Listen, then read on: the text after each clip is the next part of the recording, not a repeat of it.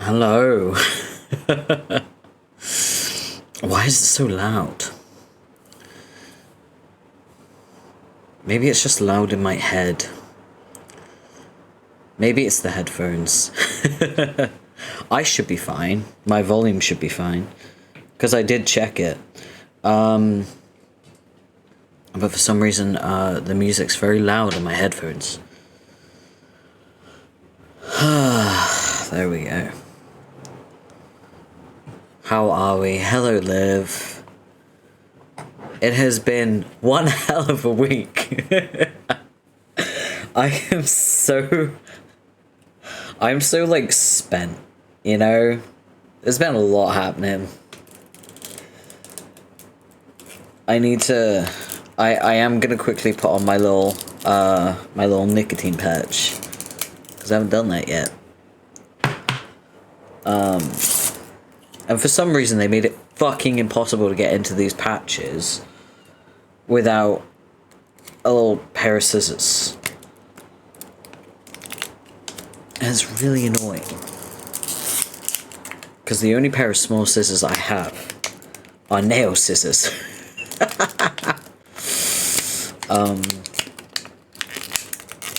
There we go. Alright.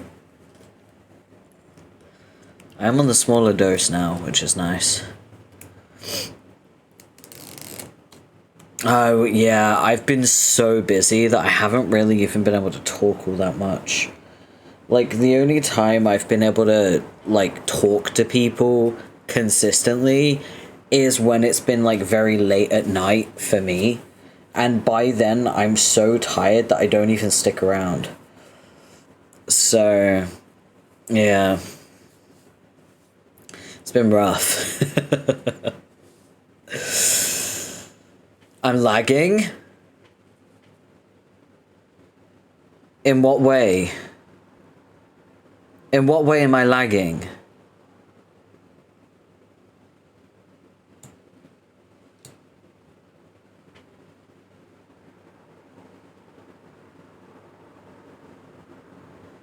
Are you sure I'm lagging? Are you certain I'm lagging?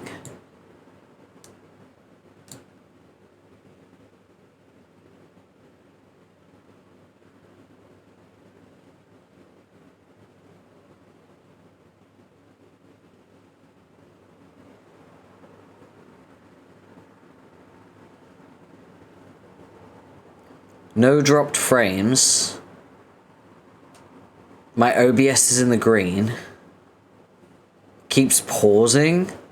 Liv, have you refreshed? Have you checked to see if it's you or not? Because I'm getting nothing but green lights on my end. And I'm also watching my own stream. Like, I have mod view up. So I have my OBS up next to my mod view. And I'm watching the live stream as we speak. And I'm not seeing any pausing or stuttering. You keep freezing, then catching back up. It's weird. Have you tried low latency mode?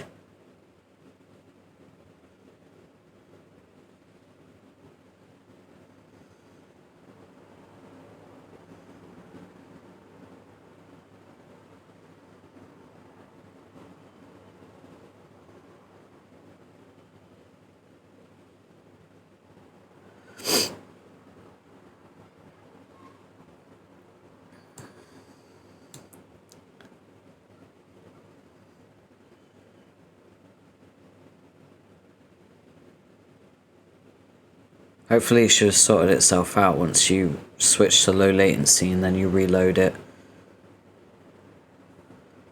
I think.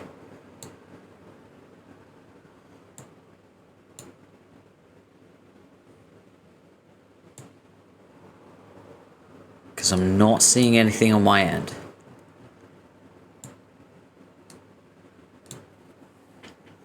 I'm seeing nothing but green lights. I haven't even dropped any frames. And I could do a speed test just to make sure it's not my internet, which I know it's not because my OBS would have told me.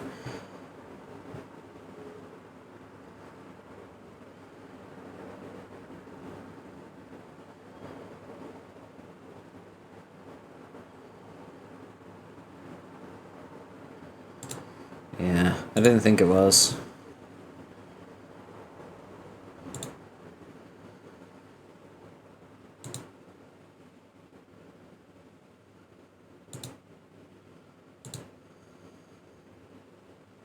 Yeah, see, I'm watching on low latency mode. It was a problem on my end. Yeah, I know. I know because I'm also watching my stream. So when you said that I was lagging, I was looking at my own stream like, I'm seeing nothing but fluid movement. I'm in the soup kitchen right now, so I'm in the middle of butt-fuck nowhere. So it could just be me. It's definitely you.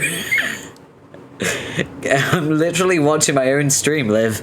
I have nothing but like green lights on my end. So it's definitely you. Though I will watch the VOD just in case. And if it turns out it wasn't just you, then I will concede. But I'm almost certain it is. Ugh. You really tried though. You really tried to bamboozle me. Alright, I need to also make sure I take my meds. Because I have had a little snack, so I can take my meds.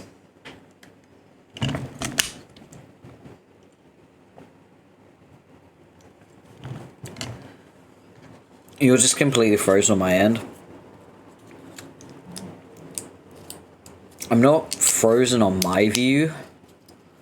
Like I'm looking at like my mod view. Have you put me in low latency? Because that does help.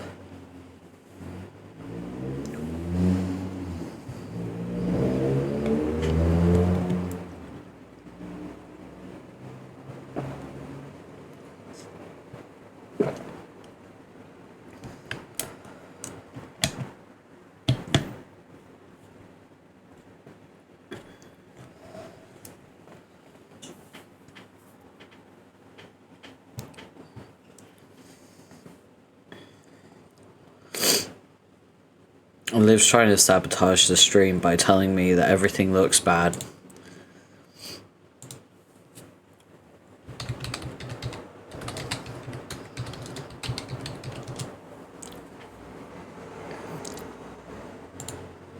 I'm telling Coco. I'm gonna tell Coco.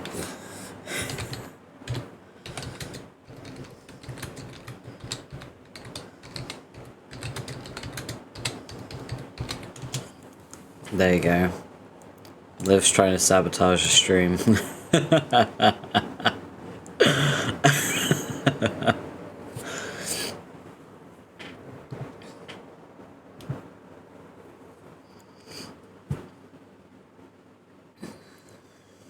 I mean, I appreciate you trying to watch me while you're, are we back?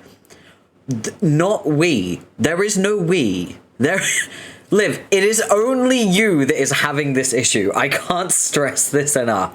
I am literally watching my own stream back to me, which would theoretically take more of a strain on my internet than anyone else's.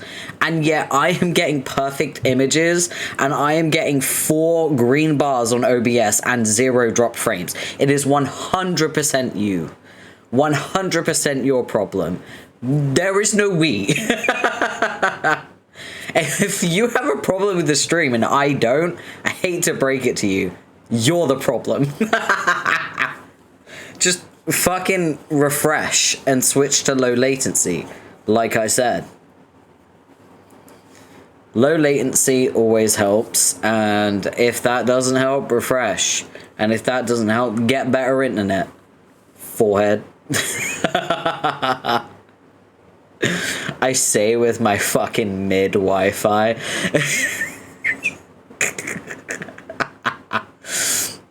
If I can stream from mid Wi-Fi, your phone can handle my fucking streams. I had to leave and come back. Again, I'm in the middle of buttfuck nowhere. Yeah, and again, it's a you problem, not a me problem. So why are you saying we?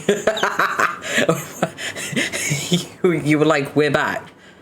No, you're back.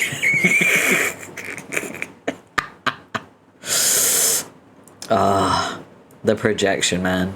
The projection.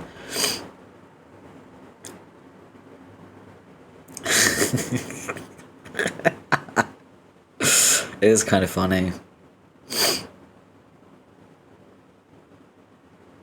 Oh yeah, I have my bedroom window and my balcony door open, just to warn you. So if I get too warm, I'm gonna open my bedroom door, which is gonna allow airflow throughout my entire apartment. That means a little bit of extra noise will come in. I am warning you. However, I have been looking at air conditioning.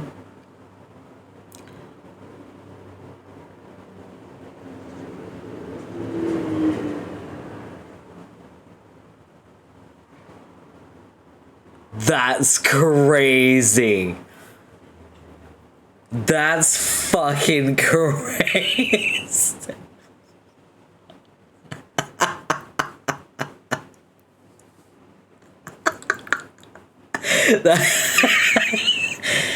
Oh my god. Oh my god.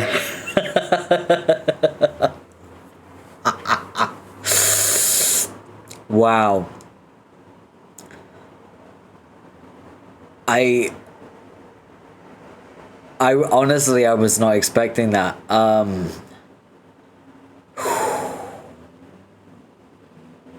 That's one hell of a comment, not gonna lie. Topical too, so points for being relevant, I guess. Wow, that's fucking crazy. Damn, that's crazy.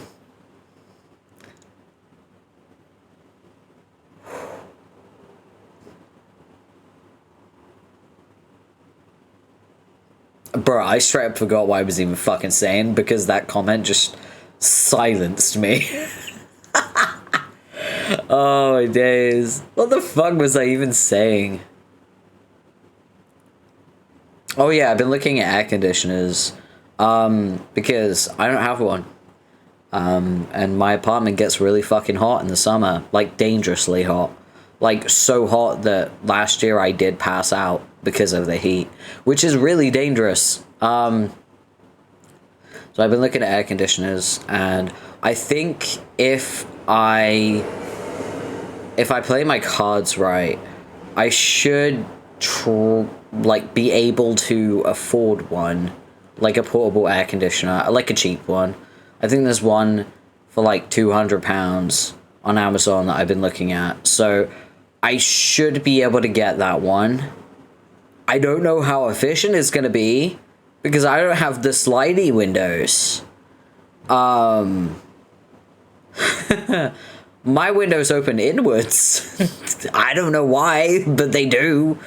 So I'm hoping that I can maybe hook it up to my bedroom window to create airflow throughout my entire place, because my balcony door, I'm so used to having that open in the summer, it's fine. Literally haven't closed it for like 4 days now.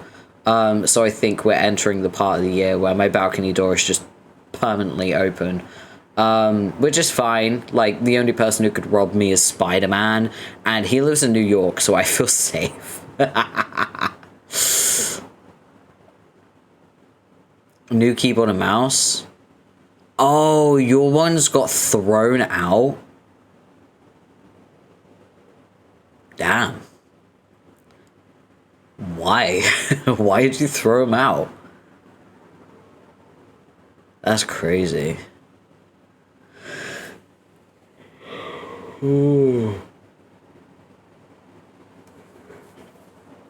Did you get Razer? Or did you just get cheap ones? Because I'm warning you, cheap mice never last. I learned that the hard way.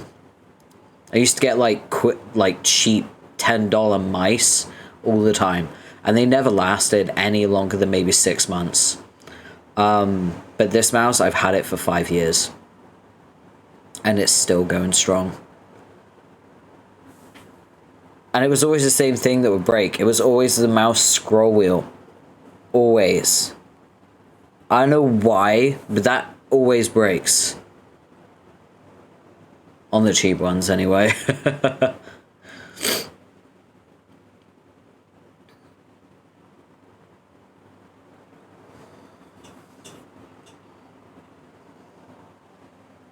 When we were moving, someone moved it to the throw out pile and didn't notice till it was too late. Isn't it interesting how it's someone, not a name, no fingers pointed, just someone. Because it's easy. It's easier. Oh yeah, someone put it there. Getting the ones I originally had. I worked some extra shifts so I can afford it. Ah, which ones do you originally have? Did you originally have good ones? MSI? I don't know what that is.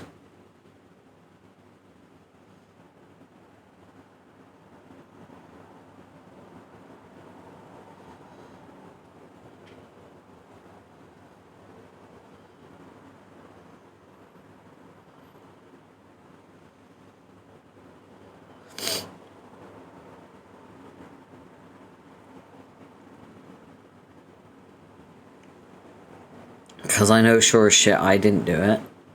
But did someone say, oh yeah, they were moved to the throw out pile? Like someone must have told you, because last time I spoke to you, you thought they were at your old house. So clearly you've been given some new information stating that they were thrown out by someone else, right? So if someone else has given you this information and they've said, oh yes, someone put it on the throw out pile, then that's just very fucking convenient, isn't it? That they say someone. I just know they worked well, had pretty lights, so I'm gonna spoil myself. I mean, fair. I mean, if they worked well. And we love pretty lights. I like my Razor. My Razor stuff got pretty lights. Although I feel like I've had my keyboard for 5 years. I think it's time to get a new one. Because my number pad part, the 6 and the 3, get kind of jammed. And I'm not sure what caused it. Maybe I spilled a drink. But it can't have been recent. I feel like I'd remember it.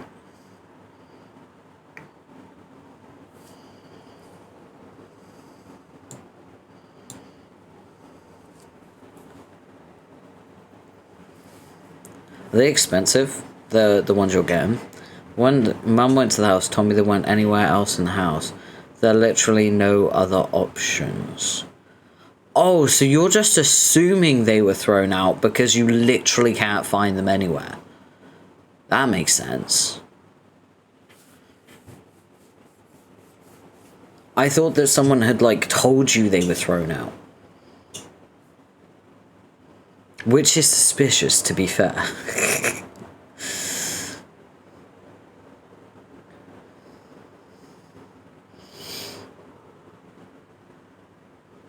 Also, you know what's crazy? In 2 weeks, I'll have my new model. Isn't that wild? Literally 2 weeks from now. But I won't be debuting it until a couple of days later. I'm due to get it on the 20th.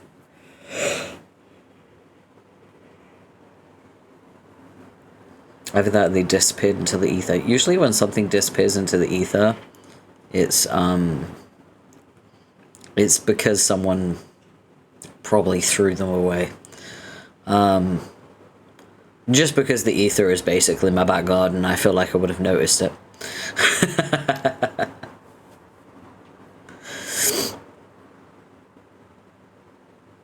Oh yeah, tomorrow I won't be streaming. Instead, I'm going to be taking it easy, first of all, you know. And I'm also going to be looking up the VTube Studio, like, lip sync calibration. Oh! Wow, thank you so much for the raid, Berry Draven.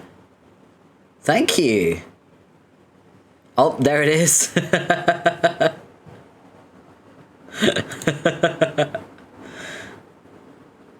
Thank you so much for the raid. I appreciate it.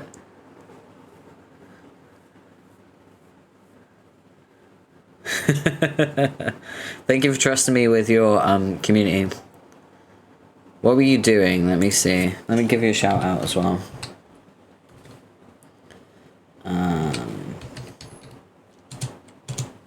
Hello.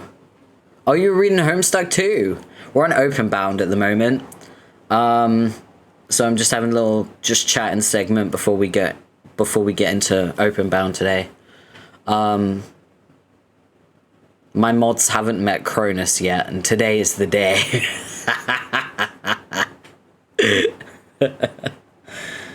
No, thank you so much for the raid. Thank you for trusting me with your community. If you need to raid and run, of course, by all means, please do.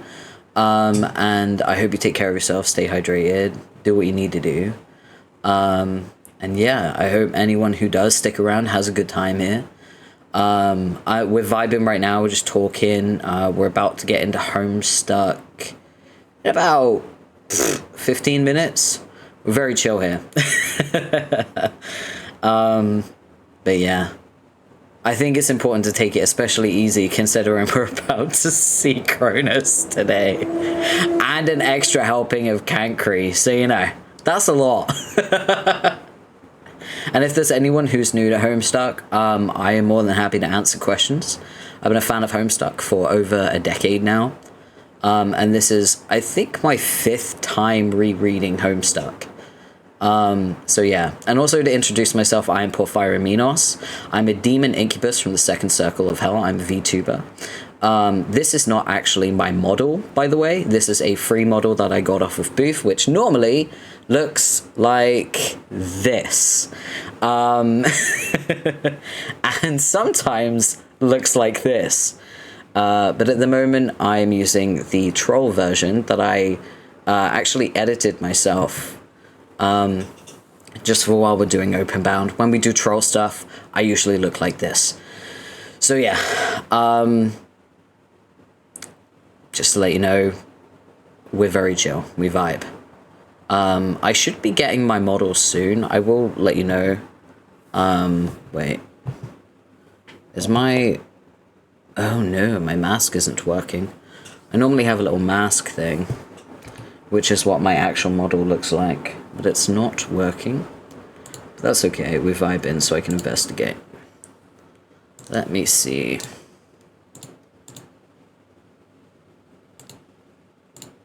What is this? Trigger hotkey.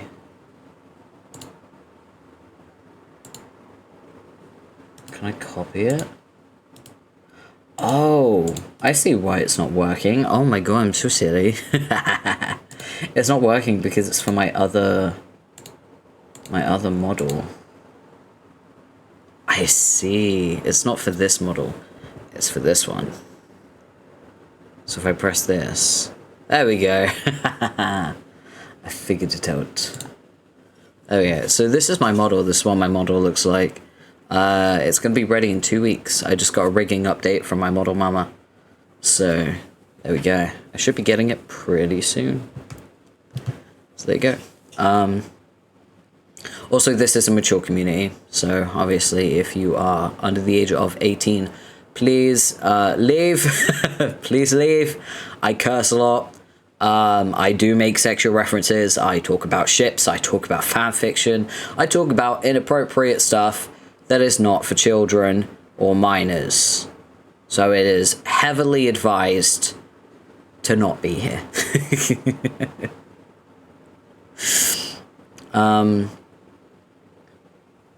So let's see if my scene breaks. It doesn't. Okay, cool. I tried to load this up earlier, and it was not registering that I was playing Homestuck. It was like, no, there is no application. I'm like, huh? No, Homestuck is definitely loaded. It's there. By the way, I'm reading on the official Homestuck collection. The unofficial Homestuck collection, I should say. Let's be honest, at this point, it's practically the official version because the browser version is always broken.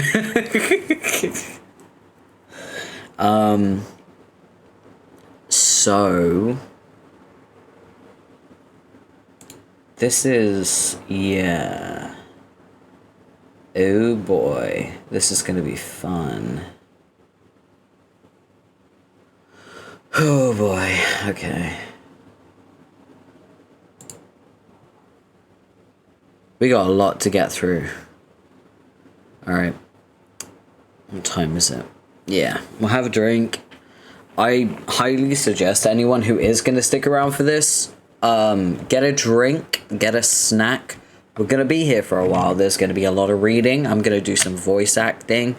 And we are going to vibe. Also, to let you know... Oh, I forgot to put my, my pinned post. I'm supposed to be a professional. Whoopsie. Let me just put my pinned post in. There we go. Pin. There we go. Ta-da!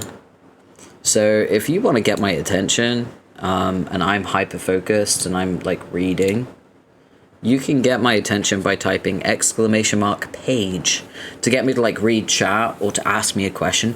Even if you just want attention and it's not that deep, it's totally fine. You can totally page me.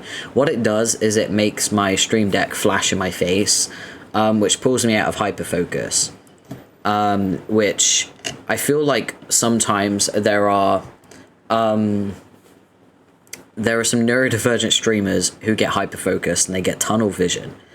And that's fine, it happens to the best of us.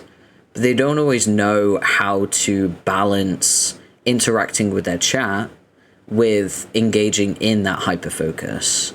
And I feel like I found a really good kind of balance of just giving my chat free reign to just page me. And it seems to work. People don't use it often, but when they do, it's usually to say something silly because, well, that's my chat. Alright. Let's see. I just want to make sure we're good. I had to quickly check my mod chat. Alright. Oh, I just realized I silenced my music. That was because of the raid. Megalovania blasting in your ears. Alright. I think it's time we get into... Yeah,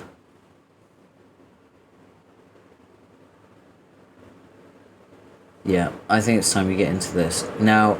Here's the thing, we can have the music on for Openbound. However, I think we're gonna be Mina for a while. And her music is, I think, Crab Waltz.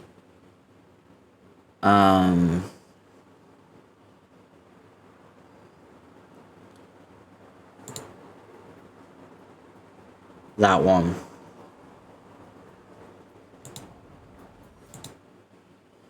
So, because of that, I think we'll chill with the sound off just for a little while, and we'll just pop the music up a little bit, so you can hear the music in the background.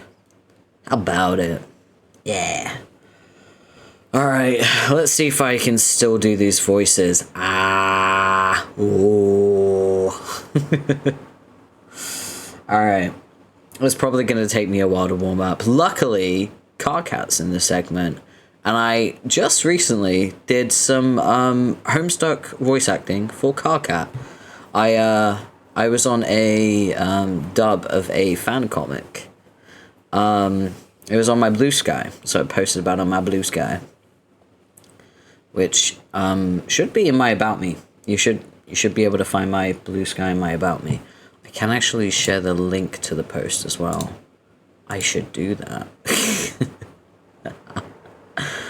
let me find it. Where is it? Here it is.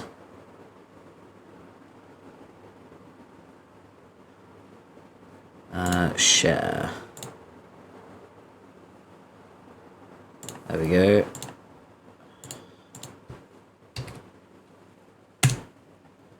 I also want to say thank you to Desire for just giving me the opportunity to do that. She was super appreciative of, like, probably the speed at which I did it, I think, because I said I'd do it the next day, and I did. I recorded 2 versions and just sent it over. I had a really good time, actually. It was really nice getting back into, like, Homestuck voice acting, because as I mentioned in previous streams, I was casted as both Carcat and my tuner for a Let's Read that fell through, like, 10 years ago. So, goddamn. It was really nice jumping back into it. Especially now that I feel I have a much better relationship with Homestuck. I think maybe my growth is to thank, because Homestuck 10 years ago was it was a lot. It was very toxic. I was literally talking to Desire today about how, like, toxic the Facebook roleplay Homestuck scene is. They literally had a burn book, and Desire was like, oh yeah, the burn book page got taken down, and I was like, finally. Damn, that took a while. That's crazy. So yeah, we're vibing. Fuck it, we vibe. That's what we're doing today. Alright, so we are going to slowly chill and go around this dream bubble. So, ooh, what is this? Dross coffer. It's full of smelly garbage, but it hasn't been dragged outside the ring yet. Maybe the waste collection drone isn't scheduled to make a pickup tonight. Oh. What the fuck did he... What? Dross coffer? That's what they call, like, a wheelie bin or garbage can? Really? That's crazy. A dry, unwatered lawn ring. Letting the grass outside your hive turn yellow is just begging to get yourself culled. Harsh but fair, you think. God, life on Alterni was so great. Yeah, Mina has a very twisted fucking perspective. What the fuck is this? Better leave it alone. Might have the troll rabies. Oh, it's a creature. Also, troll rabies is crazy. Okay. Oh, you got an Alternian soft drink. You're not really up on Alternian history, but apparently at some point the Empress got fed up with the subjugated stranglehold in the soda market and released a drink that was said to be more loaded with sugar than even the wicked elixir itself. The Highbloods considered such marketing reports to be blasphemous lies, however, and they were right. The beverage actually contained 0 calories, which she secretly mandated so as to preserve her slim figure. But all the low-blood suckers guzzled cans down by the billions none the wiser, while the crafty condas raked in the cash. Someone actually told you the story. You'd spend the next 10 minutes fangirling on the floor. I love that it's basically just Tab with Tavros' horns. The door is locked. You knock, but no one answers. This is an Alternian neighborhood. Aside from all the violence, Alternian culture seems like it must have been pretty similar to life on before us. Lawn rings and all. Then again, as a spoiled runaway princess, you never did spend much time in the burbs. So what do you know?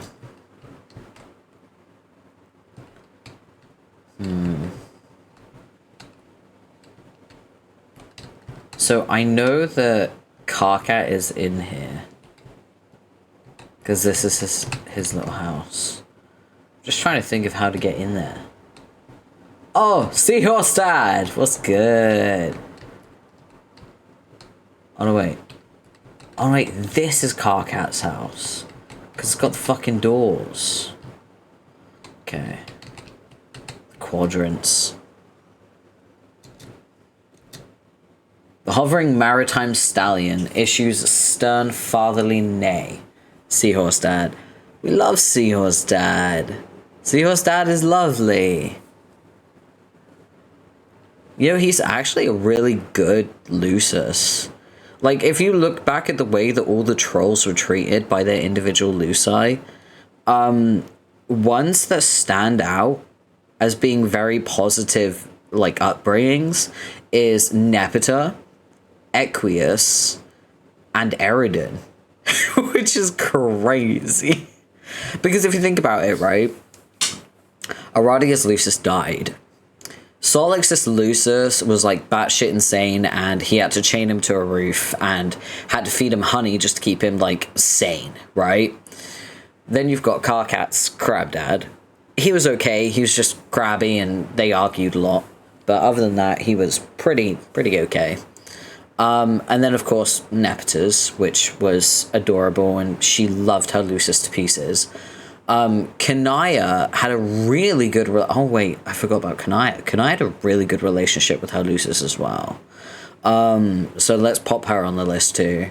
Terezi had a really good relationship with her Lucis, albeit her Lucis was very absent, because her Lucis hadn't been born yet. Or hatched yet, I should say. Vriska fucking hated her Lucis. Equius loved his Lucis, Arthur. Gamzee had an absent Lucis who just was never home and never fucking taught him how to, you know, not eat sopa slime and not be a drug addict. And then you've got Eridan, whose seahorse dad was so supportive. He was like, yeah, hop on my back, buddy. Let's get to work. Like, what a good dad. And then, of course, you have Glub Glib, who was just kind of the worst. Wow. Of all the Luci, I would take Spider-Man over Glib Glib. Because with Spider-Man, it's like, yeah, I just need a giant newspaper. I'll deal with it. With Glib Glib, it's like, well, I'm gonna die to an eldritch horror. Let's go. So yeah, Seahorse Dad's a real one. Oh gosh. I think we should I think we need to brace ourselves for this one. This is Eridan's ancestor, and he okay, he was written in really poor taste back then. It's small disclaimer. He was written in poor taste in a rather insensitive way as well. It's worth noting. I am going to I'm gonna read him as he was written, but I want to make something very clear. I do not agree with the way that he was written. I think it was in poor taste to marginalized communities. I think it's not okay. And I think that there are better ways to have done his character. Because here's the thing. Most of the issue with Homestuck is it's a product of its time. We know this. I mean, it was literally like this very page was uploaded on the 24th of September 2012, right? So it was very much a product of its time. But the thing is, you can make historical pieces, right, that contain things like slurs and contain things that are indeed products of their time in modern historical media, right?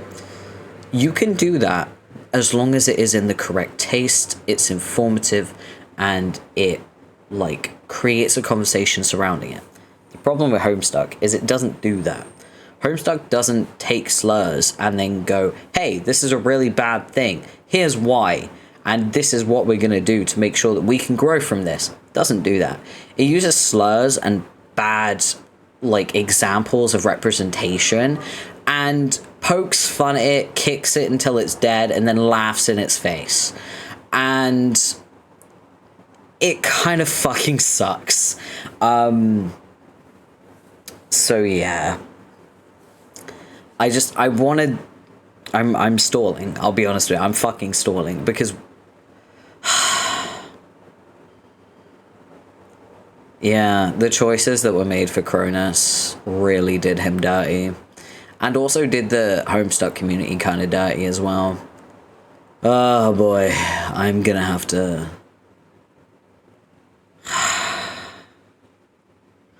Okay, here we go.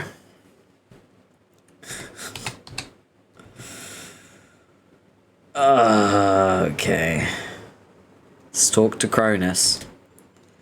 God. I forgot his fucking typing quirk was VWs. Huh? Lobes. What?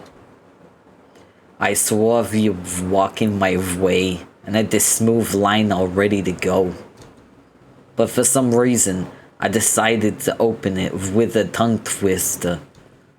Very nice, Empora. Starting your killer line with 3 consecutive words in a row. God, he's a fucking nightmare. He's harder to read than Eridan? No. Oh god, I hate this. W's are hard. They're hard and no one understands. V's too. What's your killer pickup line gonna be? Or should I ask? Hashtag no. Sigh. Never were evil in mind. It's ruined now. Just never were evil. I just saw you strutting my direction with all your impressive moxie and confidence for the first time in how long? And I got a little excited. I was gonna blow you out of water with that line, but I guess nothing's changed. Guess not. Sounds like you're still the boy that tries too hard. Oh nice, you always knew how to twist the fork. Actually, all you girls are quite adept at twisting your respective utensils. Utensil kind. The guys too, now that I think about it. Can I ask you a question? Why do all you pretentious, sinister types enjoy being so cruel to especially sensitive and autistic people? So I take it even after a billion sweeps here with a boatload of eligible spook shorties to mech on, you still never got any action. First you twist the fork, then use it to pry into my personal life. That's really just so swell of you, Mina. Without commenting specifically on that, because seriously, what? So rude. I will say it gets very frustrating after the first few epochs, trying to make heads or tails of what people are even looking for. I mean, in any quadrant. Now, please don't tell anyone I said so, but you and I both know pretty much all these people should feel honored to go out with a guy like me. What, being royalty and all, and not even slightly put off by dating down on the spectrum.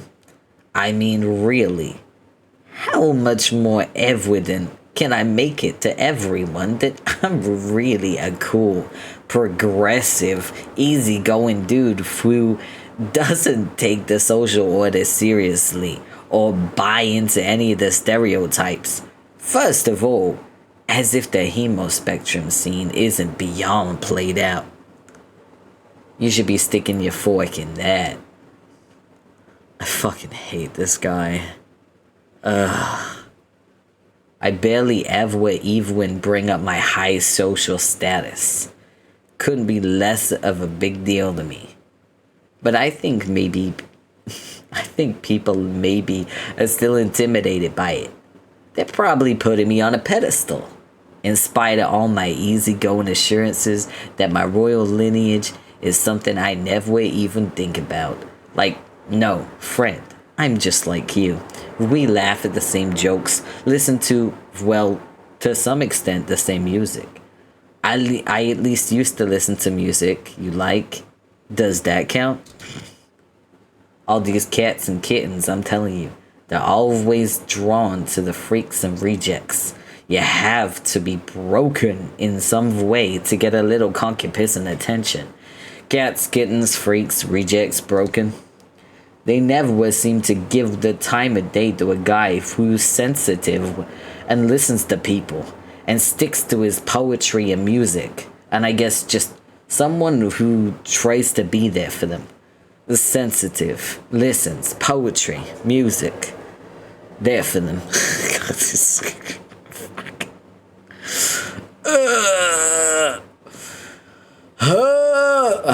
Okay, right, I can get through this, I promise. However, the bright side of my various rejections is that it has helped me craft a private list of people who are objectively fucking terrible, which I'd be happy to share with Mina. Where'd you go? Crud, she walked away again. She walked away while I was saying stuff. Who really blew that one a record time?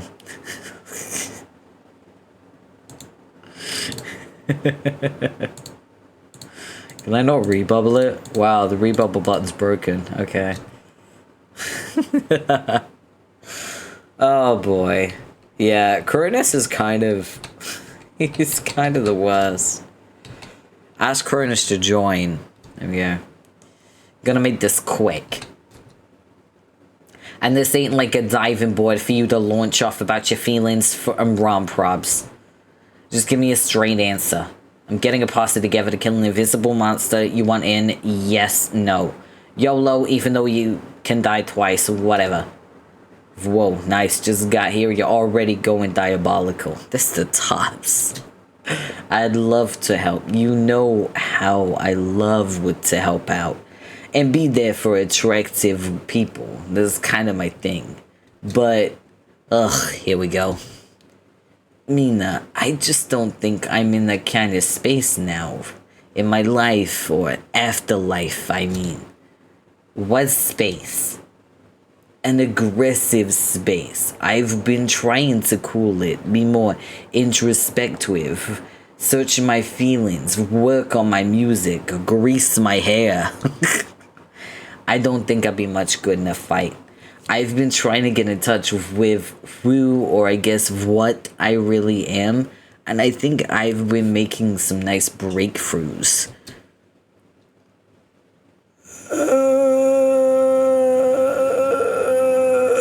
This is so painful to read. I'm telling you this in confidence, but I think I'm approaching a kind of awakening. Especially since I first started learning about humans. I think I actually might be. Nope. Nope, nope, nope, nope, nope, nope. Stop saying whatever that was. I do not care. You're right. I shouldn't burden you with my problems. Forget I said anything. I wouldn't want to compromise our friendship, not even to speak of the potential for us to develop into something more than just friends, by which I mean two people who freely engage in sexual intercourse.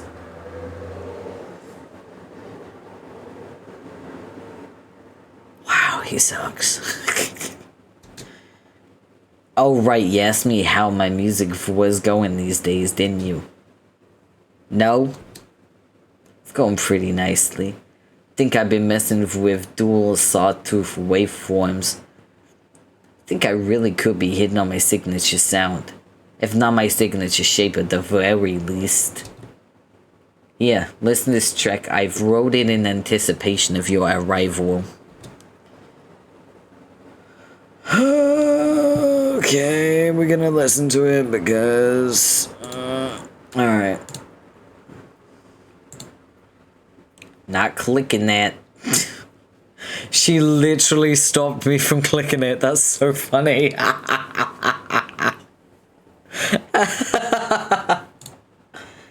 I see then. What about...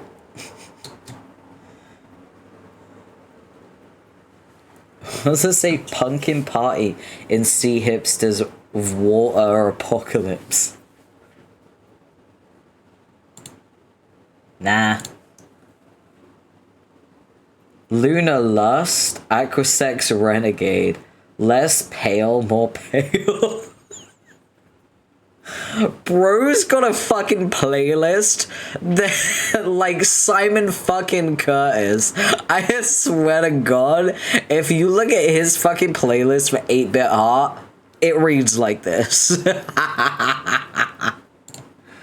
Ew, creep. Wait, I probably shouldn't have shown you those. Okay, hold on. I know. I have something here you'll dig. Give women another look. Under your fins all along. We put the us in royals flushed.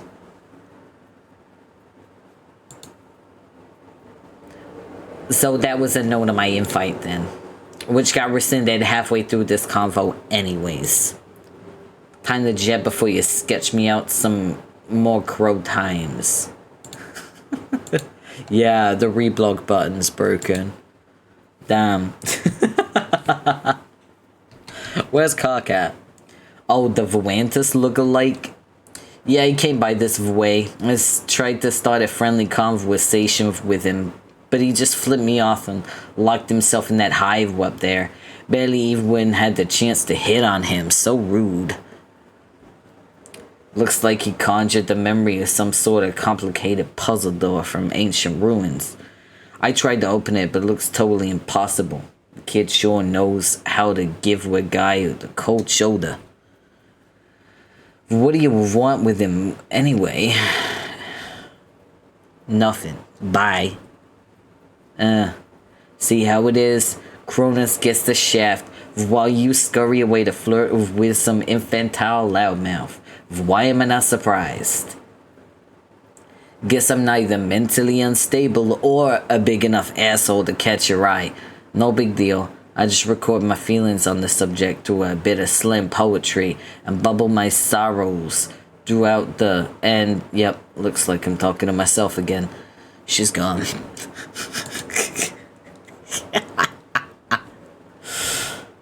Can we be Cronus? No, there's not a snow bubble's chance in Monster Hell you're being this guy. You know what? Yeah, that's fair. That's completely fair. Alright, let's open this. Oh, there we go. Diamond key. So we got the diamond key. We need the heart. The heart, the spade, and the club. Ooh, cute little grub.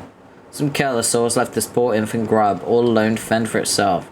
So in other words, just like all grubs on Alternia, big whoop. Okay. Ooh, there we go. There's one. Ooh, classical. You absolutely love this due to its nautical nature. Also, hoarding items such as this will nicely complement your increasingly manic obsession with Carcat. So there's that too. Mina is all of us. Got a whole bunch of Sea Dweller bling. It's pretty obvious this all belongs to Cronus over there. He's just not wearing it right now so we can convince everyone he doesn't feel like his royalty status is a big deal. Even though he does. Yeah. You have no problem whatsoever selling this shit to the highest bidder though. You pocket the gaudy loot while giggling. Yeah, that's fair. Okay. I just wanted to see if there was anything I'd missed. I don't think there is. Is anyone home, you say? But of course no one is, because most of these hives are just memory projections. Okay. Alright. You got Ahab's crosshairs. Yes. You raise this awesome legendary weapon to the heavens and watch it sparkle a bit. Just before you bring it down on your knee and snap it in half while laughing maniacally. You hear a muffled sob from Amporus' direction. You can just imagine. Oh, I didn't mean to go down, but I guess I'm going down. Oh. Hello. Is it, could it be? It is, it's Problem Sleuth, Ace, Dick, and Pickle. Inspector and Pickle Inspector in their original Prospitian attire. You knew it. You knew you would find them eventually. It's so great to meet. Wait. This is not Problem Sleuth. A-Stick and Pickle Inspector. These are just some random Prospitians who are similarly proportioned. Proportioned Prospitians. You're beginning to think you'll never run into them. Aww. That's sad. That's a nice little Easter egg there.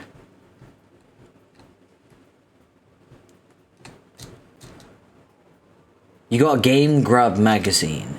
This publication is absolutely dripping with exclusive grub leaks. Actually, it's a pretty disgusting magazine. Yeah, that's the one that, that's the one that Solix was reading when he was introduced. Oh, speaking of...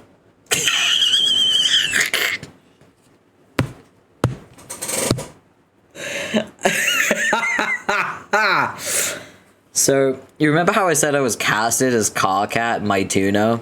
That's my tuna.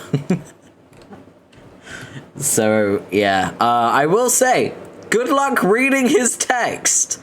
And try to manifest some luck for me as well, because, oh, his text is not easy to read. Talk to my tuna. Hey, bro. Pretty nice stunt there. I offered a high five, but you sort of missed by about 10 feet. What is this? Oh, wait, what was that? What was that? What was that? I missed that. There was a little box there. Did you see the box? I wanted to click the box. Let me click the box. Ah, I can't go back. I tried to press the back button, but it didn't go back. Huh. No, you know what? Let's skip through and read again. Because I missed that. That's my bad. I see box, I click. Why? What is the box for? There we go. Hey, bro. Pretty nice stunt there. I offered a high five, but you sort of missed by about 10 feet. What fucking shit is this? Fuzz. It's cool, G. Don't wig out. Just take a rain check on it. More hand slaps where that came from, you know. No, let's do this! God damn, I fell down again!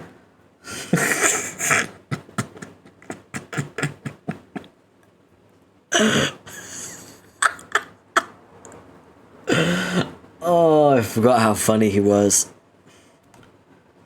No, seriously. Forget the high five. I don't want to be responsible for you hurting yourself. Go fillet your nook. Dude, you were foul and unpleasant as ever. Thought dying might have took the edge off, but I guess not. Kiss my chagrin tongue, you skank-ass chum buckets. Man, why you gotta hate? Listen, bro, you better watch it with those slurs, or tag him at least. Unless you want Cancre giving you the biz. I'm sorry. I'll keep this quick. Come right out and ask. You ever get God tier, tuna boy? Why this? No.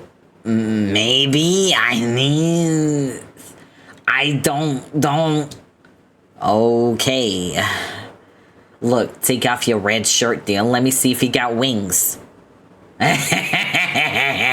Yes. Thought you never ask.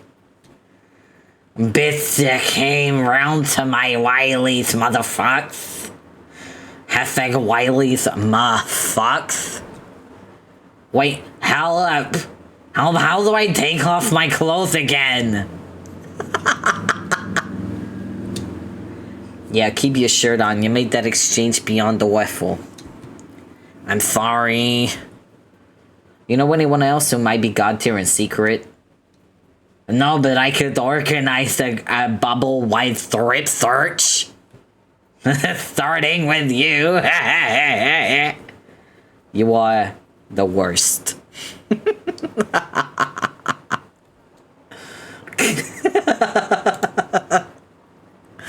Okay, I'm back. I'll pop in and out when I can. Of course. Make sure to page me when you do, so I know you're here. ever so briefly missed the introduction of probably the second worst character, and that is Cronus. We're currently talking to my tuna, who I was casted as in a Let's Read. So yeah, I was casted as Carcat, my tuna. So now we've met both the characters that I was casted as, and both of their voices are hell on your throat. When the fuck did Robocop get hit? Listen, he has to wear the helmet, otherwise he will seriously injure himself. You don't understand. He really needs that helmet. Like, he really needs the helmet. Hey, Tuna, wanna help me go kill? I can't even finish the sentence while staying serious. No, but what do I want? It's to maintain precarious but mostly the same balance on my tight-ass fall-down slats. Maybe grind on some shit. Sports. What will you grind on? I volunteer. That thing to be. You. Growths, bro. Don't know how Latula even deals. I'm sorry. But also, fuck you and your fucking jumpy, sucky fuck, frungal, humping. I'm sorry, I can't take this seriously. It's an insane amount of fucking numbers. Brian Slim right up your shifty, phlegm-soaked pro of shoots. It's so hard to read. It's so hard to read. I'm trying my best here. What is that? Is that... That's tilt. Tell a suck ass bitch sucky thucky fuckity suckhole fuck. God, he's a nightmare. Robocop's going haywire. Yeah, he took brain damage. Like, he has literal brain damage. Holy mackerel. Them was sick fires, mostly. At least the parts that were actual words. Hey, isn't the afterlife supposed to heal people, or... I don't understand. Why is it that Pyrope still can't smell? And you still got horrible brain problems. Don't tell me Lijon's still deaf. I give up on figuring out the existential mysteries. Water? Hey, fuck you. I feel I should jump in here at this moment before this escalates any further and start throwing around hateful rhetoric that we can't take back. Oh, she'll know. My tuna. I know you often struggle with this, but you used an extremely derogatory and hurtful case-specific slur, which, as you probably know, was once commonly used to disparage sea-dwelling members of our society or land-dwelling case, who were especially complicit in furthering the oppressive fuchsia down power structure. Now, we all need to realize that Royal V's and these rare few who are even higher, such as Mina, are as members of the aristocracy, enjoy oh god, not him, I know, a tremendous position of privilege over others, and therefore we cannot view such verbal transgressions against them as equivalent to those targeting the underprivileged. But it needs to be pointed out that such radioactive language is absolutely the worst kind of well poisoning, which is nothing but counterproductive when others are trying to pursue an honest dialogue about critically important social problems. Slurs, hurtful, struggle, radioactive, well poisoning, counterproductive. I need a drink. Oh yeah, you can summon him into a conversation if you say something problematic. He just shows up.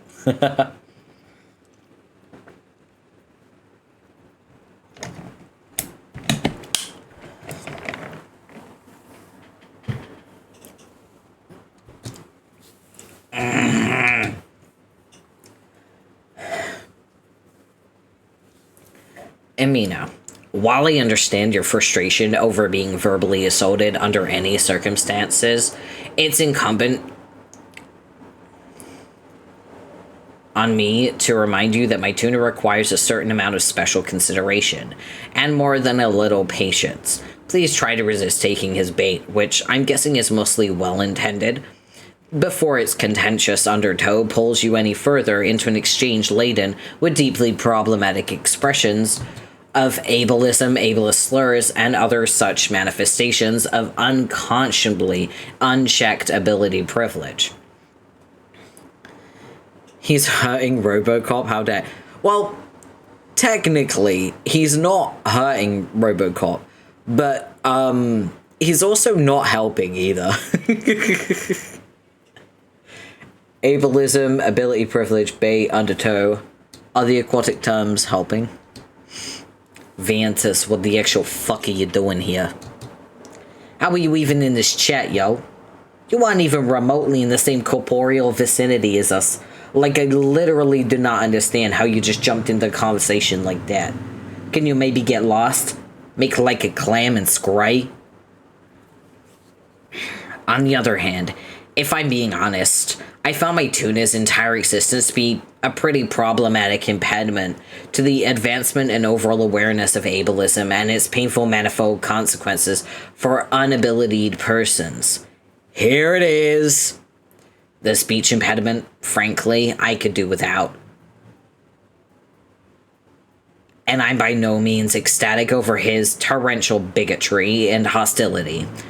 On the one hand, I want to be sensitive to him as a person and as a friend. But on the other, what kind of message does his behavior send? And frankly, I'm not crazy about the helmet either.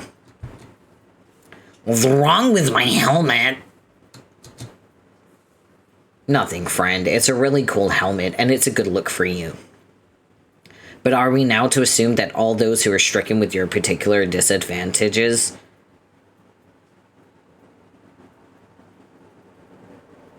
Wait, what?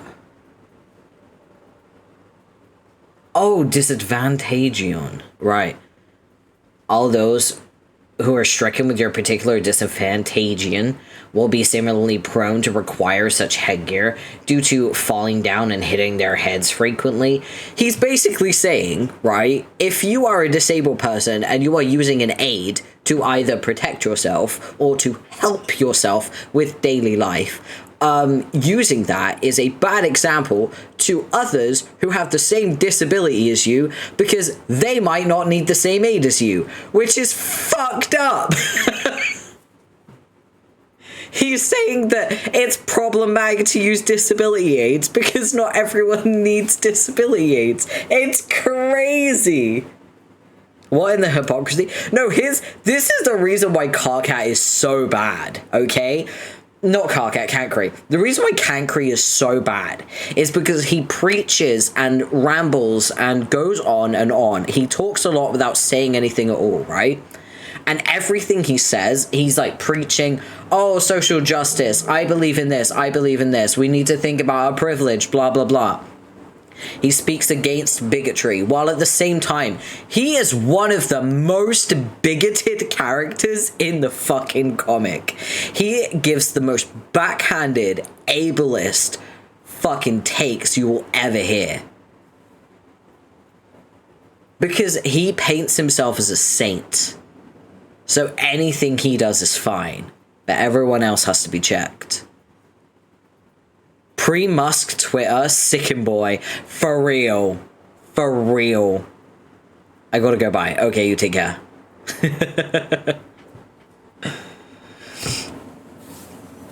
But I do fall down and hit my head frequently. Oh, I know you do. And I think you should continue wearing it for your safety. Particularly if you continue to insist on floundering about on your dangerous toy. It's more about the unfortunate message you're sending overall with certain aspects of your personality and existence. That's all. I'm sorry. As a friend, I wouldn't want to change anything about you. Well, not most things. I just think you may not be doing yourself or those who are similarly disadvantaged any favors with what I'm hoping is a perfectly innocent array of traits and mannerisms. But again, I say this with all due sensitivity. This is the equivalent of a really bigoted, like, lady saying, like, the most absolutely foul thing and then following it up with, oh, bless their heart. Because then somehow that gives them the pass to say the vilest shit you've ever heard. You know what I mean? You know what I mean. You know what I'm saying. That's exactly what Cancre's doing. Vantus, you're being a shit. Don't talk about him like that. Anyway, I didn't mean to derail. I'll be on my way. Please continue your discussion and try to keep some of the issues I described at length in mind. I hate all of my friends so fucking much. Yeah, I get that. Alright. Let's see if we can be my tuna.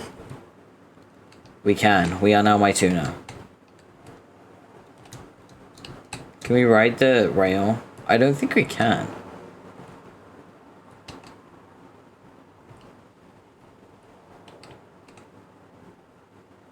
Okay, we need to find...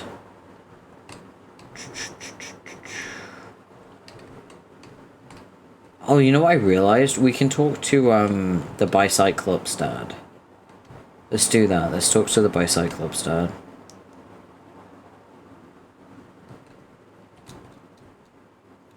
This custodian really has his hands full taking care of that guy. You kind of feel for the hideous monster. Bicyclops dad! Or at least that's your observation if you're being meaner right now. If you're being my tuna, you beg your enormous parental unit of some mind, honey. The huge beast grunts dismissively and bops you on the helmet. You fall on your ass and throw a tantrum. But what if I'm Cronus? Let us not worry about that, okay? Can we... Where do you think you're going? This is Mina's interactive quest through the afterlife. You can only leave this area if you're being her. Nice try. Okay. Ooh. Hey, we found the club. Let's go. Right, that's the club key.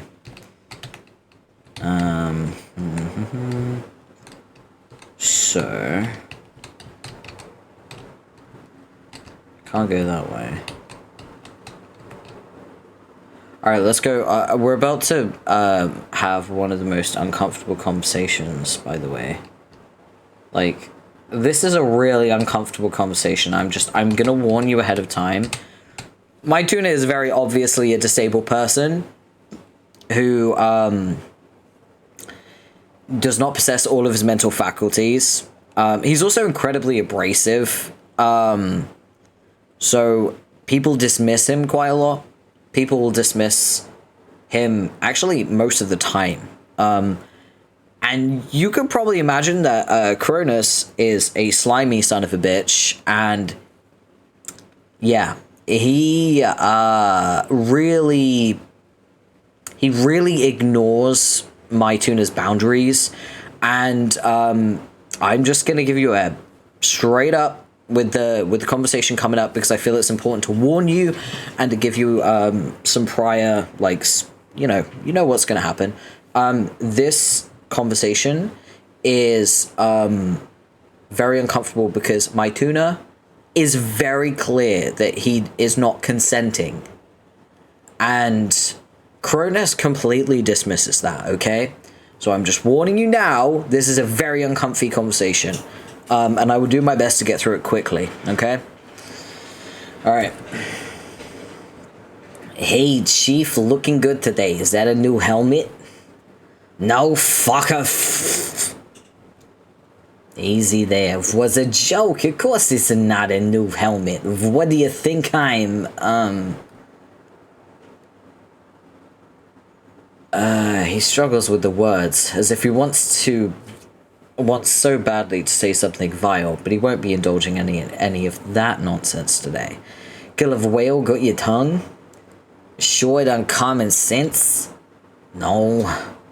Did you see Mina go by? No. She went that way, didn't she? No. Are you sure? No. Listen, mate. I don't mean to call you a liar, but I saw her walk up to you. Liar. No. I was spying on both of you from behind the hive over there. I saw you do a seriously groovy face plant off the railing. No. You're really priceless, Captor. Have I ever told you what a cool cat I think you are? Why are you touching me? I really feel like you're one of the only people I can open up to about my feelings. Guess it really does help to confide in someone who basically lacks the ability to repeat what you say with any clarity or coherence, or even understand what you said in the first place. You're still touching me? I don't understand why this is happening. But truth be told, I always felt that way about you, before you even started having, well, your issues. We always had a good thing together, didn't we? I don't want your hand there. Don't get me wrong. I know you and Latula are in a very committed mateship. Though, let's face facts, she could obviously do better. And I mean much better. Really, she's just in a totally different league. She's charming and gorgeous, whereas you're, well, you, unfortunately. And I wouldn't dare to intrude on your long-standing moral allegiance with Kurlos. And not because he scares the shit out of me either. That just really seems to work. You and him, doesn't it?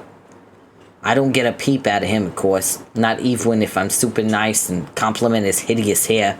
And obviously I receive nothing but disgusting horse shit out of your mouth every time you open it. But you seem to bring good qualities out of each other, no? Is it true, the rumor, that you're actually elusive when you talk to him, instead of behaving like a babbling vertigo-stricken imbecile?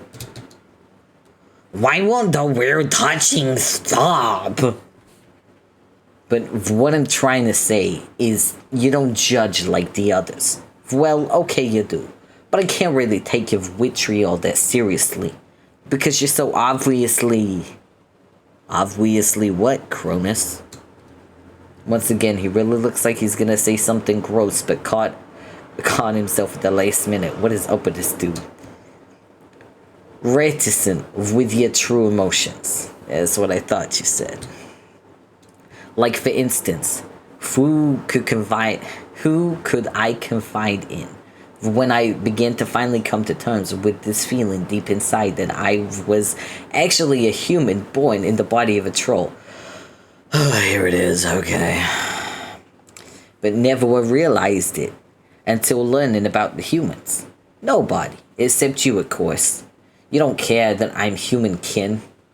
You don't mock me for it and trivialize my tragic existence. Well, you do, but the point I'm trying to make is, when you mock me, it doesn't actually mean anything, because everything you say is such putrid nonsense. Friendship. I want that your hand to not be on my body, please. What? No, come on, guy. I'm just giving you a friendly little shoulder massage with one hand. Like this, see? In a way that seems very casual, like bros do. Please don't make this more awkward than it needs to be. I'm sorry. I forgive you. Now, hold that thought. I'm gonna see if I can go catch up with Mina. Don't follow me, because obviously you're gonna cramp my style. How does my hair look? Never mind. You don't know what you're talking about. I just use your reflective visor to check myself out. Yeah, looking great. Cool scar. Can I come with you? Jeepers, you're a thick-headed fella. I just told you to stay put. I'm gonna try out some especially bold moves on Peshies over there. Really put out the vibe, you dig?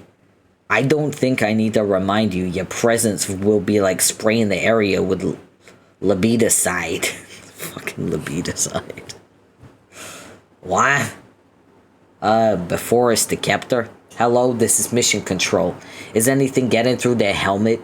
I'm saying that your presence is sexual poison. And if you're drooling nearby while I chatter up, Shiva will become distracted and have trouble picturing me naked.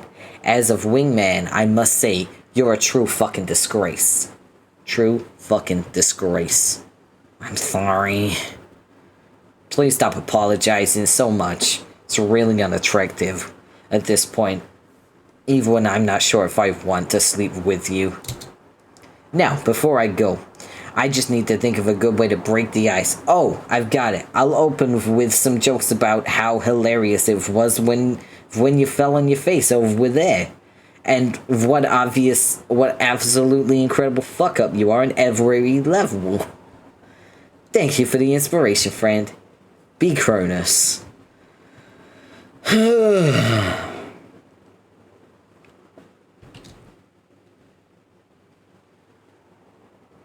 Oh, I almost forgot. I've been working on a song and think you might... Your music hits down and I fucking hate you! Wow. Fair enough. Really, that's totally fair. Hurtful beyond my ability to capture with language, but fair. But seriously, stay here. I'm gonna work my magic on Paces. Not literally, of course, because as I learned through a series of crushing revelations during my adolescence, magic isn't real. Just so over the wizarding scene. We here, try not to fall down, and above all, try not to be seen. Alright. Oh, God. He's the worst. He's just the worst. He's so...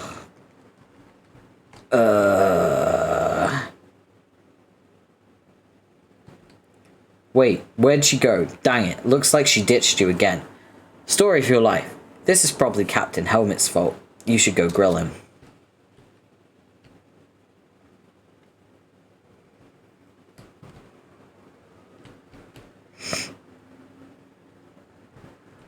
Oh boy, here we go. Hey, I thought I told you to stay put. What? I told you to stay here in exactly this spot. I did. Well, she was gone. Someone must have frightened her away. You must have was spaced out and wandered into view briefly. She probably got one look at you and couldn't split fast enough. No, I stayed here like you said. Wonderful. This is just It's really hard to read his WVs. Wonderful. This is just exactly what I needed. What with all my frayed emotions lately? Thanks a lot, buddy. I'm sorry. No, you're not. You're lying. Your whole bifurcated demeanor is such an act. Half the time you're noxious and incomprehensible. On the other half, you're mild and contrite. Sure, pal. As if I'm not so onto you. You only pretend to say you're sorry. They get girls that like you more. Sure seems like Pyrope's a sucker for the ruse. Like I'm not familiar with those tactics. Who do you think wrote the book on that? I don't know who wrote the book. Be quiet. I really dislike the sound of you. Do you realize because of you, it may be epochs before I get another shot with her? You just had to crawl out of the bushes and shit your spacesuit in plain sight. I'm sorry. I said shut up. Do you have any idea of what a man of my class would do if a mustard blood like you spoke to me this way on Alternia?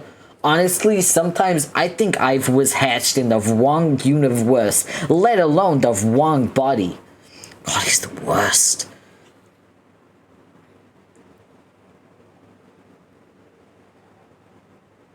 I'm just gonna put my phone on silent. I didn't realize it wasn't. I'm so sick of having to pretend to treat you with the dignity you wouldn't deserve, even if you could count the scars on my forehead. You couldn't tell me the answer if I asked what your favorite number was. Oh, Don't interrupt. You're a horrible friend and a horrible person. Letula is only with you out of pity. She doesn't have real feelings for you. No one could.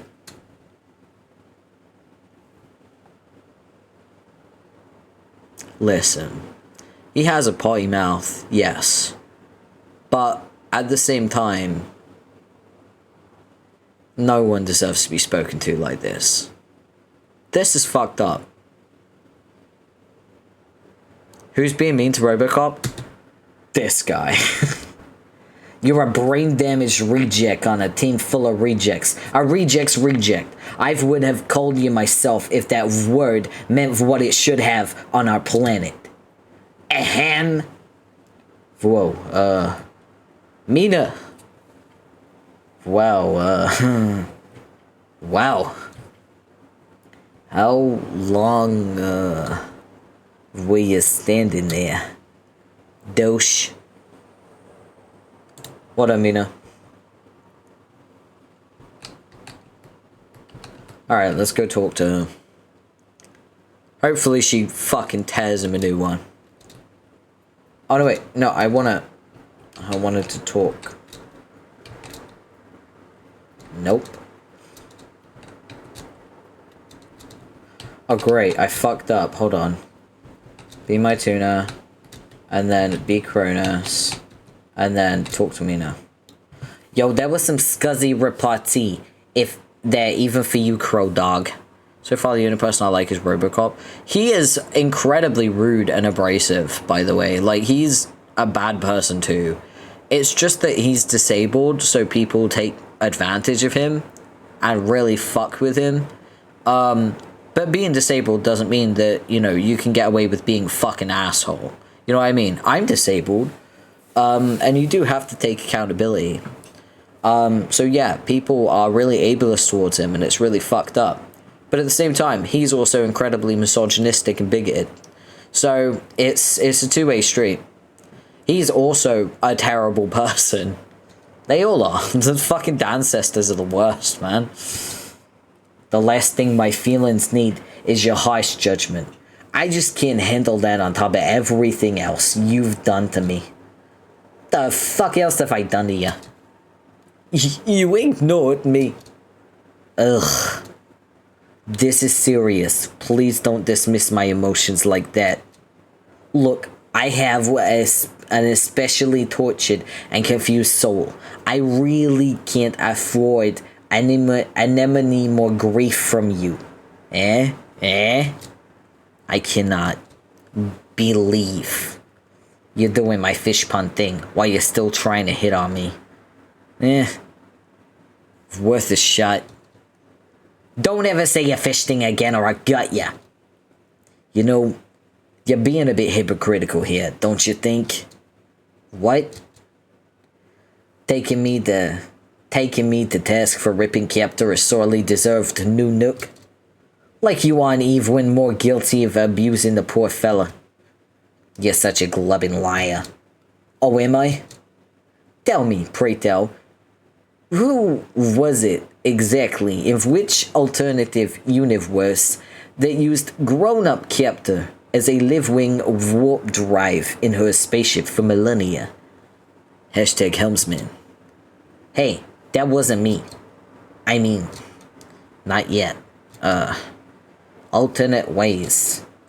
Oh sure, no grub sauce in your hands. Wow, you did it.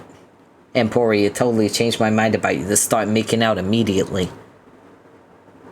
Just admit it. You have within you to be just as harsh to our behelmed buddy as I am, if not more. Helm-chin. Man, the girl's gotta have fuel for her pimp ride, know what I'm saying? Like, I probably took care of him good. You know how it is, someone's gotta take care of the guy anyways. And, yeah. Oh, how the rationalizations begin to flow when it suits your overinflated ego. So very typical of the kind of people who reject me, i.e. literally everyone. At least I don't think I'm an alien. What? What are you talking about? Look at you all fronting in that stupid getup. With your slicked hair and dumb little wand in your mouth. Excuse me, it's not a wand, you know, perfectly well my wizarding days are behind me. It's called the human cigarette, and apparently you're supposed to set it on fire. Although, if you ask me, burning it seems like a waste of a perfectly good and cool cigarette. Fucker. I heard a rumor you think you're a human now.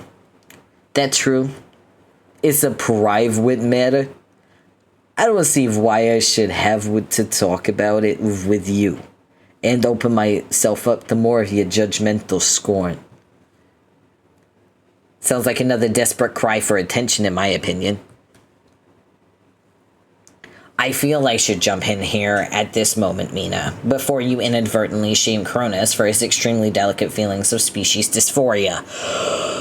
Oh god, this conversation, here we go. No, King Cream, man, you don't need to jump in there and defend me like this, I got it. And I'm gone. You bros can figure out your boring feelings without me. Mina, wait. Oh, man, just like this, she's out of my life again. You had to go fuck it up for me, didn't you? Some friends I have. Listen, I was doing you a favor. You don't need to be dating anyone who can't appreciate you for who you really are, or more importantly, which fantasy version of yourself you most strongly identify with. The fucking backhanded bigotry right there? The fantasy version of yourself you identify with is crazy. Yeah, you're probably right. She doesn't appreciate me. So few of you cats really do, even the ones who literally identify as cats. To be honest, she might be right. Sometimes I think I might only be saying I'm a human to get attention. Maybe I should give it up. I'd be extremely disappointed to hear that. If it were true, that would be such a slap in the face to all those who know themselves to be an alien while trapped in the pedestrian body of their own race. It would be unspeakably invalidating of their struggles and massively triggering to their emotions. That's not true. I want to make something clear. I was friends with a person who identified as a trans guy for quite some time.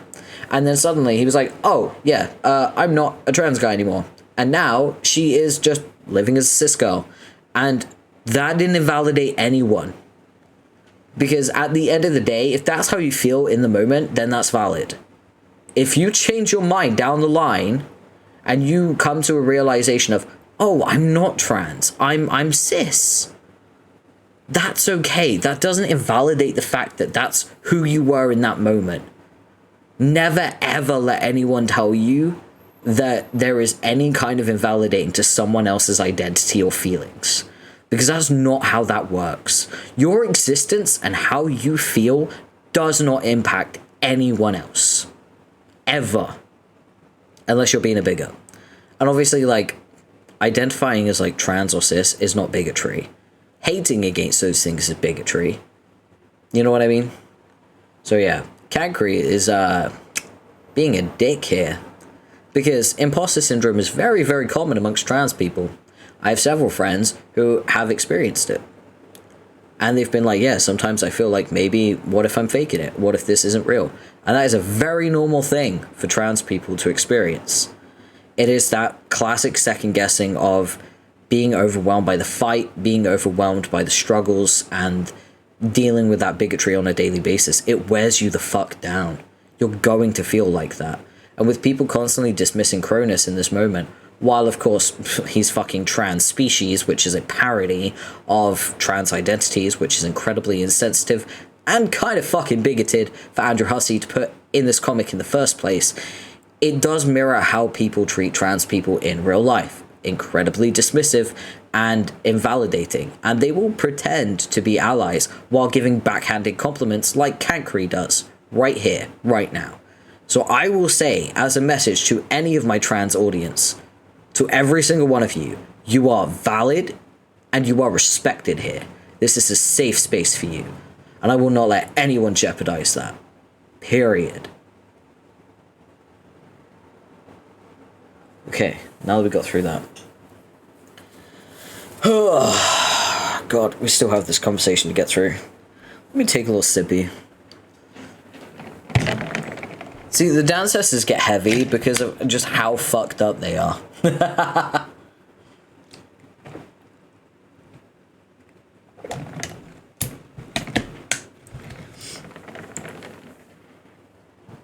Alright, here we go.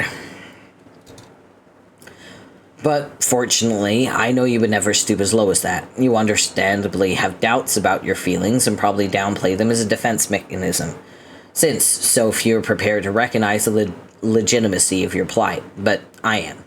And I just wanted you to know that I'm here for you, and prepared to lecture you extensively. I mean, listen to you extensively, about your ultra-important problem. Wow, the condescension. Are we sure he's not the fucking Her Imperious condescension? Jesus, he could give her a run for her money. Wow, thanks, pal. You're right, my feelings really are real, not fake like the huge disappointed fraud the magic turned out to be. I guess the truth is, deep down, I always knew I was a 1950s style human greaser. I just needed to finally be introduced to human culture to make sense of those feelings. Fucking this one. Wonderful. I'm so happy you found the light of truth within yourself. Now join me in tagging our discussion with righteous warnings as we consecrate your disadvantage in the holy annals of problematics. I'm sorry, I have to screenshot this purely because it's one of my favorite, it's one of my favorite Cancri, there we go. This is one of my favorite Cancri talk sprites. With the fucking hands. It's so silly. Okay, here we go. Right. Can we... Should we... No, Can we still talk to my tuna? Welp. I fucked up with her, probably beyond repair this time. Laugh, laugh, laugh, laugh, laugh. Guess I'll attempt to go suicide yet again. Of course, by which I mean tell people I did to win sympathy points. Does that work? Not really. Why don't you try it? What? With you? Yeah. Well, this is clearly absurd, but yeah. What the heck? My tuna, I just can't take it anymore. I think my ghost is going to kill itself. Wow, let's fuck! Wait. Really? No, are you please? Sit off. Idiot fucking garbage. Oh. That's what you get, bitch. Alright, we'll switch to Mina, and then we'll go talk to, yeah, let's be Mina. I love that if you try to talk to him, it's just no. Ew, no. Wait. Nope. Let's talk to my tuna. Don't let the haters get you down, kid. Fishy fucking bitch ass hag. Oh, well, y'all can't say I didn't try to treat you nice.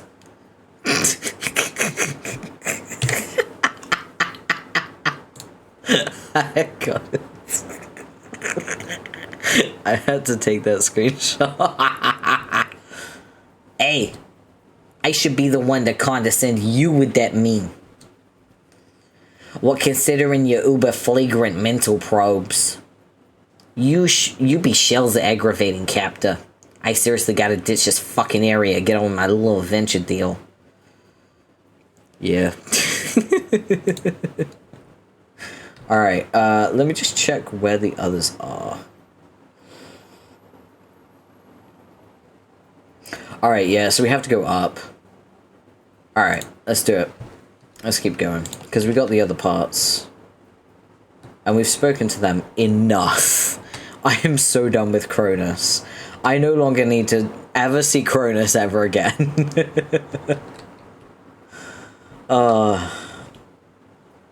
You know, Cronus makes Eridan look like a saint. You got a tarot deck. Any aspiring seer would be crazy not to keep one of these on hand. Maybe I'll try selling it to Cancreed later.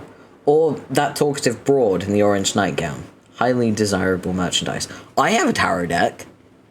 Maybe I should do a tarot reading stream at some point.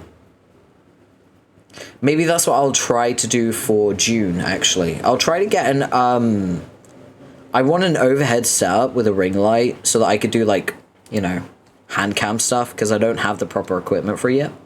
But I would really like to. So I think tarot would be really fun.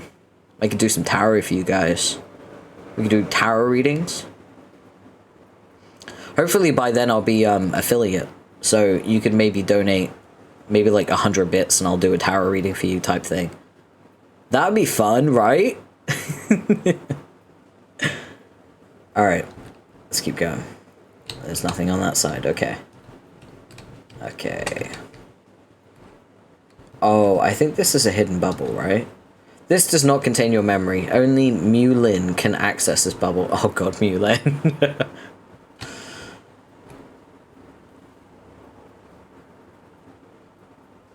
You see this guy?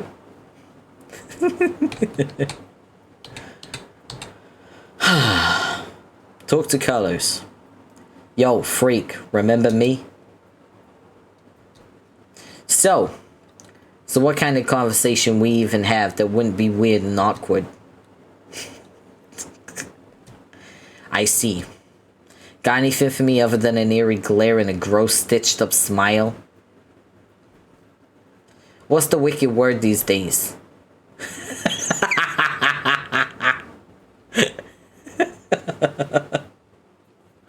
You know, the, I think it was like the second Homestuck fan art I ever drew was Carlos, funnily enough.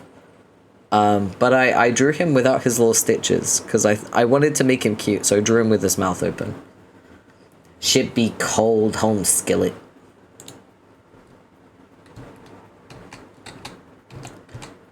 Okay, let's open this.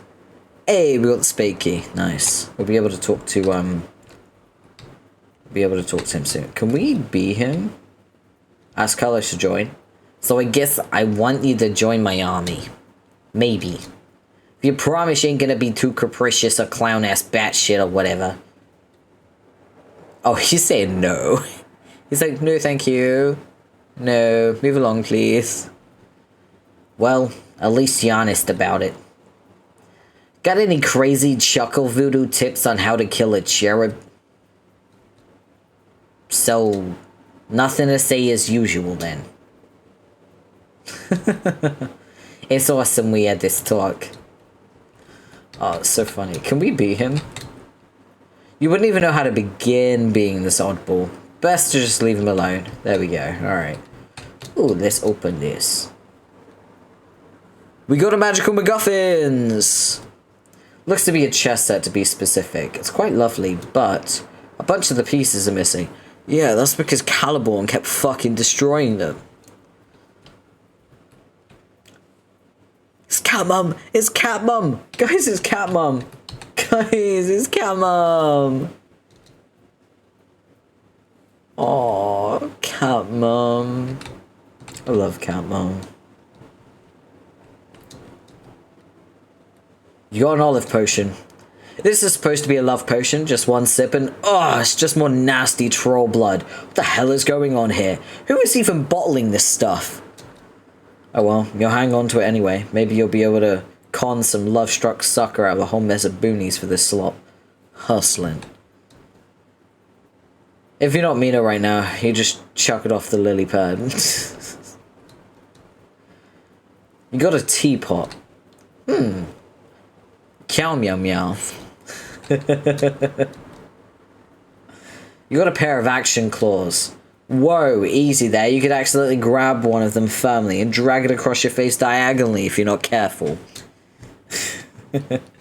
Hey, it's Mulin. There we go.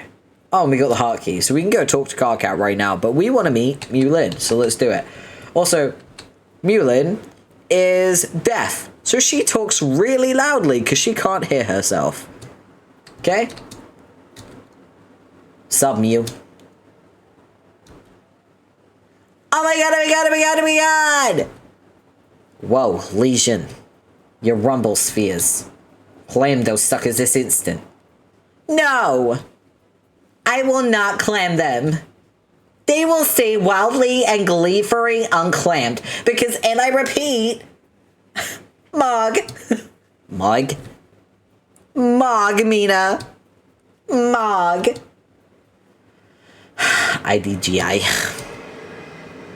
Mina, Mog could not be any simpler unless spelled correctly. Dude, fucking Mog. Oh, wait, you mean, oh my god. Well, fuck that too. I know you can't physically monitor the volume of your piercing fangirly shrieks, but try to keep it down.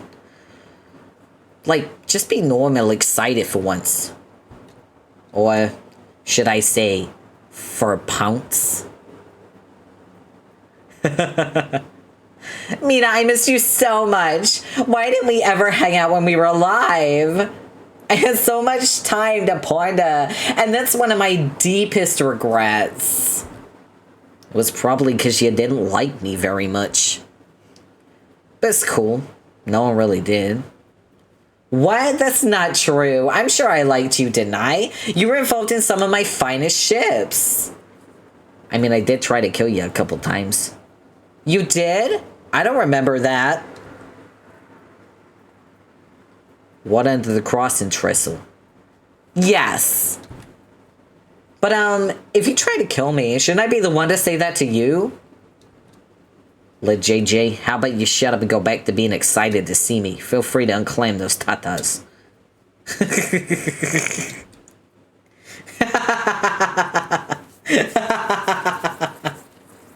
Any Avenged Time fans? Not the blood, not the clown. Yeah. Yeah, Gamzee's ancestors here.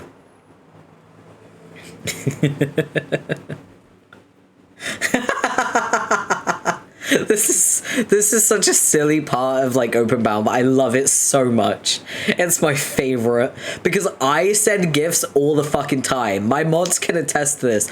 I love sending reaction gifs. I'm very Mulin coded.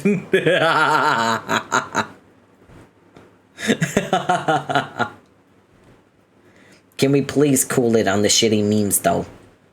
Seriously, I can't understand what you're trying to say half the time. The literal worst form of communication ever. Ableism, everyone. By the way, Mulin is using sign language and is being told that's the worst form of communication. Ableism! We have to catch up right away. You missed out on so much while you were gone. Catch, like a fish. See, I'm your friend. Did I really? To be conscious? That sounds mad unlikely. You would not even believe the boring conversations I just slogged through with some of your glubbing windbaggers. Can confirm this man speaks in GIFs. I do speak in GIFs. Because sometimes I don't have the energy to write a response or formulate a response. And sometimes a GIF hits just right. You know? So I be sending GIFs. I'm a GIF responder. And that's how you know I'm old school Tumblr. I'm old school Tumblr. I'm from the Super Hulock era. I'm from the era where everyone's like, wow, Supernatural's a GIF for everything. Because we do. And Homestuck does too. Homestuck was contending with them for that. I believe there was a really famous Supernatural post once. And I can't remember exactly what it was, but they were just describing a character in Supernatural, and it perfectly described Carcat. And someone responded with a picture of Carcat, and another person replied like, oh my god, Supernatural finally got contested by Homestuck. That was a great moment. That was a great moment in the history of Tumblr. You sewed it, though. We've all been through a lot together since we died. I believe we made a lot of progress in dealing with our oh my god, I can't roll my tongue. Hold on. Personal issues and putting our all differences behind us. Eternity has only strengthened my commitment to cat puns. Don't sound like you put much time into your fighting skills, though. Y'all do realize you might be on the verge of dying again, right? And the shipping! Gosh, she's me. She just like me, for real, for real. She just like me, for real, for real. The shipping. It's so me. The shipping, the gifts, the inability to control your volume. She just like me, for real, for real. Oh my god, Mina, the shipping! You won't even believe who got together over the sweeps and the quadrants. The quadrants they paired up in. It will blow your mind. I don't think I can even convey how much I just don't. I can't. No, that's it. I am completely unable to can right now. I have exactly 0 cans. Ugh. You don't understand, Mina. The feels. She's so me. Never mind, she's my favorite, right? She's the best. I fucking love her. Literally, of all the ancestors, she's the nicest one, which is crazy. The feels. Mimes incoming. I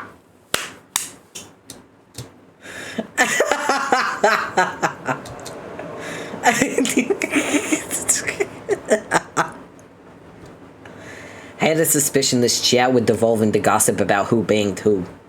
Let me know if you want to catch up on actual relevant shit sometime. Here's my math. Y'all got shell phones here, right? Holla at your girl, Mumix. I fucking love her. Can I be her, please? Oh, we should ask her to join. So tell me, what exactly is the bullshit reason you can't join me to go fight Lord Bad Guy? You want me to fight that guy with you? Oh, but I don't think that'll be feasible. No shit. I don't want to completely wash my paws of the idea, but I just have so many balls of yarn in the air right now. So many potential ships to juggle. A busy hypothetical matchmaker's job is never done. That isn't anything even close to resembling a real responsibility. I don't want you to think I don't give a lick about joining your fight, but I just don't think I'll be very useful. By the way, lick was a subtle cat pun. Dunno, doesn't sound like you give much a carp about anything that isn't shipping or saying cat things. By the way, sound was a subtle pun pertaining to oceanic geography. Also, carp is a fish, and anything is just a thing I say all the time, duh. Come on, Mina. Don't you want to relax, just have a nip before you go right off to rough hive some more? I heard you taking a keen interest in Cancre's ancestor.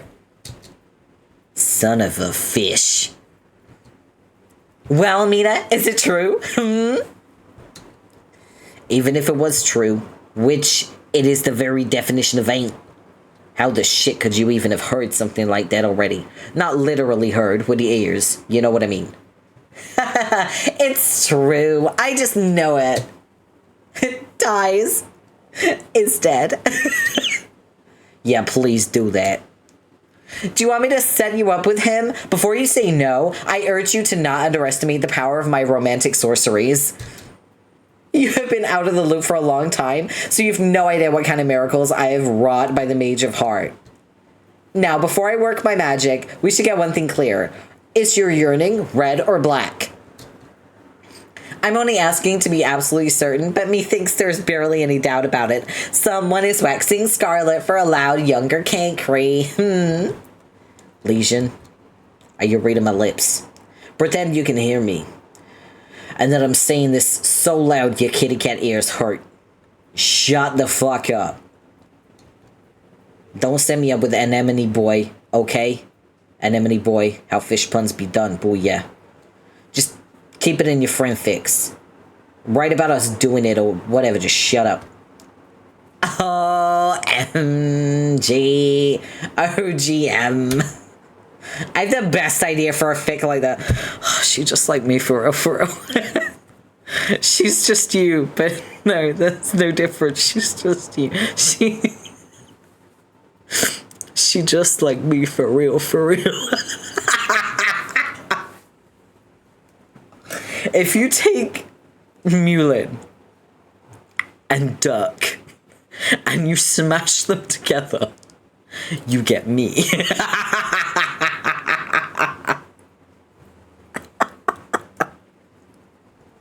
She's even writing fics.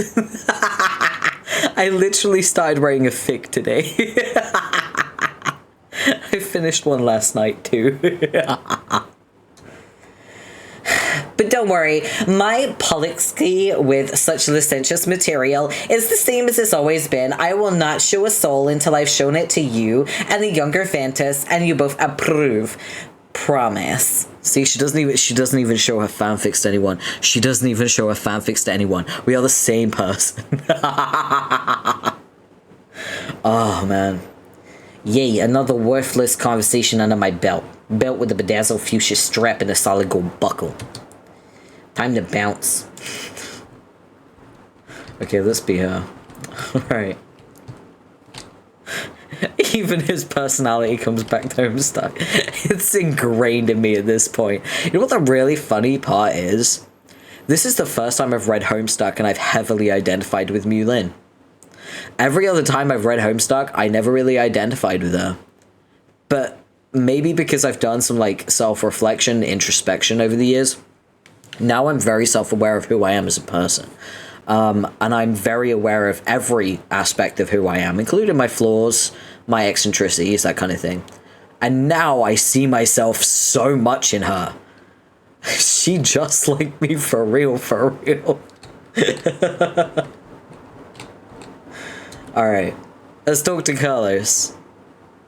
This is so cute.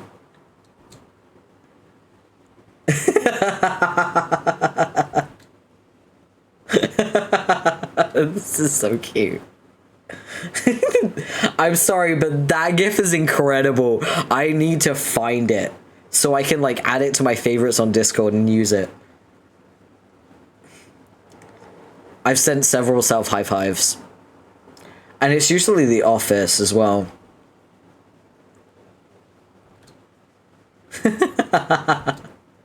Unsee. I send this GIF all the time! I love this GIF! Doctor Who in my Homestuck! Listen, as someone who grew up as a Doctor Who autistic kid, I fucking love seeing Doctor Who in all of my other special interests. Ah. Full circle.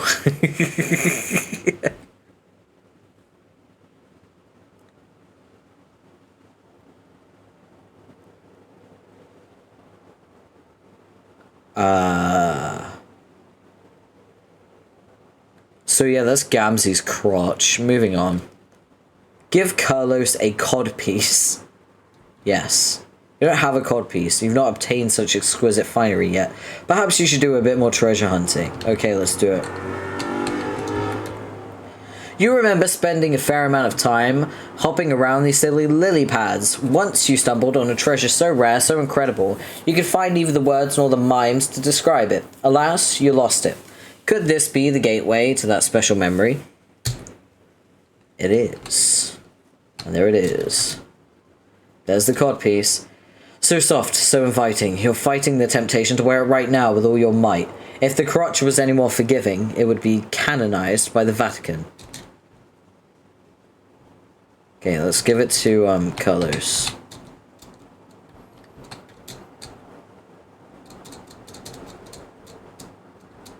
Give Carlos a codpiece. Yes. Excellent work, my mage.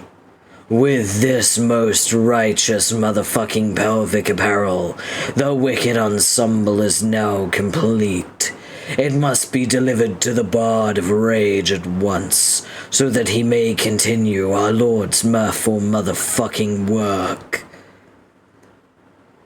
All hail the one true Messiah! OTM, Riders and Ninjets represent! Long live the Angel of Double Death. May the Bard's righteous chuckle voodoos inspire nightmares in all who would oppose Calicorn, and may the jocular kitty of his vast honk ring loud and motherfucking true all the way to Shangri-La. Much clown love. Church. Okay, that's enough of that motherfucking... that pious noise. Time to rendezvous with my homie Killer and drop the special science on him. May this ludicrous pair of shorts sniffest his holy mission, and flummox all who had cast their unworthy gaze upon its fresh fucking bulge. Hey, motherfucking men, my wicked kitty bitch. It's fucking terrifying. Okay, so where do we go to give him... It's up here. It is, yeah. You kept many secrets from your friends. Secrets to you were always the most beautiful miracles of all. They're the private answers to a bunch of riddles no one ever asked. But since this place is made of memories, you have to be extra careful with your secrets. What a line to walk in on. Hey, hey Dory, you like Silas. You know how it feels to be a kitty bitch, right?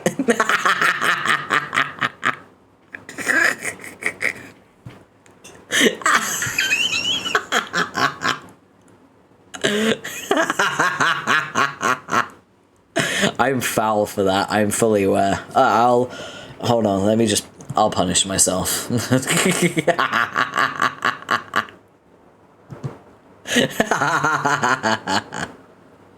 Moving on.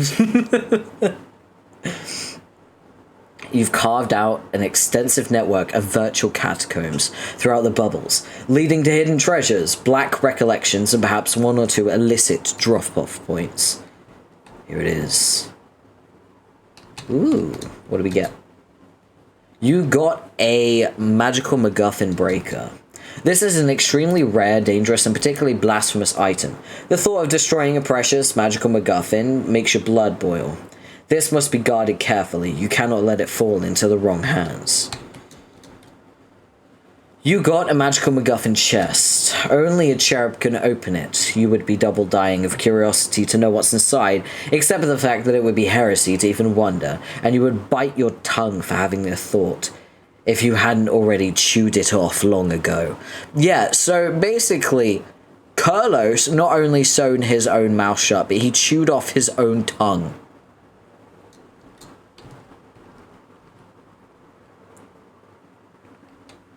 I come bearing the final jolly accoutrement, my faithful inverter brother. On this day the Dark Carnival rejoiced and said it was money.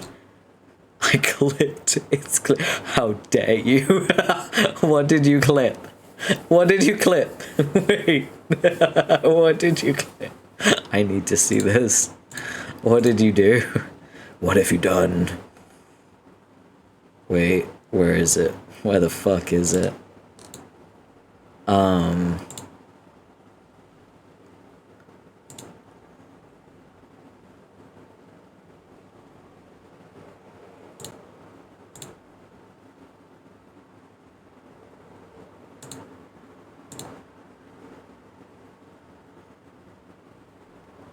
looking for it. I can't see it. Hold on. Clips. You did clip it. Oh, why are you so bad at clipping? I'm gonna have to edit this again. Typical. Hold on.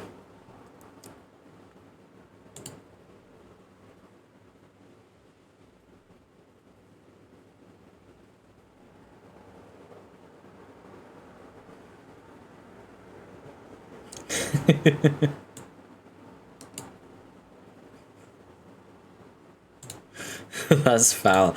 I can't believe I fucking said that and you clipped it. How dare you? Let me edit the layout real quick. Yeah, I'm doing this on stream. I don't give a fuck. Hold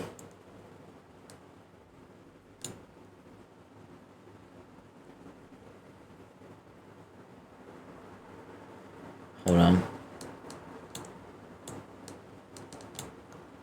You gotta edit the vertical layout. That way, I can share it to social media when you clip. Not everyone has to do that, but I will say that my mod should definitely do it. Yes, I will edit the clip. There we go. It is editing now. Edit saved. Done. There we go. Done. I'm kind of in the middle. It's something I just need to snap the moment. That makes sense. That's funny. Can't believe you had the audacity to clip me being a bastard. What will I have to do with my reputation now? It's in ruins. I'm gonna get cancelled on Twitter, a website I don't care about or have any presence on. Okay. Now bring to life our wicked ruse with aplomb, my ninja. Our lord awaits your servitude and tutelage at once. We shall now bust open these bitchin' elixir 40s and pour some sweet swill out for the souls who soon won't be no more. Shut your motherfucking mouth and give me the card piece.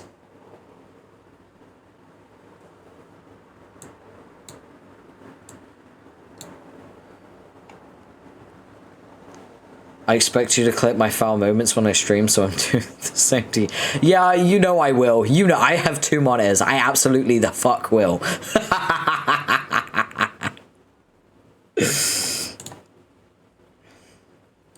Okay. And we're back to being Mina. And Carlos is gone.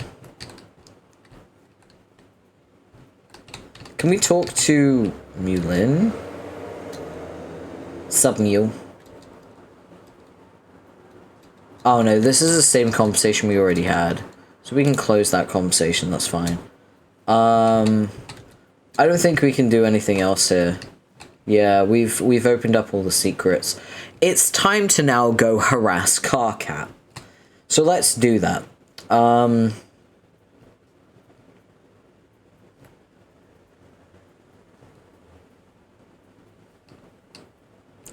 Ugh. See, here's the thing. Cronus, his design, he's attractive. I find his design very attractive. His personality is like... Okay, here's a story. Story time. This is a very gross story, by the way. I once had a Yorkshire Terrier that was kind of fucking stupid, right? Like, really, really stupid. This Yorkshire Terrier went out into the back garden and ate some dog poop. And then came inside and vomited it on our carpet. That is Cronus's personality right there. Regurgitated shit. There you go. That's Cronus's personality. Regurgitated shit.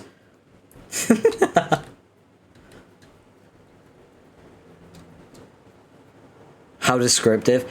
He's the worst. Dory, I swear to God, I'm gonna highlight it so that you can see it. I'll send it in the group chat so you can see just how bad he is. I'm so serious. Oh my God, Crab Dad, what's good? Looks like someone's custodian is in a permanently surly mood today, as well as all other days. Crab Dad. Noted. Yeah. Talk to Carcat. Hey, get the fuck out of my... Oh, it's you again. Sorry, for a second I thought that Eridan's awful ancestor found his way in here. I didn't even know it was possible to be more of a shitbag net guy, but somehow a Poratine senior pulls it off. I wouldn't have believed it if I didn't absorb it with my own aggravation sponge. Just incredible. Yeah, Vanthus, I'm gonna clue you in on something. Most of my crew is hecks of dreadful to be around. I know! How is it even possible for a group of people to suck so much when they're presumably almost genetically identical to a bunch of people I like? Maybe it's the age difference or the fact they all grew up on a planet for lame pansies who are civically obligated to wet themselves daily. I have to admit, meeting all of our ancestors like this has been kind of overwhelming.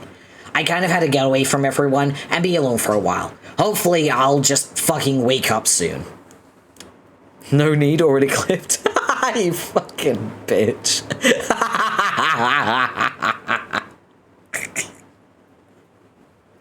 Oh my god. Like, Liv is just in a clipping mood today, apparently. She just woke up and chose absolute violence. Oh, you want I should step off? No, that's okay. You're actually fine, mostly. I just couldn't take another encounter with Red Sweater Guy. He's left my head spinning, and not just because he never shuts the fuck up. For a long time, I didn't even believe we had ancestors. I thought even the concept of ancestors was just superstitious, ego-stroking, aristocratic bullshit. But not only does it turn out you're all real, but apparently you had this whole different culture in an alternate universe before us. Sorry, that's a lot to take in. Wait. Oh, no, fuck me. Holy fuck. Before us? God damn it, I just got that. See, that's what I'm talking about. Meeting you guys has made me have little infuriating revelations like that almost constantly. Like, now it casts the name of my own planet in a whole new stupid light. Alternia, as in alternate, alternative to what? Turns out it's the alternative planet to a planet called Before Us. The planet which came before us. Haha, get it? Feeding the needy while feeding your feet, I'm absolutely cooking. Liv is really cooking for real, for real. You're feeding my social media. Whatever jokers named these planets were complete fucking morons. Well, phew. Alternia is the bomb compared to my planet. And I'm not just saying that because grown-up me ran the joint. Hey, don't let anyone kid you, Alternia was fucking great. I don't even care that my blood made me a pariah. It was worth it to live on such a badass planet. Some people like to talk shit about the Empress, and it's true. She probably would have called the shit out of me on sight. But you know what? I always respected her as a strong leader. She knew how to get shit done, and didn't put up with dissension from worthless idiots. And all she did was, you know, take over the entire fucking galaxy. Not too shabby. I used to have this kind of embarrassing fantasy that I would grow up one day and become a Thresh Executioner. Do you know what that is? They were like the deadliest squad of interstellar fighters under the command of the Empress. They helped conquer more planets than any other Imperial force, but it would have been impossible for me to make the cut because of my blood. So I used to think of all these elaborate scenarios to hide my blood color, or in the more ridiculous fantasies, maybe I could even prove my worth as a soldier. Like, just be so awesome with a sickle, they would just have to make an exception. Because maybe even be like a folk hero and rise through the ranks to become the leader. Those are obviously just some childish daydreams. I've learned a lot about what being a leader really means since then, mainly that it's a lot harder than everyone thinks. So I guess I learned to respect who you turned out to be on my world, even more than I did already, because of that. Yeah. The leadership thing is hard as globes. Could barely get anyone to lift a flipping finger in my session. And that was like that all over again, trying to raise this army. I really don't know how sexy bitch grown-up me pulled it off. Oh yeah, how's that going? How many recruits do you have? Want to take a guess?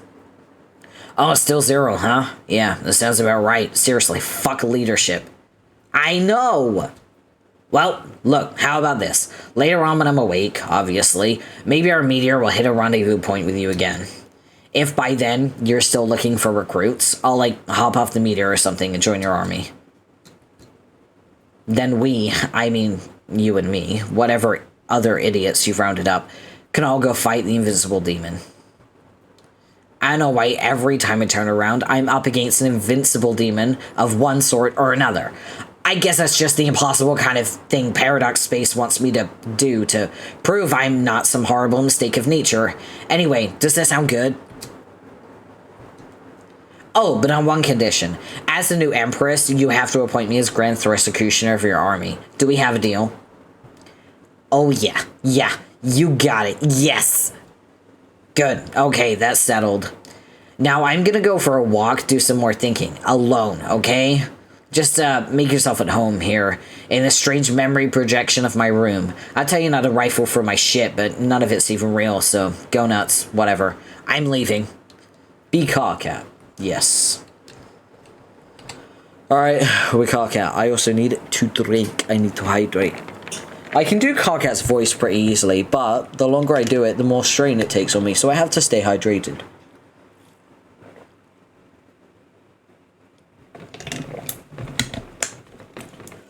Alright. Let's go. This is Teresi's hive. You got a stabbing cane. It would be really unfortunate to be blind and walk around without having a reliable instrument to help you stab where you're going. Oh god, I just realized who we're gonna meet. Okay, guys, right, folks, everyone lock the fuck in. You know Equius, the blue blood, that's a freak? He has an ancestor. Just process for a minute. He has an ancestor. And we're about to meet that ancestor. Oh, okay. Lock the fuck in, everyone.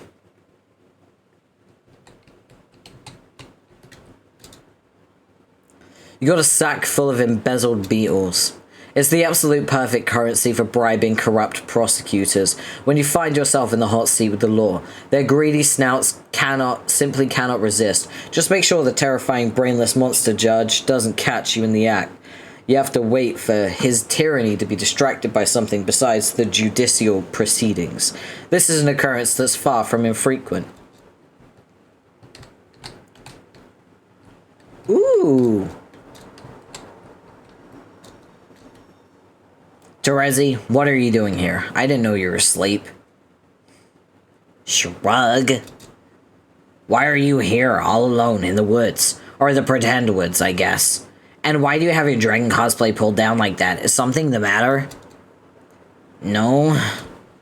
I'm fine. You don't sound fine. Don't bullshit me like that. I know when something's up with you. Cardcat, please just leave me alone. Okay, I get it. If you want some alone time, I mean, I actually just got done sulking the fuck out myself just now. But it really helps to talk to somebody. You can talk to me about stuff, you know that, right? Yeah, I guess. Is it Dave? Did he do something douchey again? Did he break up with you? He broke up with you, didn't he? I knew it. I could just see the writing on the what. He didn't break up with me. It has nothing to do with Dave. Okay, then what? It's my ancestor. Yeah, what about her? She's just so radical. Huh? I just did not know it was even possible to be so rad. I almost can't handle it, Carcat. The radness. How does she do it? Well, let's see. She rides a fucking skateboard and that's it. Pretty much end of the explanation. I think it is so much more than that. Everyone loves her. She's so sassy and fun. She's the best at games and all her stunts are incredible. How am I supposed to measure up to that?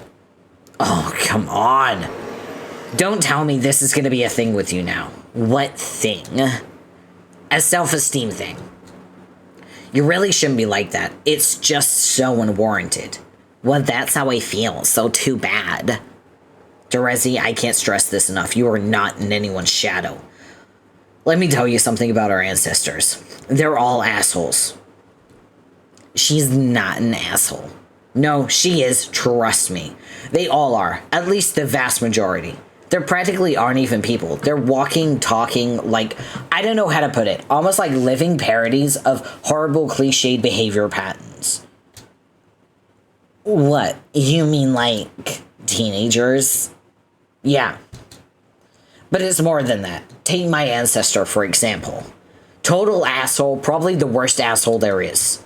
You wouldn't know it right away, because I guess he doesn't yell at people like me. But that probably makes it worse. He just goes on and on about the most sanctimonious, incomprehensible garbage you ever heard. He thinks he's better than everyone, but then dresses it up in this bogus, hyper-academic humility. He tries to defend people with problems, but just winds up insulting those people in backhanded ways. He lectures people endlessly, and whenever he rises to the defense of his friends, he usually ends up giving them a big fuck you by being implicitly judgmental. I could really go on forever about him, but I won't, because then I'd be stooping to his level. And your ancestor. Yeah, she's fun, I guess. But talk about a phony. Oh, and I don't give a fuck what anyone says. Losing your sense of smell is not a real disability. Disclaimer, it is, and it can also impact your life quite significantly. Remember that if people don't have a sense of smell, they can't smell when like certain food is off, they can't smell when there's gas leaks in their home. It's actually an incredibly dangerous situation to be in when you don't have your sense of smell. And since COVID, a lot of people have lost their sense of smell. So there's been a rise in people eating food that's too bad for them, or, you know, gas leaks in their home and not even smelling it. And that's simply because they've lost their sense of smell. So yes, it is absolutely a disability because it does disable one of your abilities to function day to day in everyday life, and can cause a severe issue in your day-to-day life, such as eating food that's really bad for you, or not being able to smell gas leaks in your home, that kind of thing. So just to be clear, it is a disability, and it's played off as not a disability in Homestuck. However, I want to reiterate, it's serious, and I do not stand by that statement at all that Carcat just made, to be clear. Remember that this comic was written by Andrew Hussey, who is a massive ableist. So, yeah, just to be clear, as a disabled person, I denounce this completely. Her radical thing is such an obvious act. She's clearly worked for sweeps on perfecting it, and quite apparently revels in the attention it gets her. But the fact that she works so hard on it is exactly why you don't have anything to worry about. You don't even need to try to be the good person you already are. See, you already know how to have fun, and be likable by just being yourself. It doesn't need to be part of some over-the-top shtick to impress people. When she does the rad girl thing, it's like a disguise, probably covering up some part of herself she's unhappy with. But when you withdraw and cover yourself up like that, you're actually just preventing people from seeing someone who's already beautiful. Wow. Carcat. Oh, Carcat. I would like to refer to this statement that Liv made that I screenshotted and put on the screen. There isn't anything gentle about Carcat. Would you like to rescind your statement, Liv?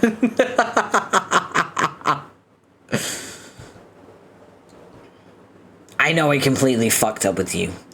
This isn't, okay. I'm not, like, trying to redeem myself here. I made my recruit raccoon, and now I have to wriggle around in its slime. I totally accept that. But as your friend, I really don't want you to start feeling bad about yourself because of one of these shallow two-dimensional dipshits. But I totally concede that you made your choice about me, and I respect your decision. I just want you to be happy is all. Okay, I'm probably just sticking my foot in my fucking talk blaster yet again, and I'm probably making you uncomfortable.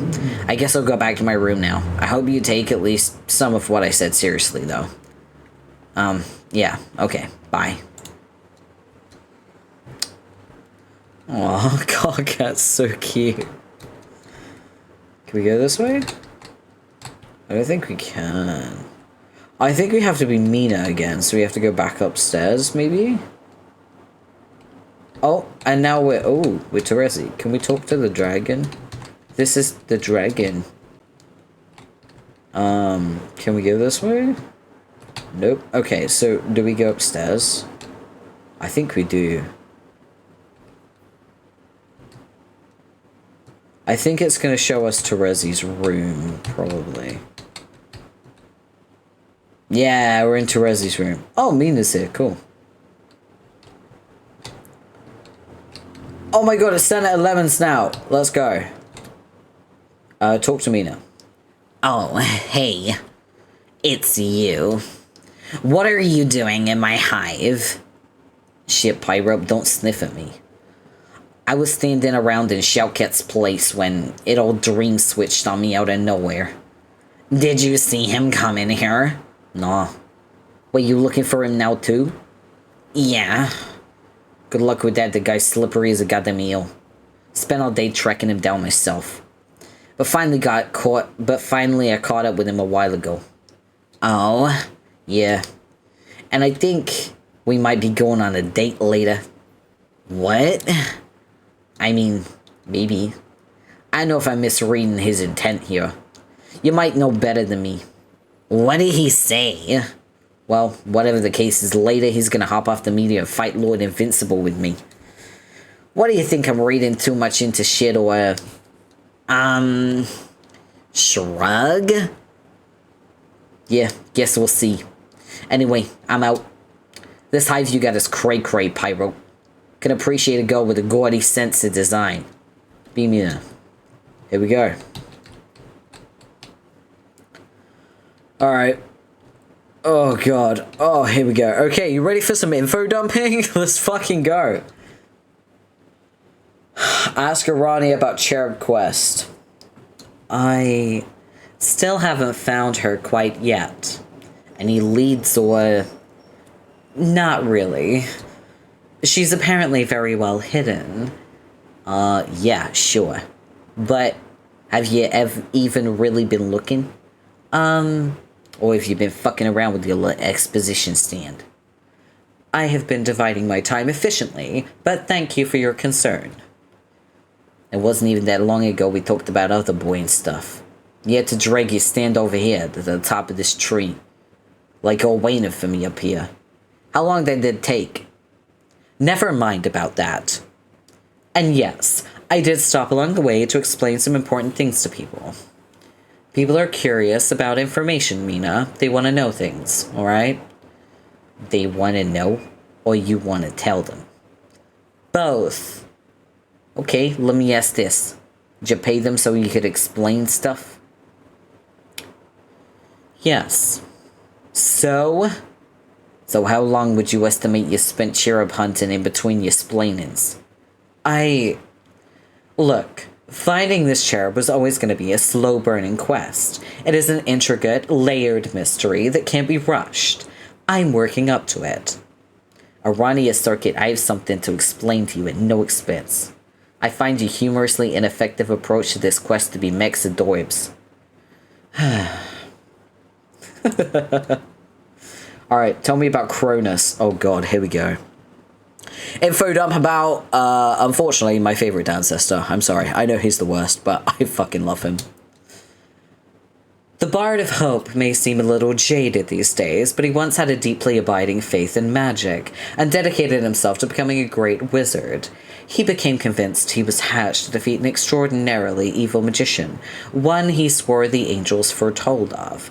Though when pressed for the name of the man, he would not say it, claiming it was too dangerous to even enunciate. Part of his self-aggrandizing mythos was that this magician, once somehow from afar, tried to strike him down at a young age, so he would never have to face him. But the evil spell was deflected, sealing the magician's spirit away in a series of unassuming vessels, until he could find some other cunning way to enter our universe. The attack supposedly left him with his distinctive scar, which he was not reluctant to point out when trying to hit on me. I mean, he wasn't reluctant to mention it in casual conversation. So yeah, that's the plot of Harry Potter, by the way. But at some point, he became disillusioned with magic. If there ever was any truth to his far-fetched vision, the legacy of defeating the evil magician would have to be passed on to his descendant, or if his descendant proved to be as much of a failure as he did, then perhaps on to some other hero of hope.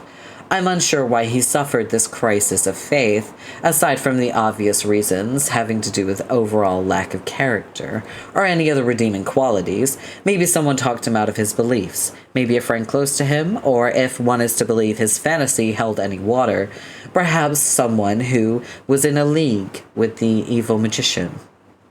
Whatever the case, it was probably for the best, since pretty much everyone who had half a think pan thought it was all a bunch of ridiculous nonsense. Funnily enough, it isn't, right? The evil magician in question is Lord English, and a lot of people don't say his name Caliborn because they think it's superstitiously bad, right? Caliborn also did fragment parts of himself into magical MacGuffins, like, for example, Cal, the puppet. That's why the puppet's evil. We don't like the puppet, alright? It's also important to recognize that Cal and... I can't remember, something, Cal and like a cue ball or something was combined to create Doc Scratch. And Doc Scratch arose to be Lord English. So Lord English has indeed basically made Horcruxes of himself. So it is basically the story of Harry Potter. Crazy, I know. But yeah. Cronus is the chosen one. So I fucking hate it. Circuit, why do you gotta hate on other people's religions? Don't you know they just as much a load of crack potty bunk as all your spiritual bullfuck? But yes, I guess that was out of line. Sorry, I was just trying to riff with you a little on a mutually disliked acquaintance. Is that really so bad? Why do you have to take every opportunity to knock my personal beliefs? You can really be so mean sometimes. Can I have my money now? Yes, here. Alright, tell me about my tuna. So you're about to learn about my tuna and how he got brain damage. The Heir of Doom was once a powerful psionic. He was gifted with vision twofold, and he had strong prophetic insights wherever a bleak future was concerned. He had much to say when it came to warning us about the path of doom and destruction we were all headed for, but no one took him very seriously. But one day, he lost all of those abilities when he badly overexerted himself. It's hard to get any specifics from him, but indications are that he applied every last bit of energy he had towards some great act of heroism, saving us all from some looming threat. Not only did his exertion permanently burn out his psychic abilities, but it left him somewhat incoherent. Yeah, I always wondered what happened there. Anyone ever get to the bottom of that? No, the entire incident is shrouded in mystery. From his limited and scattered accounts of what happened, it seems very likely that Kurlos was with him at the time as the only eyewitness. And of course, it's impossible to get any reliable information out of him. I guess we may never know, sadly. Hey, this was actually kind of interesting. It was well worth taking the money you'd given me to put up with it. Agreed. So... my tuna is kind of a fucking mystery, right? So, no one truly knows what happened that involved him, like, losing his marbles, basically. But they know that Carlos was involved, and obviously Carlos is involved with the Dark Carnival, just like Gamzee is, and he also uses, like, the Chaka Voodoos and things like that, and he talks psychically to people, which is really fucked up. The way he does it is very domineering and crazy. So I have my theories with what happened with my tuna. However, it's a theory. It's not canon. It's not confirmed. A lot of people, including myself, think that Carlos was doing something quite insidious, involving the Dark Carnival and Choco Voodoos, etc. And my tuna, being the Heir of Doom, tried to stop this, right? Unfortunately, as the Heir of Doom, as one who inherits Doom, he overexerted his powers in trying to stop Carlos, and as such lost his mind and became Carlos's Moirel. Because Carlos can manipulate and mind control and Choco Voodoo people and manipulate them like a puppet. So, yeah. It's safe to say the Moira allegiance is probably coercion, however you fucking say it. I truly believe that my tuna is being coerced by the chocolate voodoos to be his Moiro. Just to keep him in check and make sure he doesn't, like, let slip what Carlos was doing, basically. So yeah, everything's kind of insidious with them. It's very insidious with them, but yeah. Let's learn about Carlos. Prince of Rage actually used to be quite talkative. That is until he had a nightmare which prompted a bizarre incident, after which he would never speak again. He took a sort of spiritual vow of silence, which I'm sure was probably related to his esoteric faith. Thereafter, he became infuriatingly enigmatic. I found it impossible to get any info out of him. Between his ambiguous mimes and penchant for riddles, it's very frustrating, especially for someone like me who has a passion for gathering as many facts about a story as possible. Want to know a secret? Please don't tell anyone, but I really can't stand the guy. It's probably unfair to him because he's obviously such a sweet and harmless fellow, but something about him rubs me the wrong way. I guess I can just be a little petty sometimes. No, your instinct is spot on, love. Well done. Yeah. Wow, Circuit. Just wow, so rude. Poor clown. Don't give me that. I seem to remember you having more than a few unkind words for him behind his back. Yeah, I'm messing with you. He sucks. So, conversation over? Yes. Yeah. Ching. Alright, tell me about Mulin.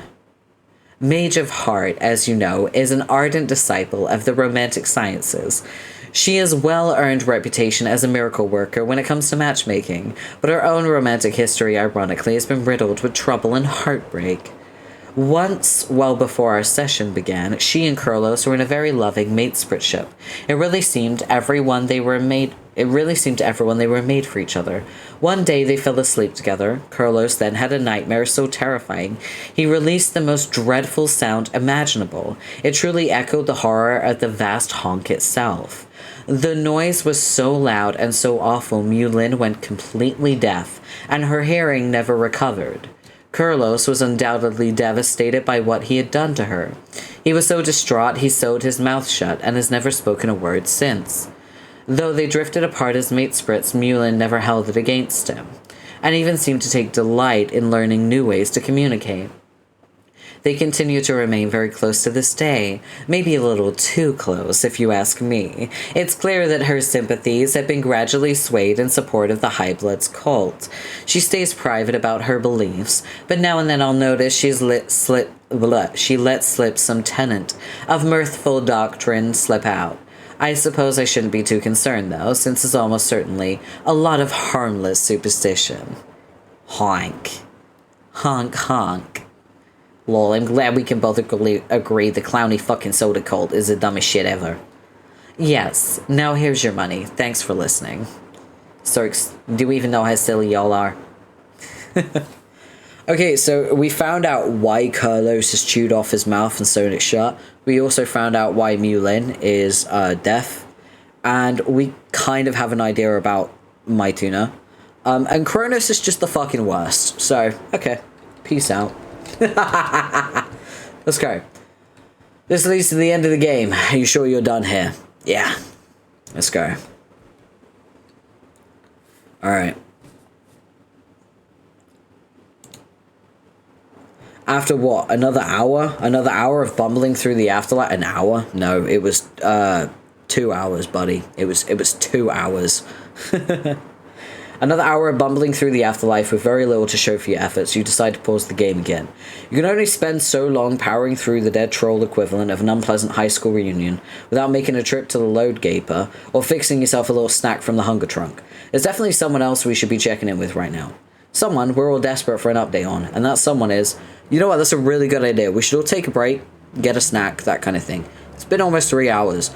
Luckily, I have some snacks. I have some very fancy truffle chocolates that I would like to eat. So I'm going to go get a couple, okay? Alright, 1 second. I will be right back. Nope, wrong one. There we go.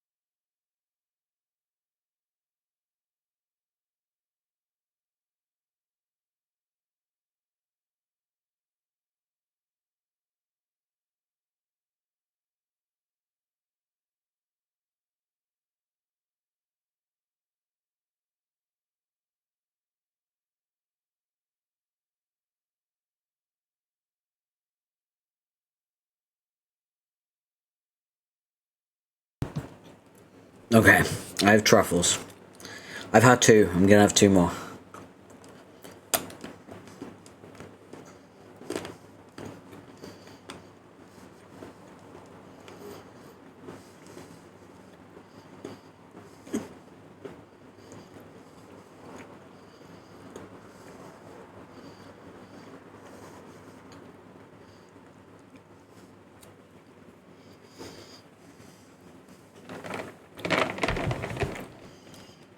They're not the best because they're not dark chocolate, but I'll take it. It's white chocolate. So it's not going to make me feel sick.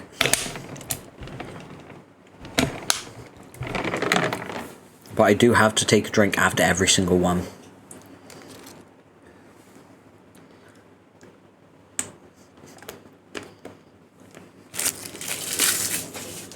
Oh yeah. Mmm.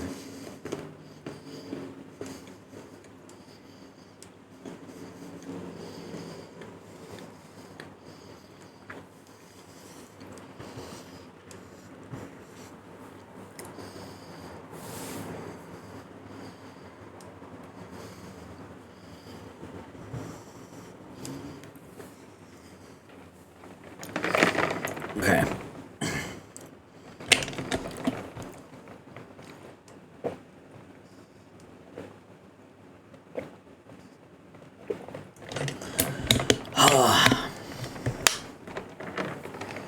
Remember to stay hydrated, everyone. It's important, especially with the heat rising in the northern hemisphere. And if you're in the southern one, stay warm, okay? Alright. Let's go back.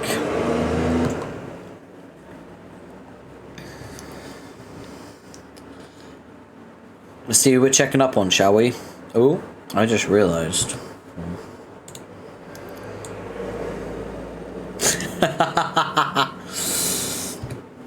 There we go. Okay. Alright. This guy. Oh, we're Jack. Okay. This is the guy who you are now being. The feisty male woman is still chasing you. Unbelievable. She hardly seems to care at all that something is causing reality to shatter around you. For a moment you thought you and she might be able to reach an uneasy truce, to stand together if only for a moment and assess the ominous cracks spreading through the void, maybe even take some time to get to know each other a little, and try to bury the hatchet. You're so tired of running. But no, she's as furious as ever. What did you even do? Just a couple of routine murders? Which was 2 years ago already. The ring hath no fury, you swear. She's never gonna stop. Her delivery is justice, and as you know all too well, nothing stops the male. You need to find somewhere to hide and rest for a while. They have been fucking running, well, flying, through the fucking void in between universes for 2 years. Peregrine Medigan has been chasing him for 2 fucking years. What a hero.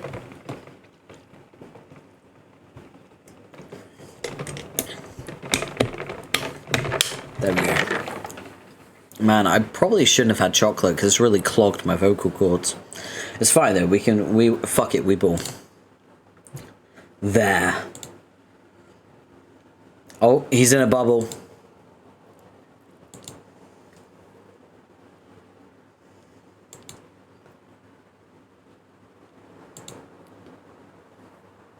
Uh-oh. That's Grimdark Rose. Let's fucking go.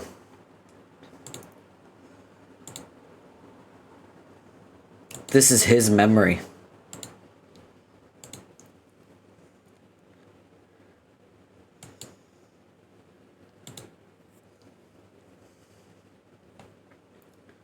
You see that? It's the hand of Bilious Slick.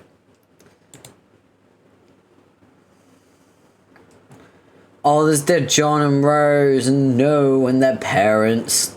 Ooh, there's a chest though. Get the chest. Yeah, get the chest. Loot time. You got a Pop-O-Matic Vrilly Who hammer. That's a fucking balling hammer, just saying. Oh!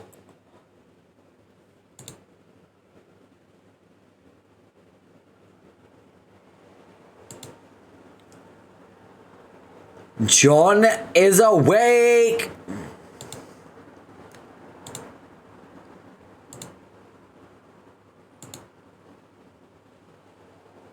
Sweet catch.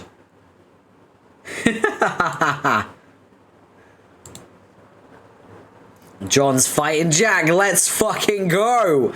It's hero time. Oh, he's really going for it. Wow, they're fighting on the hand of the universe. That's fucking badass as hell. Let's go, John. Do the windy thing. Clobber. Oh.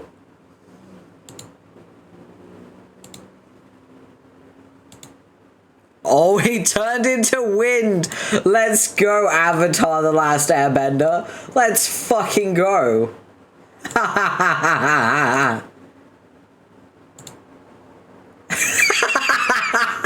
Rose is awake. She's like, hey there. She's not even helping. Distraction. Bonk. Let's see how much damage is done. Ridiculous hat. Oh, that's gonna piss him off. He hates bad hats, doesn't he? Oh yeah, that's gonna really piss him off.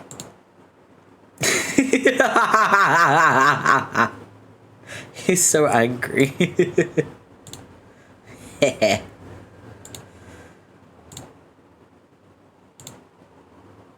Face paw ×1 combo. The way he's like.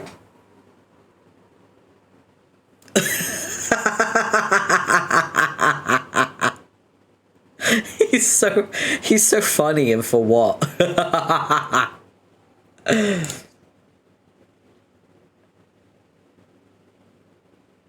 And there they go.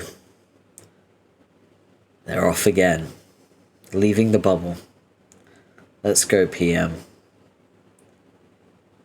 Oh, curtains. Psych. Okay.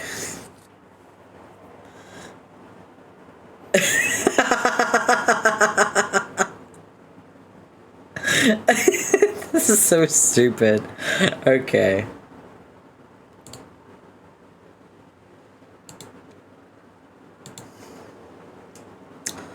Oh, his dad's car. Oh, he dropped the hammer too. Ooh. Oh, we have some sound. I just realized the music was really fucking loud. I apologize for that. I forgot. It's fine now though.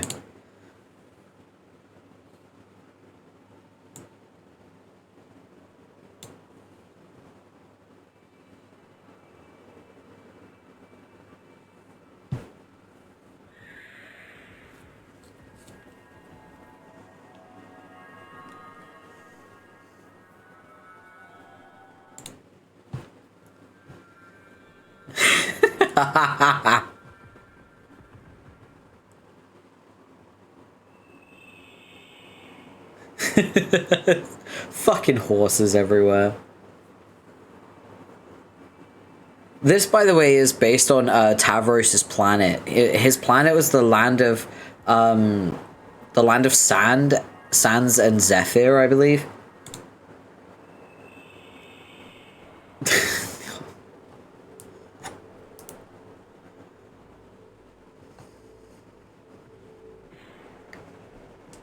What is Hussy's weird obsession with horses, by the way?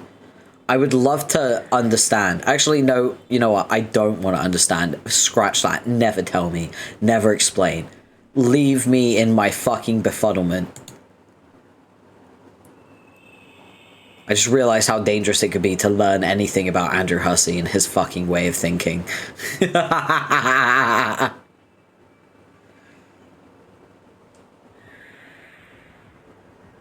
Okay, he's walking. He's walking.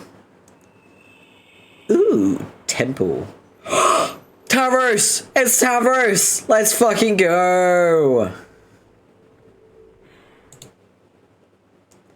The ring. It's the ring. It's the ring. And Tavros is fucking out for the count.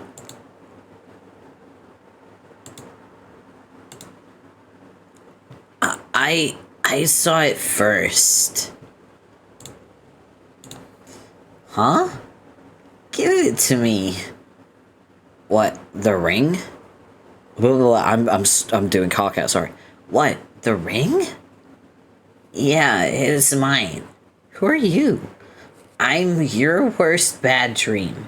If you don't return my treasure, I found it snuggled in the sand, being pretty and gold, and by itself, and I want it back. So, you found it here? Like, exactly where I just found it, but then instead of picking it up, you fell asleep? When you put it that way, it sounds stupid. But yeah. Sorry, buddy. As the age-old saying goes, you snooze, you lose. I never heard that age-old saying in my culture, so fuck your lingual heritage and give me the ring. Why were you even asleep? I was tired, duh. This is such a dumb place to fall asleep, dude. Treasure hunting is hard. She has me working like a bark fiend. Who? My mate, Sprit. That means girlfriend, you ignoramus. I know what it means. No offense, but you seem like kind of a lame troll. I don't think we ever talked before, did we? Who cares? Give me my treasure. No way, it's mine, bro. Shit, okay. Maybe we could work out some kind of deal. I don't know. This ring is pretty sweet. Price would have to be pretty steep. Wow, you're really putting me in an uncomfortable and challenging situation. Why do you want this desert ring so bad? Is it magic? I don't really feel magic wearing it. I mean, not any more than usual. I don't know if it's magic. That's not why I want it. Wait, hold on. The music is terrible. That's... There we go. It was just a little bit too much, wasn't it? Alright. Well, I'm not giving it to you unless you have a really good reason.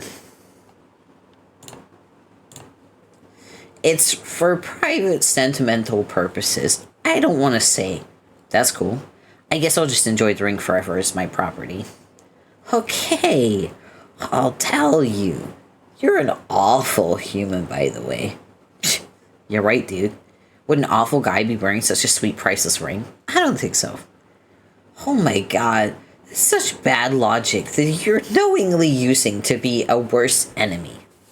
Yeah, you sure did explain that, I guess.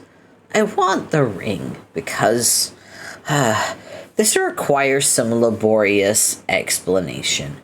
It pertains to human customs, which I've taken time to study as an eternal ghost.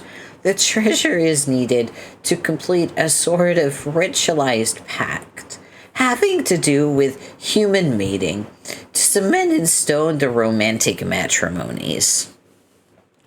Oh, you want to use it to propose to your girlfriend? Yeah, whatever. It's not really what I was expecting to hear. I thought you were just being greedy, treasure-grubbing douche. You mean, like, you? Yeah, that's a pretty good reason. I guess I can let you have it. If it's going to result in a happy marriage. Okay then, hurry and give it to me. Who's the lucky lady anyway? Oh, no, hurry up, there's no time. Tavros! She's coming. Who? Give it to me. She can't see it yet. It has to be a surprise. Also, I don't want her to know I got it from a loser like you. Hey. Tavros! Oh my god. Oh, hi, John. Tavros, I didn't know you were hanging out with John. You should have come told me. But I just woke up from the sand pile and found him here. I had literally no time to tell you because of an argument. What? What were you arguing about? Wait. What do you mean you woke up? Why were you asleep? Damn it, Tavros. You can't be slacking off like that. I told you, we aren't fucking around anymore. This is serious business. Hey, excuse me, but are you Vriska? Yeah. Oh, sorry, I really should have introduced myself. I guess I forgot I technically never met this version of you. That's alright. Nice to meet you. Wait, are you a ghost too? Yep. So, you're dead? Yes, John, that's what being a ghost means. Okay. I'm still confused, though. Sorry if you sound dumb, but tree bubbles are still kind of baffling to me. You're, really dead? As in, the real you? I mean, what the hell am I even trying to say here? No, I get what you're asking. Yes, the real me. The actual legit, fully authentic alpha timeline Vriska. Dead, gone, fucking toast. Oh, so when I meet up with everyone on your troll meter in a year, that means you'll be a corpse. That's assuming my body was sufficiently preserved during the trip. Which, now that I think about it, I guess it was. It must have been. Because otherwise, that unspeakable prototyping atrocity couldn't have happened. That piece of shit clown. I still have no idea what the deal with that was. He's completely lost his mind. Anyway, that's neither here nor there. Honestly, I'm surprised you hadn't already heard I was dead. One way or another. It's kind of old news. Then again, these things are all relative, so who knows? Are you okay? You seem sad. Well, yeah. It's always sad to hear a friend died, even if you find out about it from their ghost. I guess so. Also, I had kind of thought that when we all arrived at the new session, we were gonna, like, hang out or something. Oh, yeah, that's right, we were. But then I got stabbed through the back, which, to be fair, was for the good of the party. So the meteor could make the trip in the first place and keep this whole crazy sequence of events intact. Not gonna lie, I made some mistakes. Wow, what even happened out there? Just some pointless deadly teen drama, mostly brought on by ourselves. All acting like juvenile idiots. Like I said, old news. Very, very old for me. I've been here a pretty long time now. A lot has happened since I died. John, did you know the little rendezvous we planned sort of already happened? I mean, in a way. What? It did? Yes, with your ghost. Huh? I mean, the ghost of one of your alternate selves who died along the way doing some stupid thing. Actually, he and I dated for a while. Whoa, hold on. What's this about dating who? Groan, here we go. Why didn't you tell me about that? Tavros, I have led a rich and complicated life and death. I can hardly be expected to tell you about every little thing that I've been through. Besides, you should have already known this about me. Why? Because we shared a sprite body once. We briefly had access to all each other's memories and feelings. So if you didn't take the chance to dig that out of my memory, you only have yourself to blame.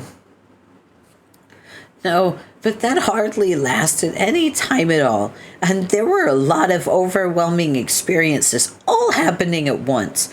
How could I try to remember all your memories before we exploded? Well, all I can say is, I managed. I took the opportunity to remember pretty much all your memories. I was in and out like a bandit, and now all your life experiences are mine. That's not fair. Because you're smarter than me and more cunning? Them's the breaks. Wait, I'm in Tavros here. I think we should back this up a little bit. So, my alternate reality ghost dated you? Yes. But... What? Friska, this is a very bizarre and unsettling fact to me. Why? Because, man, I don't know. It just is. You say we dated for a while, but, like, I don't even get to remember doing that. I think that's mostly what's weird about it. Hey, we apparently don't get to remember the results of a lot of choices we didn't actually make. Again, see? The breaks. Well, can you at least tell me what happened there? Like, how did it go? It was fine for a while. It didn't really work out. Oh, we crossed paths every now and then after that. Things stayed pretty friendly between us. Until he died. What? What do you mean he died? He was murdered. You mean his ghost died? Yes. As in, he just doesn't exist at all anymore? Like dead? Yes, dead. For good. I don't... How does that even... Who killed him? Was it Jack? Jack? Are you kidding? No, John. Jack is barely in the picture as a threat anymore. He's just more old news. He's not old news, though. He's still as strong and menacing as ever. I just had an awesome battle with him in this very dream bubble. You did? Yeah, I found him skulking around memory of my dead dad, and I got pissed off, so I really let him have it. Oh, I even used the cool hammer you helped me make. Remember that? Oh, yeah. Those were good times. When I helped you be great. Yeah. The last time I faced him was kind of embarrassing. I let him get the drop on me, and he just stabbed me right away, but this time I think I held my own pretty well. I even got in one good hit against him. Gave him a solid bop on the head, and the dice roll made him wear a silly hat. That's awesome. One time, in an alternate reality, I came pretty close to killing him, apparently. Oh, really? You bet. Too bad that was in a timeline that didn't really count. But it's always reassuring to know you can put up a good fight against a strong adversary if you ever needed to. Now I guess you know you can too. I guess so. What happened after you bonked him on the head? I bet he was mad. Yeah, I sure was. Our fight was interrupted by, like, another taller, white Jack dressed in rags. A white Jack? Well, no, it wasn't actually a Jack. It was someone different altogether who just looked like him, with wings and a sword and everything. I think the white Jack was probably a girl. I'm not sure, but that was my hunch. I didn't talk to her or anything. She looked really angry. Anyway, he seemed scared of her, so he flew away, and she chased him. Do you know who she was? No fucking clue. Whatever Jack's doing out there in the dream bubble land, he seems to have his hands full with her on his tail. But as you can see, he's far from out of the picture. Okay, that may be. But it sure wasn't Jack who killed a whole shitload of ghosts out here, including one of yours. I really doubt Jack can even kill ghosts. In fact, I don't think anyone can except for this guy. What guy? Lord English. Who? Wow, John. Really? Wow. Time to get a clue. Hasn't it ever occurred to you to wonder who the ultimate bad guy of this adventure was going to be? Ultimate bad guy? You mean like the last boss? Man, even that way of putting it is a little too pedestrian. I mean, I already beat a last boss. The Black King was officially sanctioned the last boss of our session, and I killed him. This is different. There's always someone stronger waiting to be revealed. Jack showed up shortly after that, and he was much stronger. Eventually, the curtains get pulled back, and you find out who was behind every terrible thing that happened all along. Someone who's invariably stronger than all the other adversaries by a wide margin. The supreme villain. To be honest, I was always kind of waiting for that guy to show up. Whoever he was. For the other shoe to drop, you know? There's always a big bad behind everything. A true gamer sees stuff like this coming a mile away. Okay, if you say so. I always kind of thought Jack was evil and strong enough to be our main antagonist. But if you say there's someone even stronger or more evil, then wow. Yes, I'll admit I was fooled by Jack briefly. For a little while I thought he was the supreme menace, and I would have to face him in a final showdown. But it turned out that was just a bit of standard misdirection. He was just another step up in a typical pattern of escalation involving increasingly unsurmountable threats, which legendary heroes like us have to overcome to achieve total victory over everything. Also, let's face it, I don't think Jack is all that evil, so much as he's just a murderous asshole. Trust me, I know the type. But English, that guy, is as evil as they come. He is the real deal. Okay, can I just say something? I still don't know why you're so sure he's the final villain. Because you yourself said there's always someone stronger, right? So I'm perceiving a contradiction about your facts. Tavros, come on. We've already talked about this ad nauseum. He is the big bad. It's so obvious. I mean, maybe there's someone stronger out there in Paradox Space. Who knows? But whoever that is has nothing to fucking do with this massive extended multiverse spanning campaign. English was the guy who stacked the whole deck against us from the start, rigging shit to go haywire, wiping out our race, blowing up universes, exterminating ghosts, slaughtering dark gods, and shattering reality itself. Pretty sure we reached the top floor, buddy.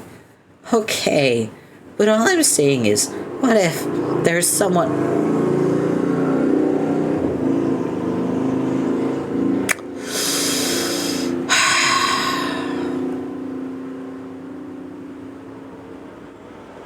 You know, he really has the audacity to drive past my apartment that often. It's crazy.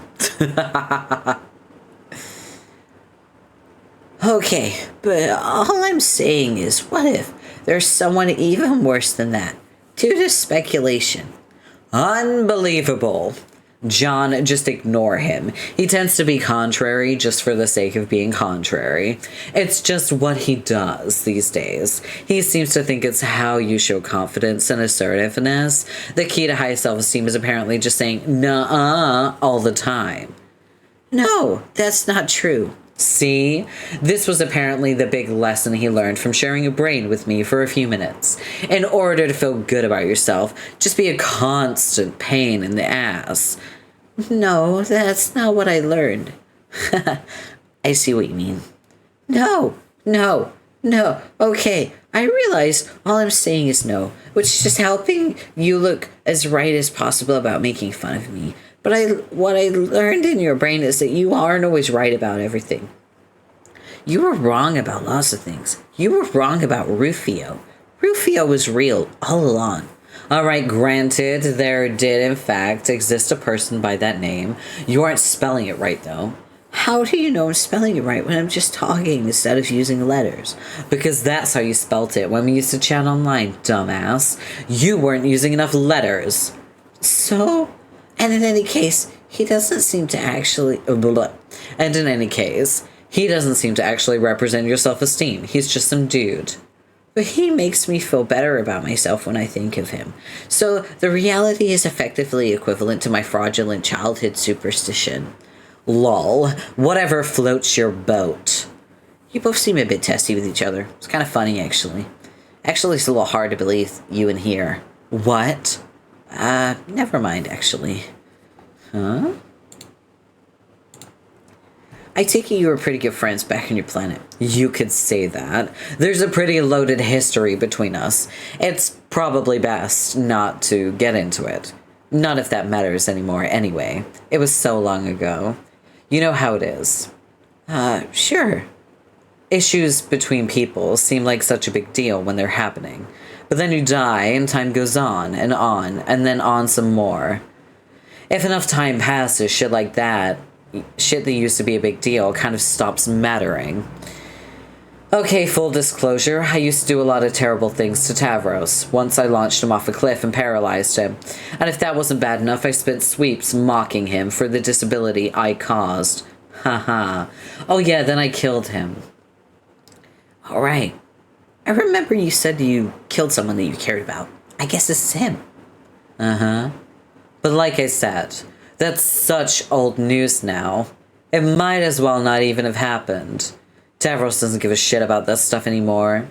Hey, wait. Maybe you shouldn't speak for me. I still kind of think that stuff was all pretty mean, even though it's forever ago. It's just, I've chosen to be the bigger man, and I hold it against liking you. John, can you believe this guy? This is the kind of shit I have to deal with all the time. Oh God. No. Time out. I'm flagging this, Friska, as terrible behavior. Tavros, the bigger man is only actually the bigger man if he doesn't refer to himself as the bigger man. That's kind of the point. Unless the intent is to produce some form of socially awkward comic relief, which, let's face it, is what you're all about. But that's what I like about you. Yeah. Huh. I feel like maybe we got sidetracked here. Maybe you should tell me more about this English guy. Frankly, it seems like I'm usually one of the last people to learn about stuff like this, and it's starting to make me feel like a bit of a tool. He's just some huge, overpowered green freak. A time-traveling monster, supposedly invincible. Who he is, what he is, where he came from, none of that really matters. What matters is how we're going to defeat him. That's what Tavros and I have been working on for some time now. Working on what? Treasure hunting. Oh yeah, what treasure? Yes, okay, I should explain. There's sort of a plan in motion to beat English. It's a three-pronged approach. A number of people out here in the furthest ring are working on different prongs of the strategy independently. The first is a quest to find the lost ghost of some alien girl. She's said to be one of the keys to defeating him in some way. Other people are allegedly out there working on that right now. If you ask me, it sounds like a really boring approach to defeating him. Who knows if it's even true? Give it to me. Stop that. Keep your hands to yourself. The second is a quest to raise an army of ghosts to challenge him directly in some kind of huge battle royale, I guess. From what I understand, some yahoo out there is busy rounding up people. I really have no idea how that's going. I usually just hear stuff through the grapevine. That approach doesn't really interest me either. I'm gonna file it under boring as well. Seems a little heavy-handed, not to mention too slow. Give me the ring. No. Yes, you ass. Dude, you suck at whispering. You said you'd give it to me. I changed my mind. The third prong is what Tavros and I are busy with. The aforementioned treasure hunt. The legend says there's some mystical ancient treasure hidden somewhere out here in the furthest ring. I'm assuming it's some kind of weapon. It's said that if you use it, or, activate it in some way, it can be defeated forever. The nature of the treasure is pretty vague, actually, but the first rule of treasure hunting, which I'm admittedly just making up now, is that it doesn't fucking matter what the treasure is. We had a deal. Quit it. Why are you such a liar? Shut up, I'm keeping it. This is not cool. You're preventing joyful human-style matrimony from happening. Yeah, right. She wouldn't even say yes. I don't even think she's really your girlfriend. I think you made that up. Wow. No. Wow. You went there. These three goals are all tied to the same legend, which I've uncovered clues about over time. Legendary shit is everywhere out here. I'm seriously up to my ass in legend. Hell, I probably even qualify as a legend myself. When it comes to solving a big mystery like this, it doesn't hurt that everywhere we go, places are composed of the collective memories of many different adventurers. We've explored ancient crypts, networks of burial mounds, dusty old tombs, giant pyramids, you name it. Hints about the endgame are hidden all over the place. Really, everyone's pretty lucky. I died, so I could do all the dirty work on this. Let's get real. Nobody's better prepared to take on the treasure hunting duties than I am. Unhand the treasure is precious to me, just like my beautiful girlfriend. You're so full of shit. We're in love together, asshole. There's no way you're getting this ring. Fuck you. Not that I have any other way. This just sounds like the best plan to me. Why bother messing around with an army of ghostly dipshits or some shy magic alien when you can go straight for the ultimate weapon? Hell, maybe I'll just walk right up to him, one-shot the guy, and end it all right there. That's how a real pro goes about business. You take any shortcut you find. I'm gonna wish as super hard as I can that I wake up with this ring. It's probably magic, so I bet it makes my wish come true. I doubt that from happening. If I wish hard enough, That'll make it slightly less impossible. Oh, you bastard, you're good. I think someday I will use it to propose to my girlfriend. What do you think about that, wise guy? No, gimme. This is pathetic. Stop grabbing at me. We're missing what she's saying. She's gonna think we're idiots. Will you stop? Are you fuckers even listening?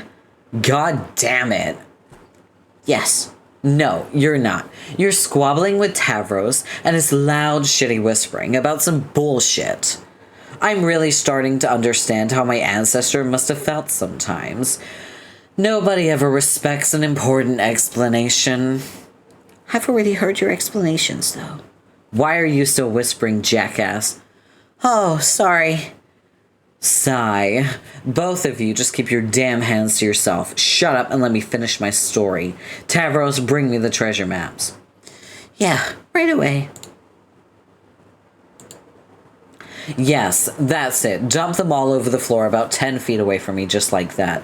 The sloppier the pile, and the further away from me, the better. Great job, Tavros. Thank you. John, come take a look at this. Those are our treasure maps? Sort of. Probably not like any maps you've seen. Check it out. This ought to help you understand how frustrating this treasure hunt really is. John, tell me what you see here. Where? Right here. What is this? This thing I'm holding. Black piece of paper. No, John. This bullshit is what it is. This is bullshit is what it is. Oh, yeah, clearly. This is what a map looks like in the furthest ring. This is what all maps look like out here. Turns out plotting the relative geographical features of an infinite black expanse of pure void is every bit as moronic as it sounds. But that didn't stop some ancient eldritch chucklefuck from doing exactly that. For the longest time, this is all we've had to go on when it came to deciphering the clues and figuring out the coordinates of the legendary treasure. Do you have any idea how hard it is to pin down the physical location of something out here? Never mind the fact that the physical location in the furthest ring is already a malleable concept. Just imagine what it's like giving someone directions. What do you tell them? Proceed in a straight line shaped like a perpetually shifting torus knot until you feel a sense of despair transcending all mortal comprehension. Then hang a right at the next octopus. There's nothing static out here. No landmarks, no points of reference, nothing. If you want to make any headway in this great big field of fuck all, someone's got to start wrecking some shit. Would that someone be you? I wish I had that kind of firepower, but no. You wouldn't believe my luck. You see, recently someone's been doing that dirty work for us. Want to know what the kicker is? The guy who's been fucking shit up is the big bad himself. Every time he destroys another dream bubble, he does a little more damage to the furthest ring, inexplicably shattering the essence of all-encompassing nothingness. As the cracks spread across the void, new points of reference show up on our maps. Then we look at the angles and intersections and all the shapes formed by the cracks, and compare them to our notes from the various riddles and clues we discovered about the path to the treasure. It's actually a little like how old times on Alternia pirates used to navigate by shapes the stars made. Constellations used to have a lot of significance in our culture, not just guiding explorers on their journeys to physical destinations, but guiding them on the choices they made in life, pertaining to fate and all that. Not that humans would really understand anything like that. It's just talking about horoscopes. I really find the situation to be pretty funny. This guy's ego must be astronomical. Classic case of unchecked hubris paving the way for his own downfall. I didn't even need to build a web to trap him. He just went ahead and started building his own. Talk about a lucky break. This... Oh, wait. John. That is pretty neat. So, does that mean you know where the treasure is now? No, because the map isn't complete yet. Needs more cracks so we can plot the rest of the course. All we're able to do now is head in the right general direction. So ironically, in order to prevent reality from being destroyed, we need to wait for it to be damaged further. In fact, we're better off encouraging it. Encouraging it? What do you mean, like making him mad so he breaks more nothingness? Yes, but it has to be strategic. We have to somehow lead him in the direction of the places we want him to damage. Specifically the places where the route dead ends. Wherever we need new points of reference to keep going. So that means you have to piss him off, I guess. Not really. He's already pissed off. I think he's just permanently that way. It's more about getting his attention, using the right bait, like going fishing. But to do that, you gotta know what he really wants. Like, what motivates him, I mean, besides indiscriminately killing dead children and huge tentacle monsters. I'm guessing you have an idea what that might be. Sure. The rumor is he's trying to find that dead alien girl I mentioned and kill her ghost for good. If he catches on to the fact that some of us are looking for her too and thinks we're hot on her trail, he'll probably start following us around and wreaking havoc wherever we go. We just have to make sure we're in the right place when he tries to kill us. Oh, also try not to actually die. Again, while we're at it. So, the bait is really you. Sort of. It's actually more the bogus idea that will lead him to the cherub, because we're looking for her too, which we're obviously not. There's some manipulation involved. Okay, how do you know he'll go for it? I mean, how long will he actually know you're looking for her? How will he actually know you're looking for her? That's a pretty good question, have to admit. I don't have everything quite figured out yet. Yeah. Shh, I'm still talking. But that's never not being the case, always. Nice sentence, genius. Anyway, like I was saying, I'm hoping my exploits can spread throughout the ring by word of mouth. Tales of my legend, you know. Then once he catches on, he'll come looking for us and then presumably go apeshit with his rainbow laser breath. Metaphysical cataclysm ensues. That sounds optimistic. Yeah, exactly. See, this to me maybe speaks of the danger of having self-esteem that is unreasonably high. Oh, shut up. I said it's a work in progress. We might need to make a bigger spectacle of ourselves somehow. Get more people involved. I don't know. It does seem like he's more drawn towards greater concentrations of ghosts. There's still plenty of time to figure it out. That's one thing about being dead. There's always more time.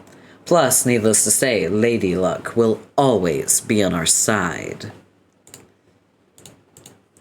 Well, cool. That was actually a very interesting story, Friska. You're a pretty good storyteller. You think so? Yeah, I think so too. She's gotten much better at stories as a recreational long-term death hobby. Oh yeah? Sure, we both looked at lessons from our ancestors to improve our souls. Her ancestral awakening has to do with understanding her destiny, to tell long stories to people and make them listen to all the words, regardless of their interest, by any means necessary. The art of saying optimal tales by my understanding is to charge through all conceivable details and excessive minutiae until they're exhausted completely, much like it is a spiritual practice and extraneous information is treated like the religious words you say over and over again until brain peace happens. That's one way of looking at it. I don't know about excessive minutiae or brain peace, but I was hanging on every word. Ah, you guys, you're making me blush. I wish I could hang out with you longer, and maybe even help you with your treasure hunt.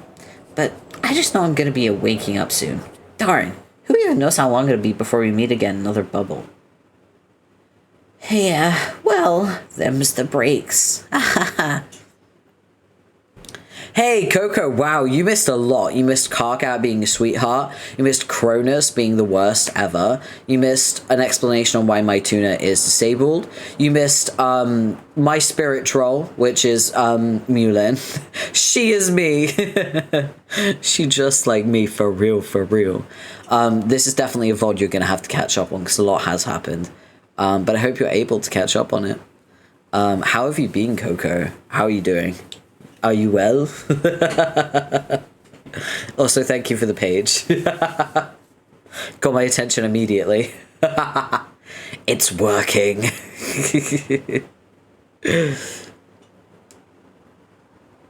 Well, shit. Yeah, there was a lot. We also got to see more of, like, Cancri. And we got to see, honestly, like, one of the sweetest conversations between Karkat and Terezi. And Karkat said that she was a beautiful person.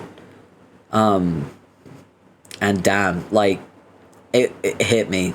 He was so sincere and so sweet. Not too bad, I can take down my bracelet. Everyone manifest strength. Because taking your braids out is just an arduous task. Everyone manifest strength for Coco right now. I wish you the best. I really do.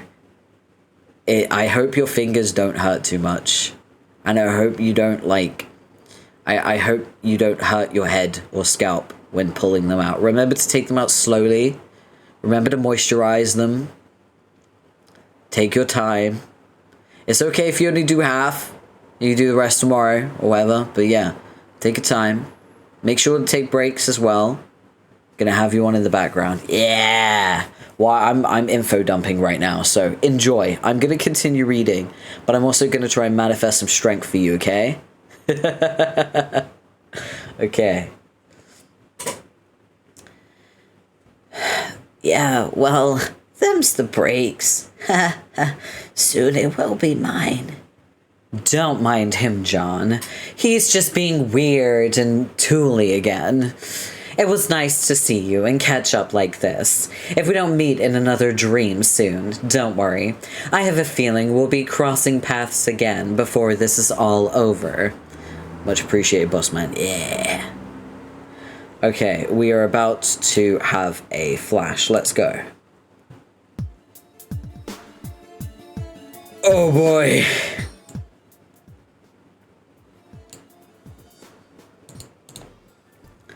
I'm just gonna reduce the sound of the game. Right, we're in it. We're gaming. We're gaming. Ooh. There we go. Get rid of that. All right, we're gaming. Let's go. Ooh, it's Tavros' ancestor. Let's go. You got some feeder spawn cards. Gotta catch them all. Is advice you should follow if you want way too many feeder spawn crawling around for safety reasons. The manufacturer recommends that you only hatch some. Alright, let's talk to Tavros' ancestor. Talk to Rufio. Oh, fun fact. Here's an interesting little info dump. So, the guy who played Rufio in the original movie Hook, Dante Basco, who is also the voice of, what's his face in Avatar? I don't know his name, wait.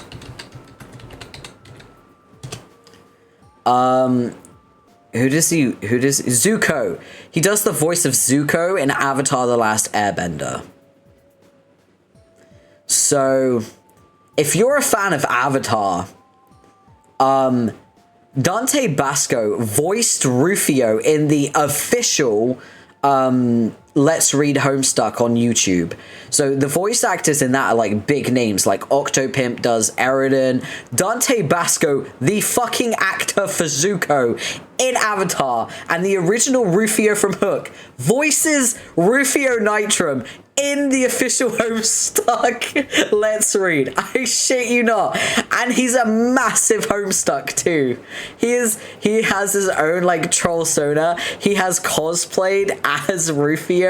Like he has a song, an original song called what is it? Let me find it. Let me find it on YouTube. It's so funny. Wait. Let me type in Dante Basco, and then Homestuck. There it is. Dante Basco Homestuck. So yeah, he has Geeking Out Homestuck by Push Button Monkeys featuring Dante Basco. And that was done 10 years ago. But you can like, he also has a load of like Homestuck videos. Like Dante Basco talks about Homestuck, Geeking Out Homestuck behind the scenes, Rufio Show, episode 5 Homestuck, Homestuck Twitter. Dante Basco is like a pillar of the fucking Homestuck community. And I feel like Avatar the Last Airbender community, there are members of that community that have no idea that Dante Basco is a fucking Homestuck. What a fucking lore drop. Yeah. Yeah. It's so funny as well because he found out about Homestuck because there is a panel where Hussey kisses dead Rufio. I think in Act 5. And he found out about that on, like, I think Twitter or something. And he was like, what the fuck is Homestuck? And he just started reading it. And he was like, I really like this. I really like Homestuck. And he really got into it. And he was, like, super in the fandom. What a fucking lore drop. Yeah. Dante Basco is fucking great, man. We love Dante Basco in this house. We love him. Alright, let's continue. Sup, Nitram.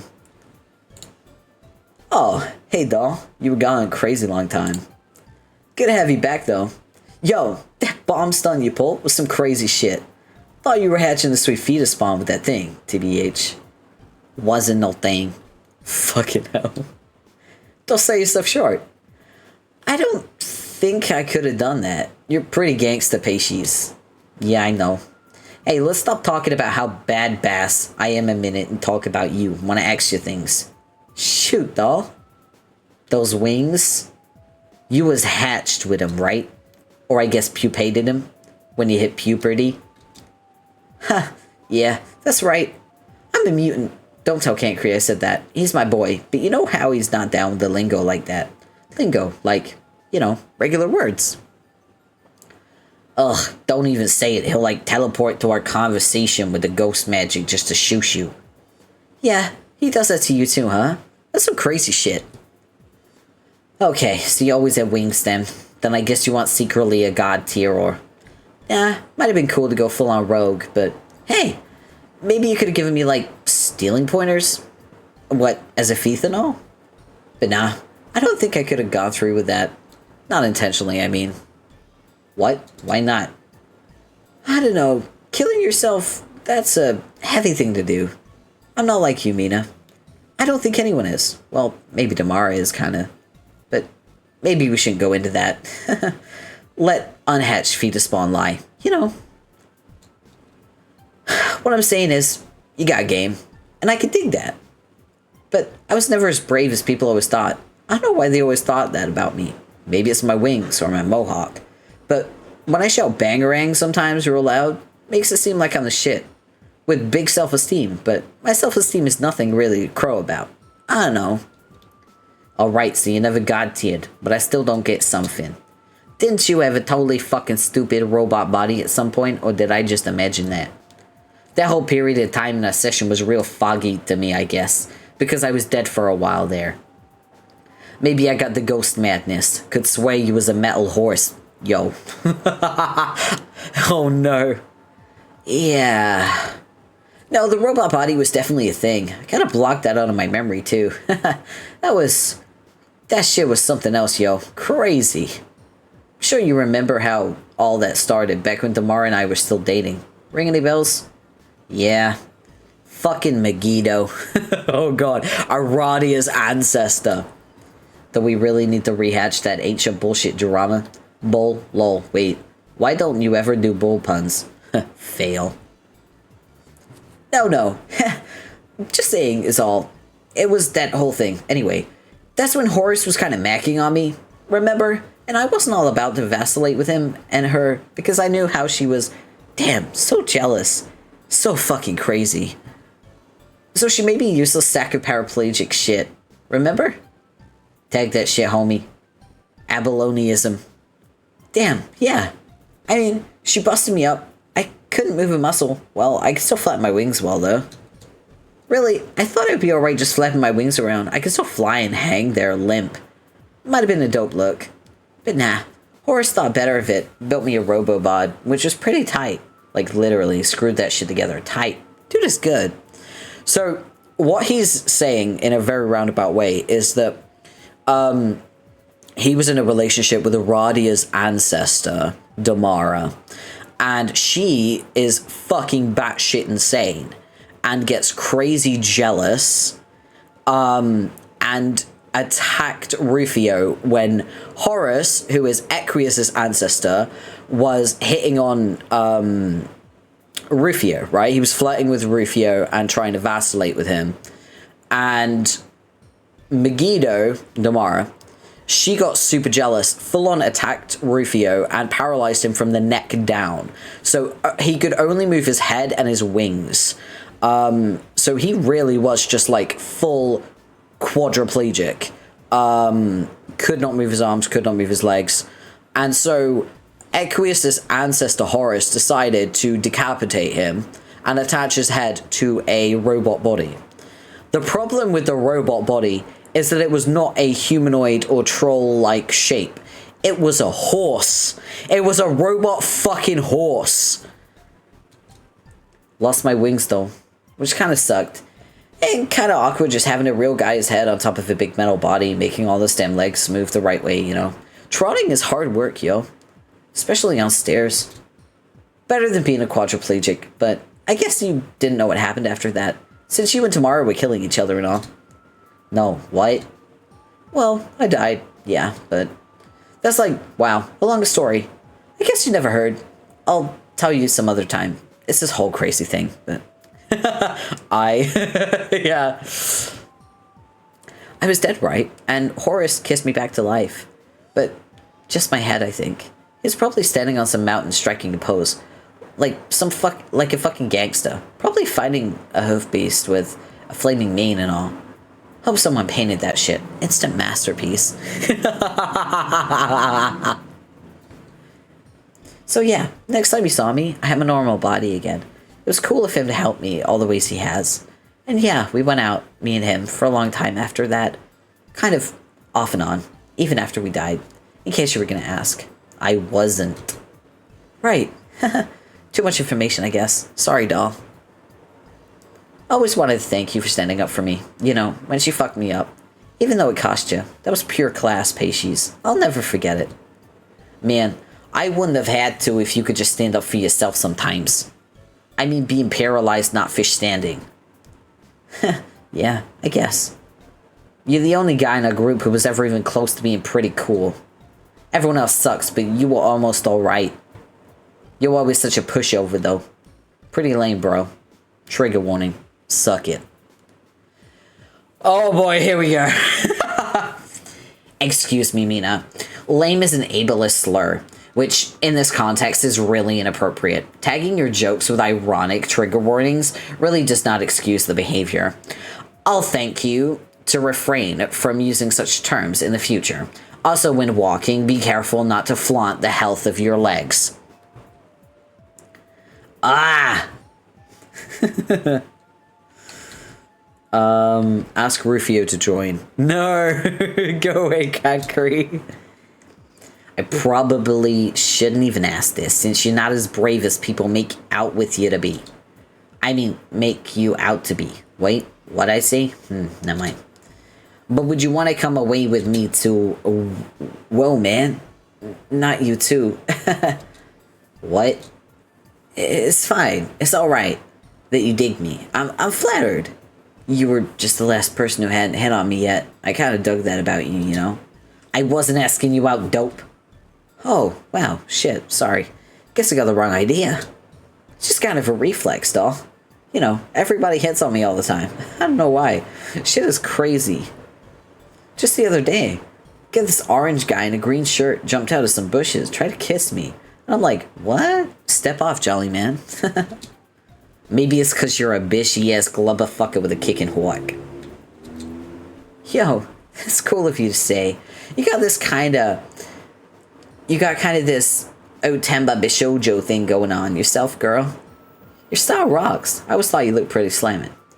I could give you mohawk dyeing tips. You'd rock the shit out of that look. For what it's worth, I would be a moe daddy waifu in the beat of a pump biscuit. If I was remotely attracted to you or found your personality more appealing. And also if I shared your dumb passion for troll anime and didn't think it clogged a massive blowhole.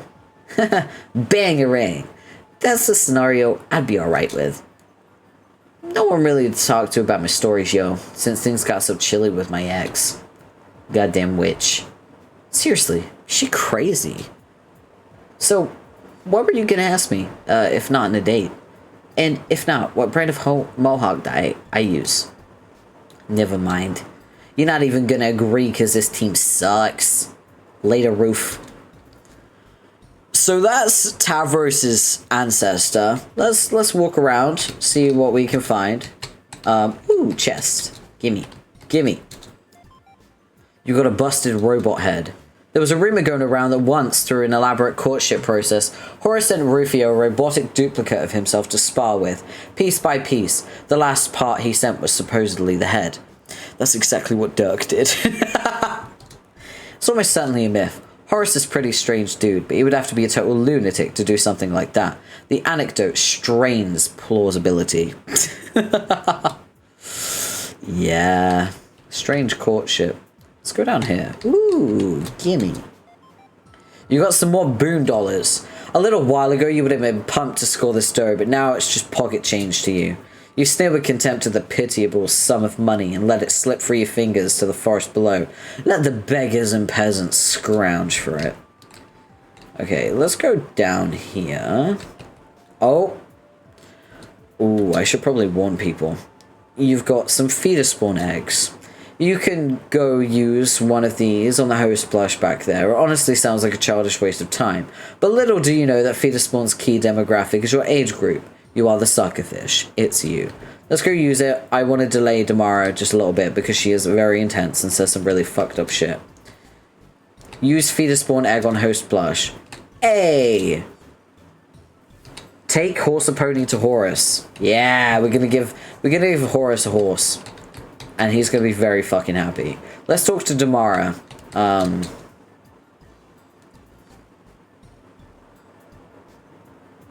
What's that sound? You listen closely to the chest. You hear something flapping around in there. This thing looks airtight. Whatever's in there might run out of ghost oxygen soon. Alas, this chest appears to have extremely complicated lock. There's no way you can open it. You'll need to find someone who's handy with gadgets. Okay. Wait, can I go down here? No, I can't. Okay. I need to warn you about Damara. Damara is the most foul-mouthed person. She says very sexually explicit things.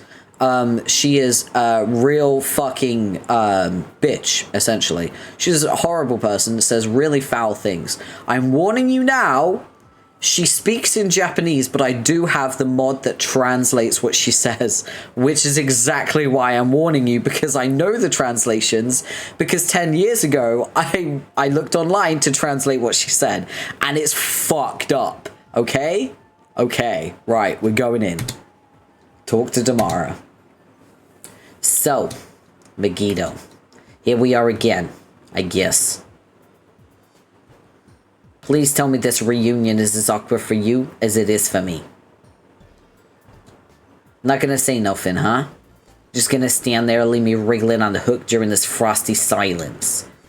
Come on, you nutty bitch, at least do something to break the ice. Thank you. Hey, you didn't by any chance kidnap Nitrum's Lucis, did you? Or steal all of his dorky feeder spawn loot? I thought we were past this. Don't tell me you're still tormenting the guy even after eternity. Take your dual fork. Fuck yourself twice. The what? To myself twice with my double what exactly? You have to remember that she's technically speaking in Japanese. But this is translated through the mod, okay? So she is technically speaking in Japanese. She's Asian. She's an Asian troll. God damn, your weird accent is thick as ever. Not thick enough to give you sexual pleasure. Will you keep boring me in your words, or will you take off my clothes? I want to feel my nipple between your teeth. What? Did you just tell me to bite something, or... Screw it, I give up. Language barrier be a fucking mother glubber. So yeah. Ask Damara to join. Hey, so guess what? I'm building an army to kill Lord. Shello Shell. AKA CLOL. Like, could you give a fuck about saving reality and or wouldn't just be a huge backstabbing liability out there? Fair enough. But just for shits and cuddles, been sort of wondering, back when we, like, kind of ruined each other's shit. Because of that whole cycle of revenge deal. And I ended up dying in God tiering and all. Remember that? I remember. Sometimes I masturbate in that memory. Ain't not sure I followed that, but I'll assume it was some more weird skanky sass. But what I want to know is, after the fight, did I hurt you bad enough that you maybe crawled off and died somewhere, like in a quest cocoon? Were you maybe all bloodied up from all those forkins, and then maybe along comes a friend with a maddening inability to hold a grudge against you for the ways you fucked them over, maybe trotting along this new robo horse body and switch your bloody torso up on his back. Galloped off to your cocoon and draped you on the sled while probably not having the nerve to finish you off. This ringing any bells? Like the ones in your batty as fuck goddamn belfry? Fuck, what are you talking about, idiot bitch? I'm asking you if you are God to you inscrutable fishwife. Holy mackerel. Get an info how to use like prying a pearl from a slutty murderous clam. Clams do not produce pearls. You do not know anything of the sea. Yeah, I know clams don't make pearls. Look, I just misspoke. It was a hasty burn, okay? Don't be calling out my authority on Ocean D-Mag. You know I got all the watery junk on lock. What do you think you're trying to rile up the immature noise? You look very angry. Chill out. Fuck. Let's touch each other. Get stoned with me. My god, I can't understand you. Chill out and do what with you? Going to ask again as simple as I can. Megiddo, are you a magic immortal time fairy witch with secret butterfly wings, yes or no? Exactly how much do you want to know, water bitch? Damara. If Horrible Conversations was a video game, you'd truly be the last boss. Now where the fuck's Arania and her little windbag stand? Let's just get this jam over with already. So yeah, Damara is horrendous. You think Cronus is bad? Whew. Damara is terrible. And the thing is, she knows people can't understand her. But she says it anyway. Alright, let's go down. Oh god, okay. Oh, I'm gonna have a drink. I need to hydrate. Before I need to also mentally fucking prepare for this bastard.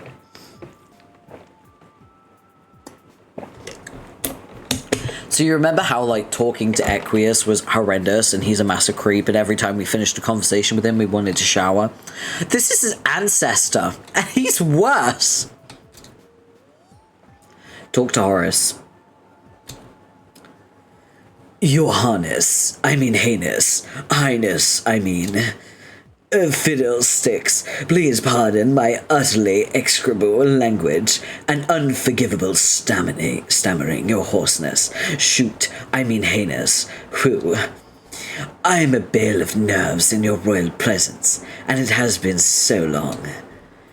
And when I am so spooked, you must know that causes me to even more firmly identify with the majestic hoofbeast. Hey, Horus, what? What the fuck is that thing you're prefixing all you're talking with? Oh, this? You don't recognize it? No, and it's weirding me out. Why, it's my smiling face, you silly, utterly superior person, you. Goggles and all, can't you see? He's talking about this, it's a dick. But he keeps saying it's his face, because he smiles and he has goggles. It's a dick. I guess. It's disturbing as heck for me for whatever reason. The last thing I desire is to disconcert our prodigal empress. I just thought I would try smiling permanently and uncompromisingly rather than snorting all those disgruntled expressions I usually trot out. I've been cutting back on the horse puns too, as you can see. Why the F would you want to do that? It was on Mulin's suggestion, actually. Huh? Oh, I guess you must not have heard. She and I have developed quite a strong and stable moral allegiance recently. Dang. Disclaimer, less impressed than I sound. That matchup makes no glummin' sense, dude. Cats plus horse, fuck the world. Exactly. Who would have thought? If you asked me before we all died whether I would consider romantically pairing with a ridiculous mid-blood, let alone Miss Legion, of all people, I'd probably have died regardless due to laughter-induced asphyxiation. If you're going to go out with a smile. But do you know what it was that finally cleared the sweat, steam-induced fog from my goggles? It was meeting our post-scratch counterparts, dancestors, or shall I say, dressage-cestors. Seeing our corresponding young Alternians, while it threatened to produce a tear-induced flood on the inside of my goggles, which naturally I would drain right away through the custom sweat valves. Their relationship, in spite of the strong class disparity, I found to be so moving, so pure. It made me reconsider my perspective on Mulin entirely, who honestly I'd hardly ever given a second thought. It's funny, don't you think, how our young ancestors took to a completely different social configuration, making for some rather odd pairings, both platonic and otherwise. A whole host of counterintuitive minglings up and down the hemo spectrum with no regard for class compatibility. And yet it all seems to make a strange amount of sense. Nay, I might go as far as to saying it's all oddly rather titillating. Or no, perhaps what I mean is some of their Alternian indiscretions feel a bit, I don't know, naughty. Oh, phooey, that's not what I mean either. Pardon my potty mouth. Now you'll probably mistake me for some kind of rascally deviant. My mouth is quite the load gaper today. Man, why y'all still act like you give a heap of manure about dating down the spectrum? You and Nitron been a thing for how long now? Yes, but no one was supposed to know about that. That was always to be my own private, exploration. I had no intention of creating such a stirrup, though I've literally smithed such items before. Pun notwithstanding. It was only to be a very private, fleeting dalliance with a boy, but the whole thing became so quickly scandalized. A spur-of-the-moment affair, really. And soon others were whisked into it, such as you and the vengeful Rustblood. And well, imagine my embarrassment, trust me. The last thing I wanted was for royalty, such as yourself, to know I was pursuing forbidden blood, to be caught with my hoof in the chocolate jar, so to Nika. Ill. And I suppose I would have clopped my hands of the matter after the big kerfuffle, but I guess I didn't expect to fall in love. It's true. I'm not ashamed to say it. I fell mane over hooves, phantom snout over phantom hind quarters. He stole my breath away, but with but a roguish glance. That's actually a really cool line because, Rufio is the rogue of, breath. So he literally takes breath. So when he says he stole my breath away, that's literally a reference to Rufio's god tier, which is really cool. Wow, life story alert. Do not care. My apologies, Your Excellency. Just tell me why palin up with Mew means you have to make that terrible face now. She told me to get in touch with my anger through a moderately indiscernible series of enthusiastic mimes. She's made it clear that it's much healthier to crush all negative emotion beneath a stampede of positivity, and to always be cheerful and upbeat no matter what, even if projecting that facade is at times physically painful, such as all times. That is some shit-sourced advice, and you should give it up, Holmes. Yes. Very well. Is this better? Much. He was doing so good? What do you mean he was doing so good? Who was? Horus? You saying Horus was doing good? Are you fucking serious? He's a bigot. What the fuck? You know what he's like? Horus is the equivalent of a, like... How can I explain this situation in a way that won't get me banned? So, to explain Horus in, like, a context of our world, he is, like, a racist white guy that secretly dates black girls. That's Horus. Like, to contextualize what he would be like in our world. Fucking terrible. Or, like, a transphobe that secretly dates trans people. You know what I mean? But he kind of fetishizes, like, low bloods. In the same way that, Equius fetishizes it as well. You know what I mean? So, yeah. Kind of fucked. Let's give him the horse. Wait, ask Horus to join. Respectfully, your superlative magnificency. I do not think that would be advisable. Wow, Shaka the Centauri. Horse pun, this girl on fire. Of course, I will, but if you order me to, without hesitation.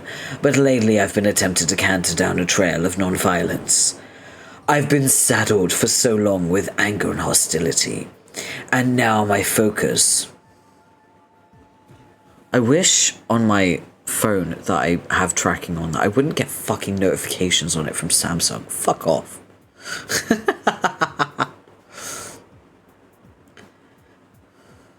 I mean, it was fine until he started to talk about how titillating was. Yeah, he's like full on fetishizing, like dating down the spectrum. Fuck that guy still. Yeah, pretty much.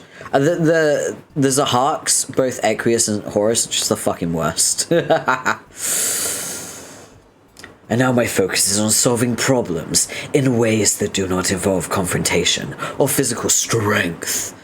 Soon I may be able to say strength without shouting. Technology can solve so many problems, for instance. Do you have any idea how much energy is stored in sweat, which may be released through its steam?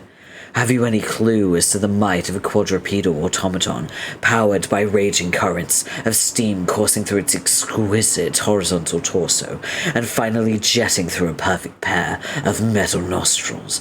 I could build as many as you like, my empress. No, I think I'll pass on taking an army of snorting horse butts with me. Unless you build those suckers out of gold. So that's all you do is build stupid shit that runs on your sweat now. Because I could really use a guy with muscle. Don't know if you've seen this skull dude, but he's ripped. Kinda hot, actually. Oh no, that's far from my only preoccupation. I've also taken some time to perfect the art of humor. Would you like to hear a joke? Oh no, fine. A horse trots into a thirst shanty, his muscular shoulders slouched, his noble head hanging low. The dairy jerk observes the great beast is clearly despondent and asks, "Why the long face?" Ugh. Zahak, goddammit, I'm royally ordering you to stop doing that face forever. At once, my lady. My formerly perky visage withdraws whilst my fully erect posture shrivels at your regal disapproval. I shall henceforth emote in my customary manner as such. Respect. I hate the thought that Equius' fetish was genetic. Yeah. Let's give him a horse pony. You did it. You brought me a fine young stallion. What a beautiful gesture of friendship. I'm so fudging happy. You have no idea. Whoops. Happy. So happy. I have become loose with foul language and forgot I wasn't supposed to make that face anymore. You are, of course, free to be me whenever you wish, my lady. Be Horus. Ugh. Yeah, fine. Okay. We're Horus now. Dear sweet beautiful, dear precious, sweet sweet, dear sweet horse pony. Nay. Alright, let's go talk to Rufio as Horus. Okay, fucking hell, here we go. Hey man. Oh, hey, still making that face, I see. Yes, I really enjoy making this face. It really helps remind me, through persistent facial discomfort, that appearing to be happy should always be one's top priority. Why, you don't find it displeasing, do you? No. Yeah, it's alright, Horace. The look is really, something else. Wow. Really, I could stop making the face. Mina recently ordered me to stop making it in her presence, and I of course instantly complied. I would just as readily do the same for someone as important to me as you. Ah, that's cool. But yeah, that's fine. Really, I can dig the look. I guess just do whatever you're feeling with it. Except for maybe pointing it at me so much. Rufio, your affable malleability continues to be your finest quality. It is the jewel in your mohawk, a true diamond in the roof. You always were the ideal embodiment of your aspect, as pleasantly wayward and fickle as the breeze itself. Yeah, thanks. I should probably try to work on that, though. Of course, we always strive to hone our craft, ever pounding at the iron to make the shoe a perfect shape. I know well how much work it takes. No, I didn't mean, like, be more like that. I mean, sorry to interrupt. Go ahead. My path was similarly governed by my aspect. For the longest time, I felt as if I was a blank sheet of paper, like I had to make myself out of nothing. And so I began to listen closely to the void within myself and corral the various personal attributes I heard calling to me. Much like assembling a complex machine, I began to piece together a strong identity, which, of course, included discovering a passion for mechanics itself. And needless to say, what also galloped out of the void in my soul was the realization that I'm obviously a noble hoofbeast, though my physical appearance cruelly betrays this fact. Here's the definition of, on all levels except physical, I am a wolf. Woof. You remember that? You remember that vine? He is that but a horse. He truly believes he's a horse, by the way. He's like horsekin. He's a furry, basically. What would you call a furry that's a horse? Is there a name? Wait, let me Google it. Fuck this. We're gonna learn. We're gonna fucking educate ourselves. What would you call a furry that is a horse?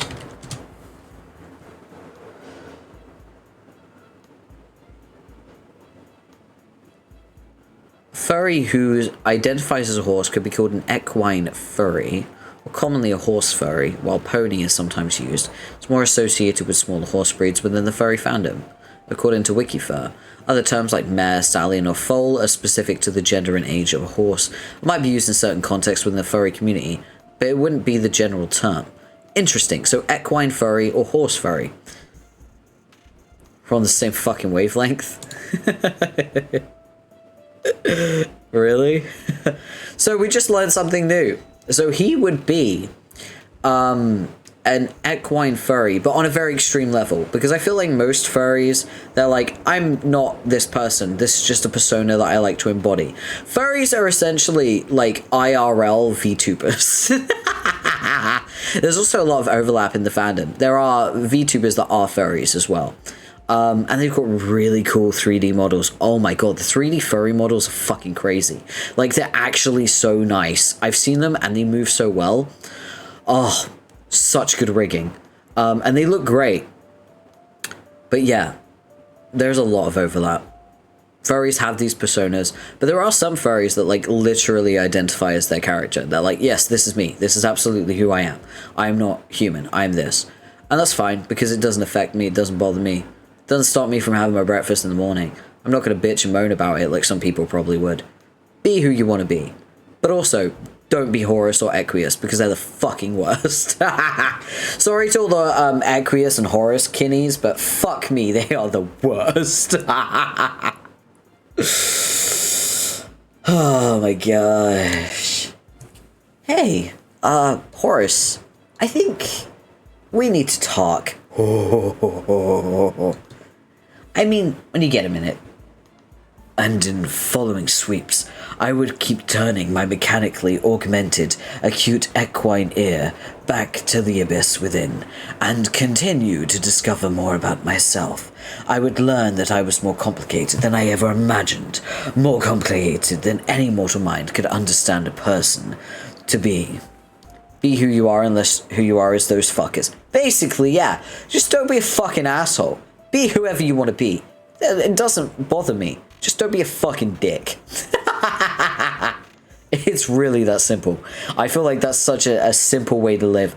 And it's nice and peaceful. I highly recommend it. Knowing myself to be the hoof-beast kin was only grazing the surface of the pasture, merely skimming the cream from the top of the milk. I was so much more. I think maybe we should, see other... It turns out my body was merely the host to a highly intricate system of entities of any sort you could name, biological or mechanical, sentient or non-sentient, physical or metaphysical. My inner field of experience is shared by the souls of ancient legendary muscle beasts, a range of devices such as hive-hold appliances, a number of cosmological features such as planets, star systems, even several universes, and a variety of abstract concepts which sentient beings have not yet formed the language to express. Don't get me wrong, we had some good times together. It's been great, really. But maybe it's time to, I don't know. But as much I learned about myself, I could never find a way to become whole. The void was never filled until you came along, Rufio. Wow, man, wow. If there's any lesson I would like people to take from my story, it's a lesson that is a multiple system, consisting of two distinct lessons. The first is how love heals all wounds, even ones consisting of the infinite essence of void permeating your entire existence and role as a legendary hero. The second is how, if you're faced with any crisis of identity whatsoever, it's really important to do your best to manufacture esoteric features of your personality and believe them in very strongly, and tell people about those things as frequently as possible. I can assure you right now, the labor involved in smithing my personality into one that is interesting and complicated was rather intensive. I really worked up a good sweat in the process. That's the sweat dripping from my face.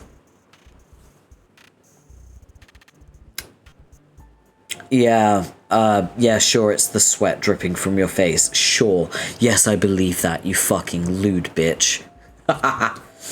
Hey, yo, that's some freaky shit, dog. Anyway, I apologize for talking so much. You know how you have a way of drawing the breath out of people. What were you trying to tell me? Oh, yeah. Never mind. Oh, he was trying to break up with him, but he couldn't. That's so sad. Okay, let's talk to, Damara. Oh, we freed Rufio's Lucis. Tinkerbell. Poor little guy's gasping for breath. Who could have locked him in here? Who could be so cruel? He glanced at Damara suspiciously. She doesn't bother to look at you. Takes another drag. Okay. Oh, hello, Damara. I heard you were having a mechanical issue with your chest over there. Mind if I take a look? You can show my breasts at any time. I think you said yes. Sorry, I really struggle with your coarse low-blood accent. God, he's such a bigot, isn't he? Pour milk over my boobs. I didn't quite understand that either. Something about milk. Served to you in a particular way. Yes, if you would like some milk, I can bring you some later. I'll just need to equip my steam-powered de-strengthening gloves so that I may hand you the glass without shattering it. No, do not wear gloves. I like it rough. Crush my body, horseman. I really need to finish my universal translation device so we can have a more coherent conversation. It's just so difficult to get the circuitry to function correctly when one insists on relying on steam power. You make sure my genitals, like ghosts, have sexual climax. You need to do it with your phantom horse penis. You want me to bring you what? To what exactly with my what? Rub your sweaty face on my bare bottom. Huh. Sure.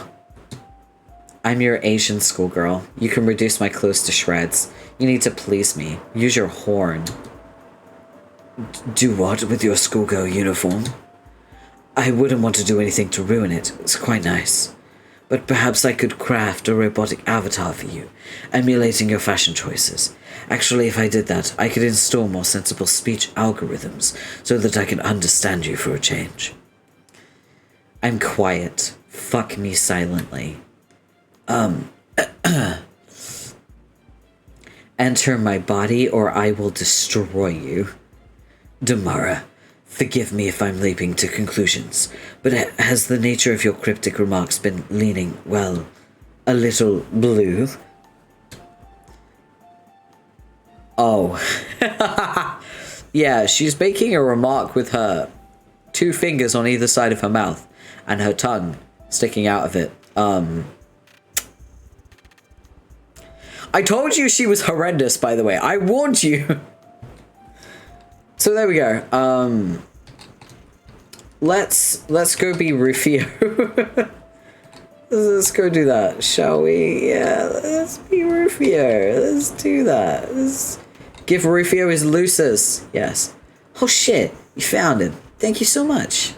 I was so worried, but now he's back. And so are my happy thoughts. Got all kinds of confidence now. Huh, you want to be me? My self-esteem can totally accommodate that, yo. Be Rufio, yes. There we go, we're gonna be Rufio now. Oh god, we're gonna go. Oh, we should talk to. Let's talk to Horus. Let's do it. Talk to Horus. Yo, Horus, my gangster. How you feel?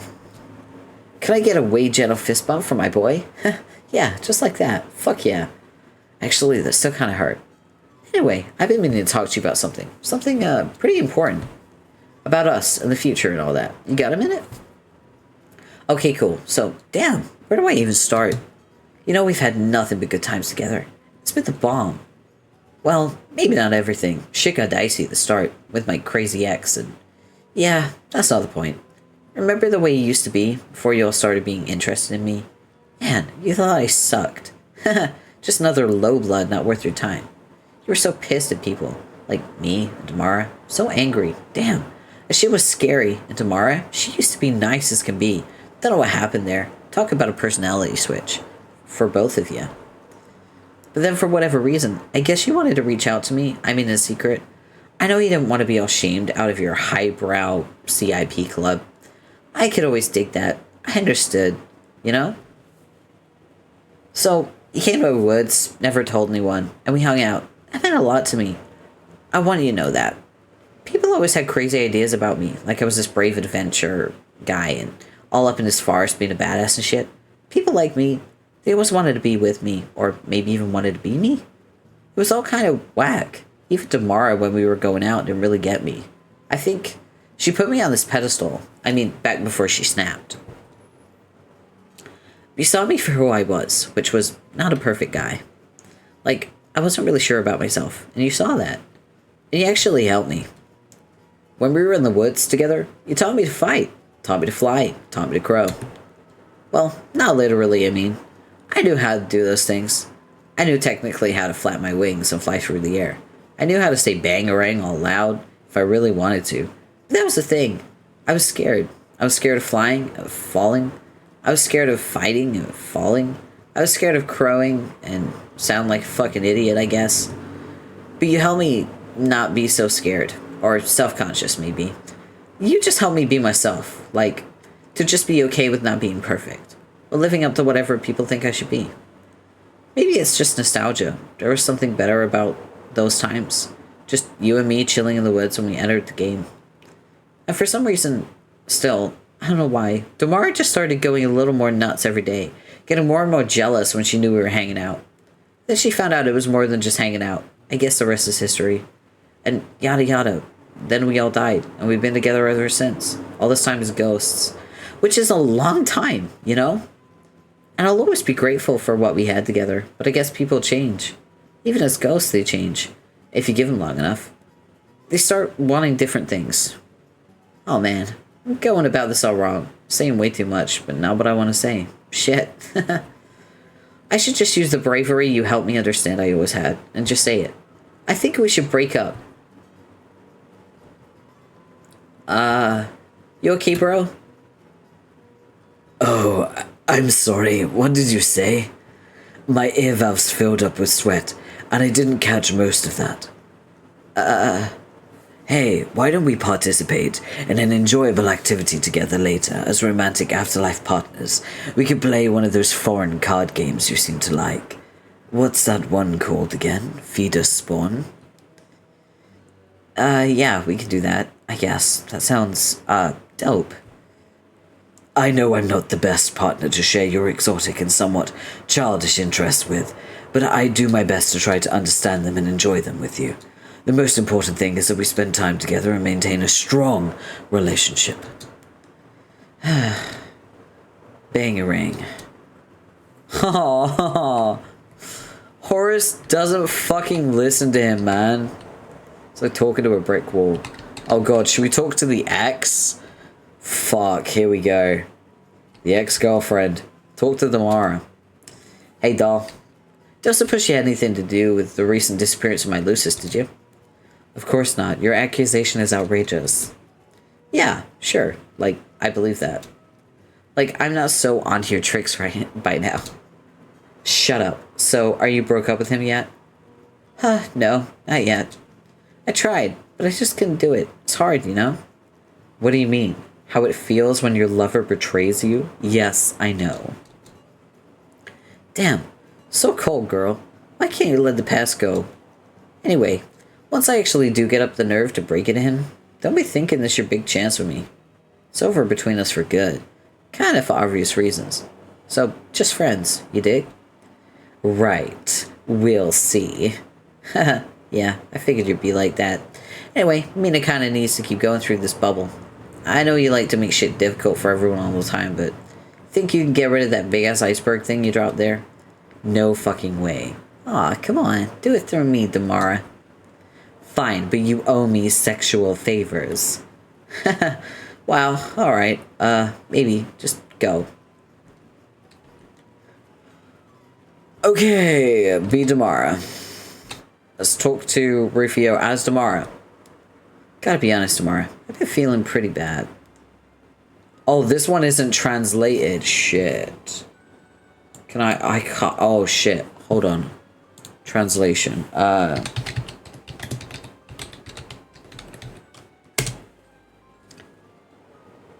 Damara Megiddo translation. As Damara talked to Rufio, here we go. She said, why is this? You can keep a secret, right? Oh, wait.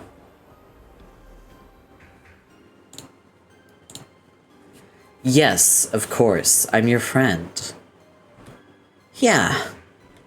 It's Horace, and you know, I've been thinking about breaking it off with him. What do you break? His horn? Nah, that wouldn't do much good. I mean, I feel like a chump for even thinking about it. He's been so cool. But damn, eternity is a long fucking time. I don't know if a relationship should really last that long. How is your sex life? Whoa, kind of personal question. Anyway, that's not it. I feel guilty for saying so. I'm just not into it. So many repetitive dates over the millennia. So much like talking about livestock and big muscular animals, and I don't know. Those aren't really my interests. Maybe we were never that compatible, and I just never had the guts to say so.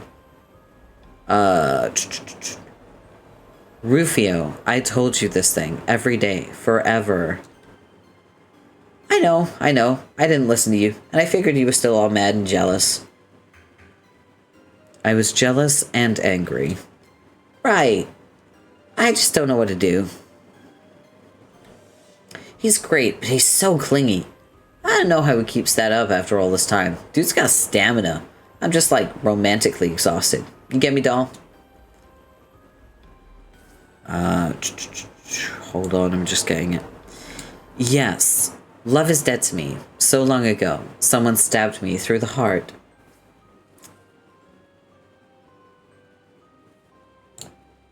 Heh, touche. But for real, I just don't want to hurt his feelings. Do you want me to kill him? Again?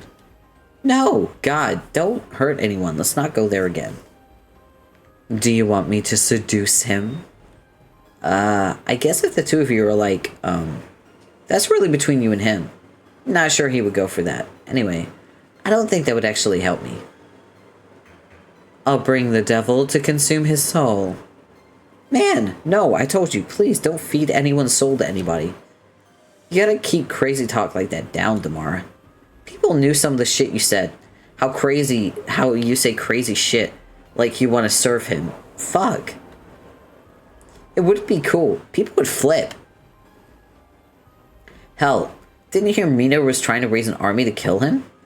If she could hear some of the things you told me, shit, I can't ever let her find out. If she knew, you'd both stop fighting again. You will only delay the inevitable. The end of our time is near. Okay, thankfully I have all the translations for Damara, for the bits that aren't... Thank you for that motorcycle that drives past my apartment far too fucking often. I appreciate your input. So yeah, I think some of the parts aren't actually translated by the mod, but luckily, I do have the fandom wiki to translate. So we're going to talk to Horus as Damara. Oh, this one is translated. Okay, cool. No more games, horseman. Fuck me now. Excuse me. Hi, Jesus. Horse pony bends over me. You fuck me hard, horsey style. Oh, I see you've taken an interest in this fine. I'll be a diminutive steed given to me as a gift earlier. Isn't it wonderful? I shall feed it many an apple, and it will grow to be strong. Feed me apples, then grab my hat. You will ride me like a champion. I don't do what with your horns? Ride what now? You can fill the bucket. After that, the contents splash all over my body, then throw me at a haystack. You want me to... something about hay? Huh. I can suck your horn at the same time you slap my ass. Do it, rhythmically. Also, nay. You would like me to perform what rhythmic behavior exactly, while making an animal noise? Fuck me all the repetitions. Cause us all to experience sexual ecstasy. Let us orgasm together. Do what with... Wait, all of you. Wouldn't that be quite a lot of Damaras, regardless of the activity you're trying to describe? Snort annoyingly between my feet. I will scream like a killed lamb. Fuck all my iterations, cause all of us to experience sexual ecstasy. We will try to orgasm in unison. Trying to decode your speech is quite agitating, you know. Whenever I talk to you, my system gets a little switchy. I begin to faintly channel an ancient soul from Alternasia, and I become very close to understanding you, but then it vanishes just as quickly, and my host vessel is left with nothing but an overwhelming experience of perspiration. Not that I would expect a lowly, rust-blooded singleton like you to understand. Degrade me more. I'm almost there. Freak. Calm down, girl. Yeah. She's fucking crazy. Oh, wait. I didn't go up here. Ooh, chest. We've got a pair of Dutton bubble goggles. You can see into infinity for eternity. Just the way Charles Dutton would have wanted it. Can I go this way? Oh, Latula! And my tutor. This chest appears to have an extremely complicated lock. There's no way you could open it. You'll need to find someone who's handy with gadgets. We'll go back to Horus in a minute. I want to talk. I want to talk. Let me talk. I can't talk.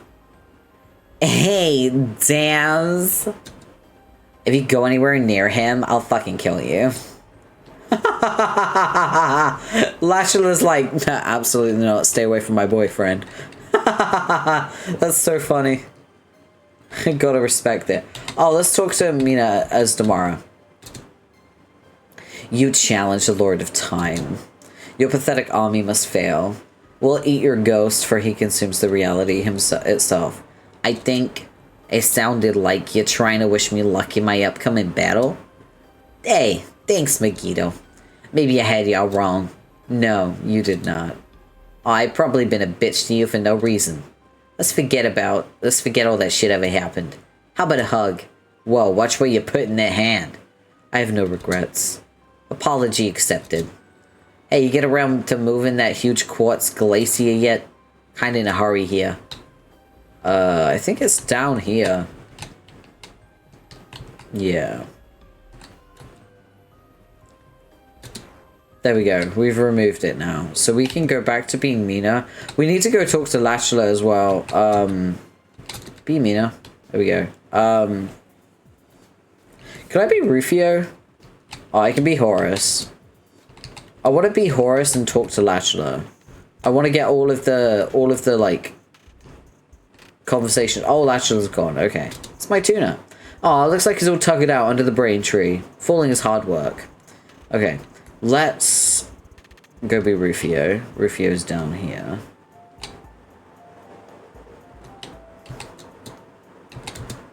There we go.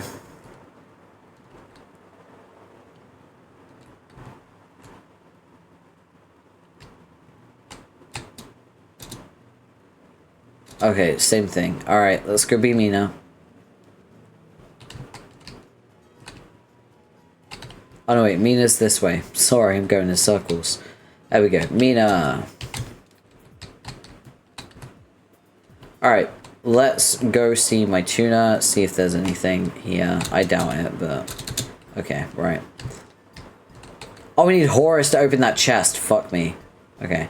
Where's Horus? Damara. So Horus is over here. Okay, we need Horus to open that chest. Let's do it. Let's open the chest and see what's in it. Hello? I thought I was stuck for a minute there. That was a little scary.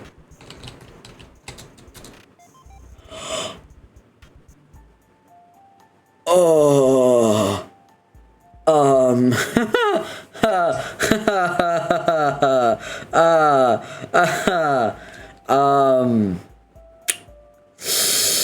Right. It's just fuck. You got a priceless work of fine art. You spend a few moments solemnly contemplating the artistic merits of the splendid classical sculpture. Oh my god, dude, no! Wait, no. Hang on, don't move. The pixelation is missing its mark. Damn it, still not quite right. Okay, hold your horses. Perfect. Whew, crisis averted. That was a close call. Oh my god. You very nearly caught a glimpse of a horse penis and began to cry.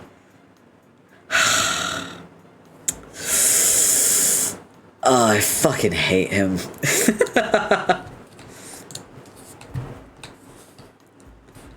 Okay, I don't think there's anything that way, so I need to go back to Mina, whom I believe is this way, maybe. Yes. Okay. Be Mina. I know, I don't want to see any more of that fucking horse penis. Absolutely the fuck not. I don't think we can go this way, I'm not sure. No, so we have to go to the quartz way. Alright. When we go to the next world, I'm gonna take a quick break so I can go to the bathroom. So let's go to the next one. Oh, chest. We need the chest. You got an East Beforean scroll. It's covered in mysterious runes. If only there was some way for laypersons to translate this absurd gibberish. Decode Damar Megiddo. Okay. Alright, we're on the next one. We are going to take a quick break. I will be right back.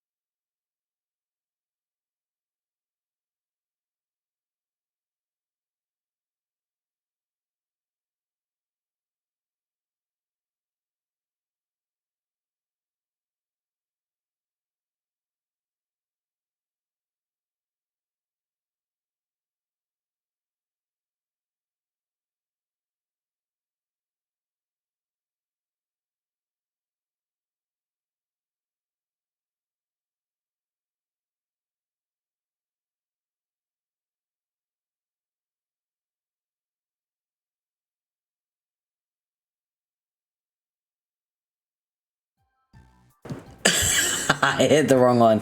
It's okay, we're back. We're so back. Okay, right.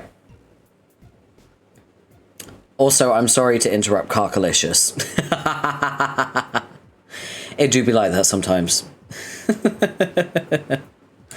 Okay, right. Let's get back into it, shall we? Let me just check to make sure my phone... Okay, yeah, my phone's fine. I always have to check to make sure it's actually, like, charging and has battery. Otherwise, I'll lose my tracking. Okay, what do we got here? Ooh. I see. Oh! Right in the middle. In the middle of what? Context? Context?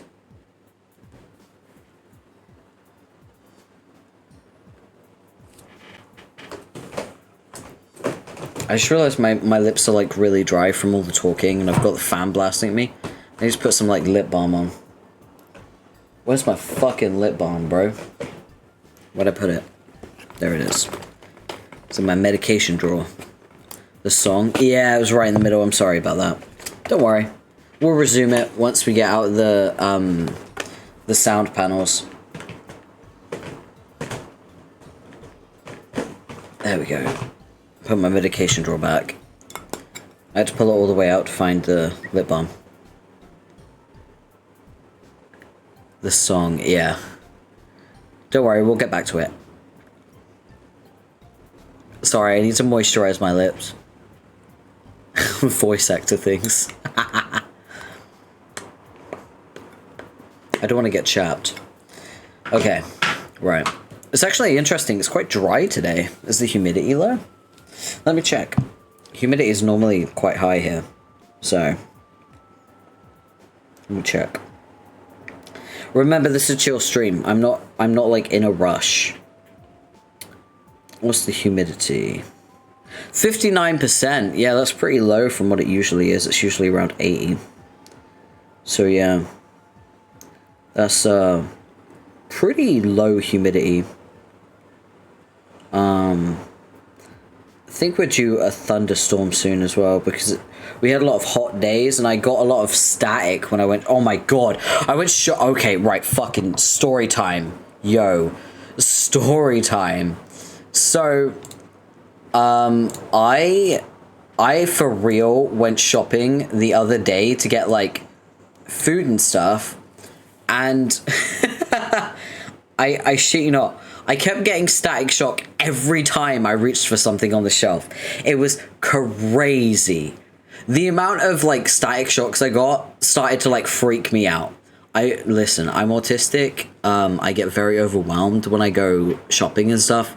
There's a lot of people, a lot of sounds. I usually have my headphones on permanently.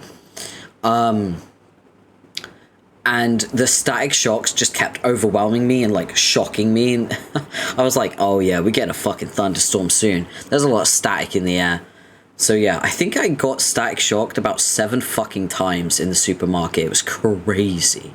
And like I reached for like some pizzas in the freezer section, and this guy saw me jump when I got the static shock, and he was like, are you okay? And I'm like, I keep getting static shocked by things. And he went, oh, I did too when I got pasta. And I was like, oh, okay, so it's happening to other people then. But he only got shocked once. I kept getting shocked over and over again. I got shocked when I went to get like noodles, and I got shocked again when I went to get butter, and I got shocked when I was trying to reach for like juice. Because I get like juice because I can't drink like water, so I have juice in my bottle instead. But yeah, I kept getting static shocked. It was crazy.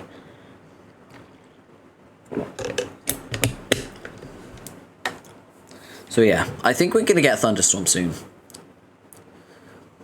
And I got home and I was so overwhelmed. I put away all of the freezer and fridge stuff, and the cupboard stuff I just left in bags in the kitchen. I was like, nope, fuck that. Fuck you, I guess. Yeah, Universe was like, fuck this guy. That's fine. Fuck it, we ball. Alright, let's continue, shall we? We are about to have a fantastic encounter. Just to let you know. I love these two. Listen in on conversation. It seems we have company. Guess we should wrap this up. I'm very happy you came to see me. I hope you'll bear in mind what I said. Yes, I surely will. And I'm happy too. Yes. You have important work ahead of you. The legacy of our race is in your hands. I know you'll make me proud. Okay, thank you. Ask Kanaya for the password. Oh, Snapperfish's Popo Merrigam's a Merriam lookalike kid. What are you ladies glubbing about over here? Nothing, I was just leaving. Oh yeah? Where to? Back into your media, right? Because that's where I'm headed. Can't get through the door, though. Can I get your password? Pardon me. No. Aw, come on. Mina, what are you doing? Don't hassle her for private information. It's rude. Come on. I'm being nice about it. Are you actually? Are you actually? I'm fucking smiling, ain't I? Well, I was going in there anyway.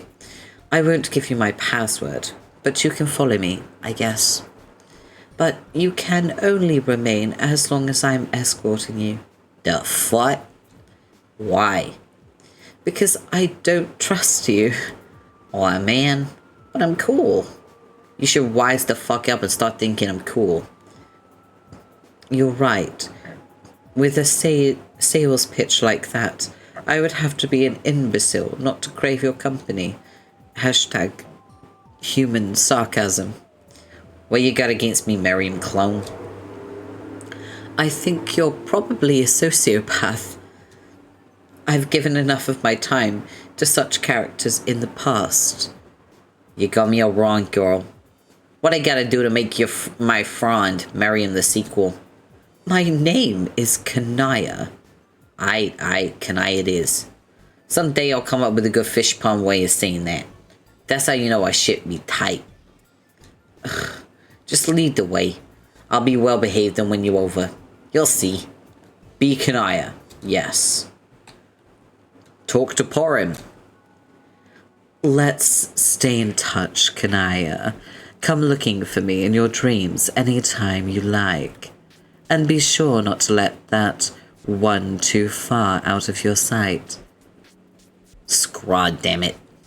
Kids got no respect for royalty these days, and I about had a cup to here. Please, you aren't even mad. You just wanted an excuse to use more fish puns. Mary Gims, stop being such an astute judge of character. Okay. So we are escorting, Mina. I think we go this way. Enter password. There we go. Alright, here we go. We're in the meteor now. This way.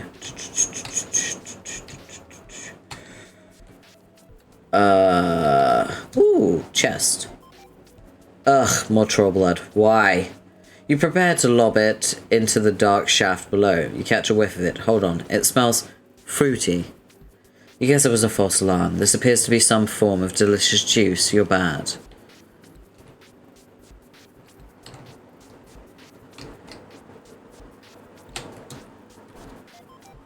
You got a boombuck. Okay, you can't even pretend to be excited about this.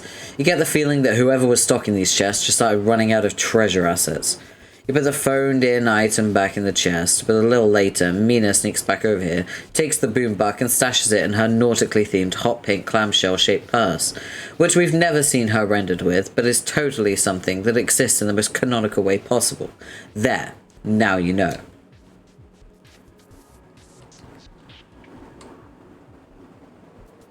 Okay, there's a way up. I haven't explored fully yet. You got a can of Earth Tab. The mayor had a couple of these stowed in his rags for safekeeping. He's decided to store them in chests now, which, unbeknownst to him, are the opposite of safekeeping. You crack it open and chug it. You're overwhelmed by the intense rush of sugar. This high will surely last for hours. Wait. So, there's 40 milligrams of sodium. and 0 sugar. That's fucking crazy. That's so much salt. That's crazy. There's no sugar.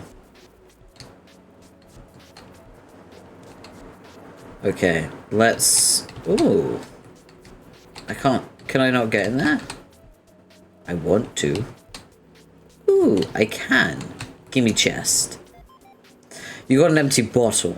You guess you'll just kind of put it over there with the other bottles. Boring treasure. Ooh, it's Dave. Let's talk to Dave. So, wait, what's going on? Is a meteor passing through another dream bubble? Yes. Hence the ghost who is following me. Oh. Hey. What, you don't talk now? You're pretty spunky before. What happened? She's exhibiting her best behavior whilst on this tour. She's actually doing very well so far. Oh, okay. Whatever. So, what, are we just not even bothering to carry anymore and pass our dream bubbles now? Like, no warning or alert or anything into our facetious battle stations or anything. Who cares, actually? Probably won't even leave the room this time. Getting a little bored of ghosts, actually. No offense, Citro. Hornless dirt scraper. Shh. So, what were you just mumbling over here before I interrupted you? Oh, just some raps. Been working on my raps. You heard my raps, right? Want to hear some raps? Wait, do you know what rap is? It's this fly human tradition, where you drop a beat and talk hard. If the flow checks out and your rhymes are dope enough, then the police start unholstering their guns. They can't help it, it's like reflexive. That's how you know you're doing it right. I know what raps are. They're basically the same as the ancient art form of Alternian slam poetry, but more primitive and generally involving less lyrics about towering muscular livestock. Slam poetry? Why didn't you tell me about this? I don't know. I don't really have much interest in the subject. Yeah, but it should have come up. Wait, now I think about it. I remember some weird troll was rapping at me once. Well, there you go. But, I mean, we could have been talking about rap all this time. You and me, I mean. It would have come up, I think, if we talked more. We should talk more. We don't really talk enough. Like, really just get down to fucking business. Just the two of us. All the conversationally and stuff. Really, like, flesh out this dynamic. See what's there. We goddamn will squeeze blood from the stone. As awkwardly quiet ghost troll as my witness. If you are successful in extracting blood from the geological material in question, can I have it? Oh man. Kind of semi-self-deprecative vampire jokes. Is this a good start? I like it. I don't know how sincere you're being, Dave. Probably only somewhat, since the rule is that everything has to at least partially be a joke, right? Yeah, exactly. But if you actually want to converse and exchange views on our respective cultures, then okay, I guess that's fine. I might be able to dig up some classic texts by some famous slam poets. Oh man, yes. That would be so fucking perfect. Okay, I will see what I can do. You have to read the troll gibberish to me. It'll be just like story time, Carcat, Kanai edition. Yeah, sure. But you have to rap the words. Oh. Pump up the bass and slaughter the mic. I want to goddamn feel that slam poetry. Is it too late to back out of this? Yes. Kanaya's gonna rap. Waffle, what's good? What's good, Waffle? Welcome in. Bro, you're like 5 hours late. How you doing? How was your day? It's been a while. How much did I miss? Oh. We met Eridan's ancestor. We met Solix's ancestor. We met who else did we meet? Tavros's ancestor. We met Aradia's ancestor. Equius's ancestor, who's the fucking worst. we met a lot of ancestors and discovered things about them. I did a little lore drop about Dante Basco, the voice of Zuko from Avatar: The Last Airbender, being a massive Homestuck and doing the voice of Rufio, because he was the original Rufio in Hook. He also did the voice of Rufio in Homestuck. There was an explanation on Nepta's ancestor Mulin, and also Gamzee's ancestor Kurlos. And Mulin is basically my spirit troll. We are the same fucking person. She just like me, for real, for real. You missed so much. Yeah. My ass has been very busy. Oh, I hope you get to rest, dude. I've also been kind of fucking busy. I've had a very stressful day today, and I was like, fuck this. I want to be fucking Homestuck. I just want to chill and have a really, like, calm stream.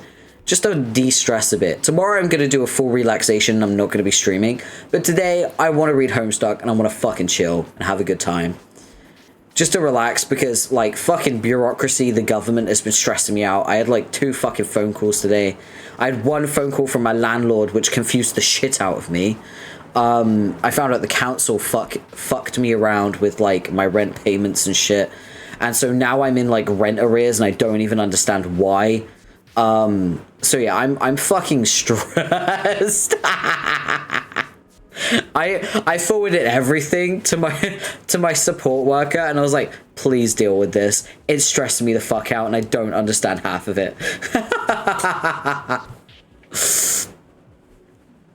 It's okay. If you missed anything, that's what the VODs are for. I'm going to be uploading VODs all day tomorrow, so we're up to date, okay? So don't worry about it. I'll start uploading after stream as well. So yeah. We got this. Don't worry. We got it. We can handle it. Okay. So, we're going to talk to Rose. What happened? What? You're not glowing anymore. Oh, right. I became so absorbed in a conversation with my ancestor, I already forgot she taught me how to switch off. Oh, so you did go talk to her? Yes. That's great. How did it go? Very well. She's very nice, and as a person is as impressive as I was imagining her to be, but not nearly as intimidating, really. I knew you wouldn't regret it if you got the nerve to talk to her. What did she say, besides a few vampire to vampire skin-dimming pointers? Many things, primarily encouraging me to pursue my prior obligation to my people. Oh. She said she used to assume her role rather vehemently. The duties of our caste were quite limiting in both worlds, it seems, so she renounced them completely and wanted a different life. But she also said something to the effect that she found it wasn't really necessary to reject that role completely, and the same is true for me, as long as I know within that I am free. And if my decision is to embrace my path, then it can be a source of strength. Then you want to try to restore your race again? I had begun to think you'd lost hope in that possibility. It's true, there's no orb anymore. She said it may be very difficult, but there's no hope if I don't try. That's true. I don't know how I'm going to do it yet, but such is the nature of adventures. Can't be scared of adventures. I think I'm excited about it now. I can tell. We can work on it together when we arrive. Maybe the session we're about to explore will offer some answers. I hope so. Hey, you aren't permanently deglowed now, are you? No, I can flip it back on. See? It turns out it's just a silly biological parlor trick. Oh, good. You had me worried there for a moment. Sorry. I know you enjoy a good source of light. Light is one of my favorite things. Please don't take these as fighting words, but my aspect is simply the best there is. Because she's a seer of light. Okay, I'm back from the soup kitchen. What did I miss? Oh my god. Like, you want me to do a full lore dump? Because I just did one for Waffle. I'm serious, like, you have missed a lot. So much. It's crazy how much you missed. It's okay. You don't have to, but I'd appreciate it. Okay, so we met a lot of ancestors. We met Mulin, who was just like me for real, for real.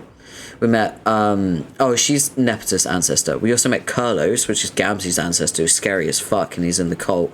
And he sewed his mouth shut because he made a really loud sound that made Mulin deaf. And he chewed off his own tongue as well. We also met Cronus, who is Eridan's ancestor. He's the fucking worst. We met Mytuna, who is Solix's ancestor, who has permanent brain damage, and is also a fucking bigot. We also met Rufio, which is Tavros' ancestor, and he is a pushover and is a cheater, naturally. He cheats on his partners quite a lot because he can't break up with them. And we met Horus, which is Equius' ancestor, and he is a fucking creep and a terrible person because he's obsessed with horse dicks. And yeah, he's just fucking the worst. And we met Aradia's ancestor, Damara, who is the most feral, sexually charged individual in the world, and says the most horrendous things in Japanese.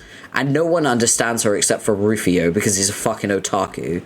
And I have the translator mod for her, so we got to hear all the fucking awful things that she was saying to people, even though they don't understand her. So yeah. Why are all these kids so fucked up? It's worth noting that there isn't a single good character in Homestuck. Like, you have to break it down. John is kind of stupid, and he's not a very good friend, right? He dismisses a lot of his friends' issues and problems. Jade is very highly strung, and that was very evident in the way that she reacted to her self-prototyping. She's not a very nice person either. Rose is also not a very nice person. She analyzes people without their consent, and she's usually wrong too about it, and she kind of fucks with people. I still murder millions for the Death Guard, but I still kind of like Robocop. Yeah, I mean, listen, my tuna has a lot of brain damage, and he is disabled. It doesn't excuse the fact that he's a fucking asshole to people. But Nepeta's also really bad. She role plays with people without their consent. She ships her friends and tries to force them into quadrants and relationships to fuel her shipping, which is really unhealthy and really not okay. Even Mulin kind of screams at people, and like, she just doesn't respect boundaries that much, and she's also in the clown cult. So there is not a single person in Homestuck that's a nice person, except for maybe like Serenity, the Firefly. Hate Tumblr Talk guy. Why couldn't he have chewed off his tongue? Oh, Cancry. Yeah, Cancry is man, he's the fucking worst. He's got that like false self-righteousness. Like, it's like how would you call it? Like, you know, when someone's like so left-wing that they become a bigot themselves, you know what I mean? Like, when someone's so anti-racist, they actually are being racist. That's Cancry. Like, so progressive that they're unprogressive. Because he's super fucking judgmental. He's the fucking worst. So yeah, there's a lot of ancestors. They're all shit. Every character in Homestuck is shit. If you have a favorite, you have to accept their flaws. Like, my favorite is Eridan, and he's a fucking genocidal, insecure maniac. And I love him, and I accept his flaws. I don't make excuses for them. I think they're bad, but at the same time, he's my baby. I love him. Also, Jake is a fucking airhead that dismisses his friends and rambles. He's quite bad too. He's my favorite human. I love him. I'd take a bullet for Jake English, I swear to God. Even if that bullet came from him. Like, straight up, I love that boy so much. I love that man. Oh. He is everything to me. I forgot about that. Yeah. Every character's problematic to a certain degree because, they have to go through some form of character development, right? some characters do get that development and some don't, and they stay permanently like that. Usually it's the ghosts that don't get character development, except for maybe one or two.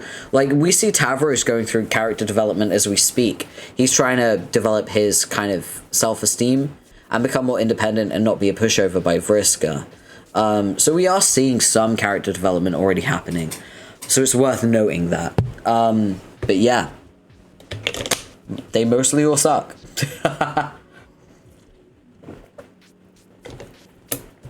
Even like Carcat's a fan favorite. He's got his fucking issues. We all know that. And Dave is also a fan favorite. Bro, he's fucking racist.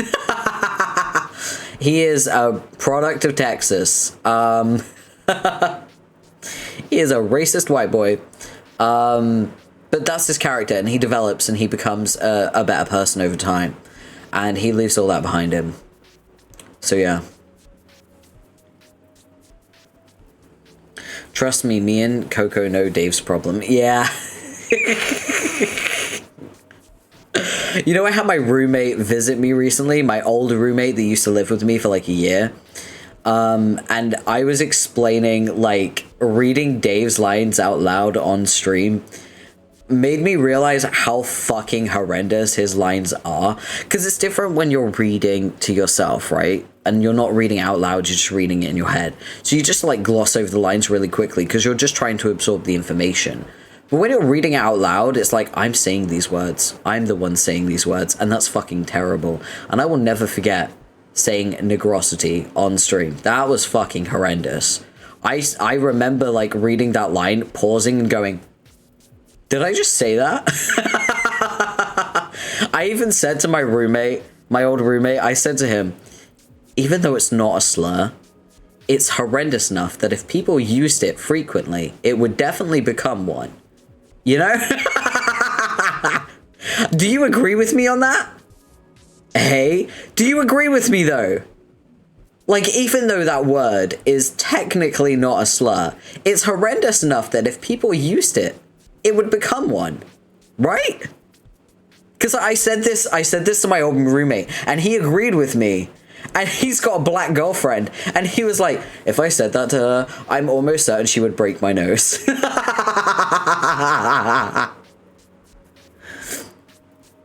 My old roommate's Filipino, by the way.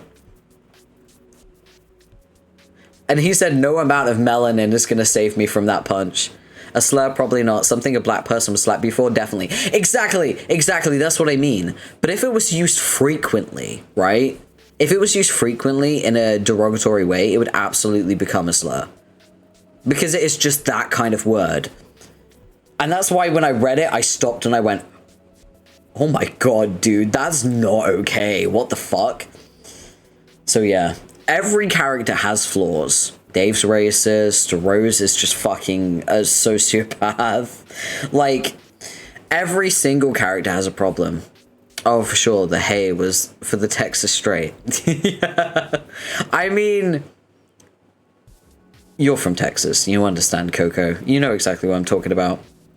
In the same way that people can throw strays at me for being British, people are going to throw strays at Texas. Because, well, look at Texas. It's just the way it is. I also, one moment, I just have to send a message. I'm so sorry. It's very unprofessional of me, but I have to.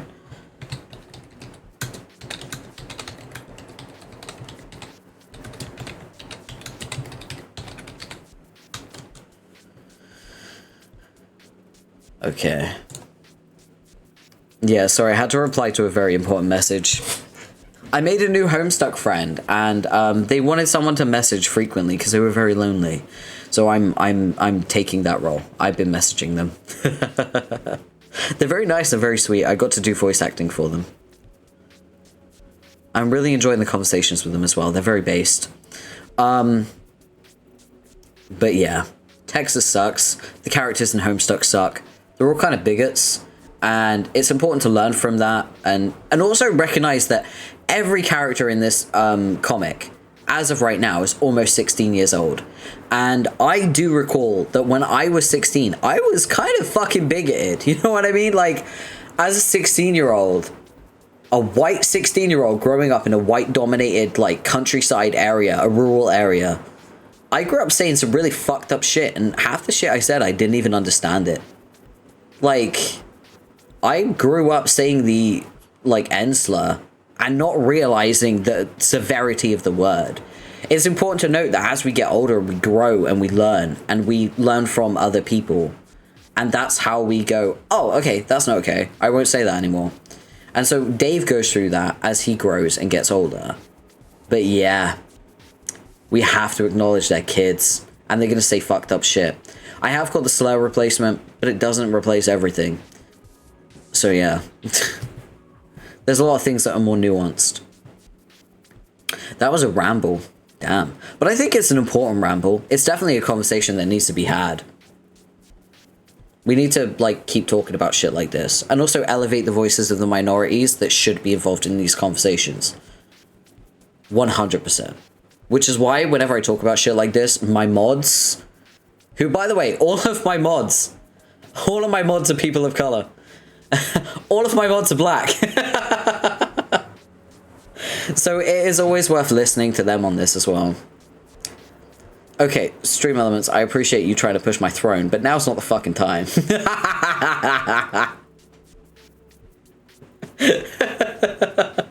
Trying to elevate black voices and you're trying to fucking push monetization for me. It's such bad timing. What the fuck?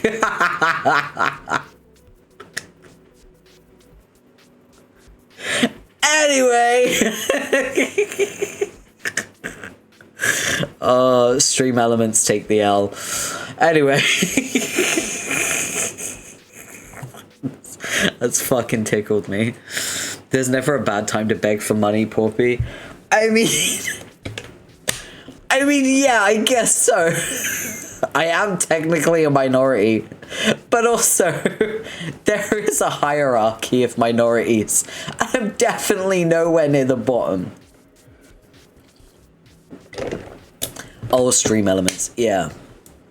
I'm just gonna say, as a final note to this, just because I think it's important, make sure to support black content creators. Leviatha, my mod, is going to be debuting soon as a streamer. Please go and support her. She's a little vampire PNG tuber, and I want you to support her. When she debuts, I'm going to be one of the mods in her stream, and I will bonk you with the sword if you're mean to her. Unless it's funny, in which case I will allow it. But yeah, please go and support Liv when she debuts, because, you know, she's a little dork and she deserves a little audience. She's quite funny and cool. And, you know, forget I said all these nice things about her.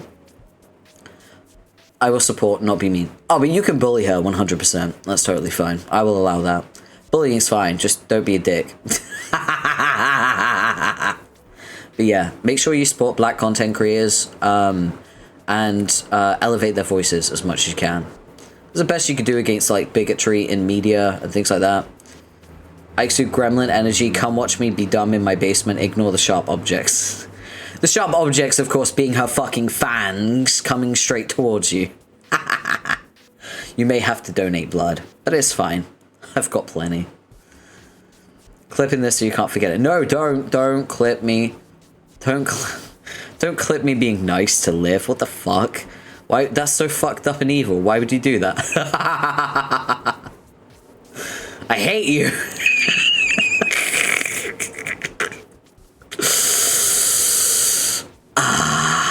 Let's get back to fucking Homestuck, shall we?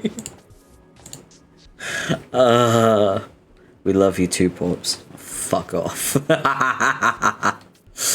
Anyway, let's explore. So we talked to Rose. Can we be Rose? Wait, can we be Rose? We can. Ooh. Let's talk to. Oh my god, this is gonna be an interesting conversation. I will try to ignore the sharp objects till they stab me. Wait, Liv, what are you gonna stream when you debut? Do you know?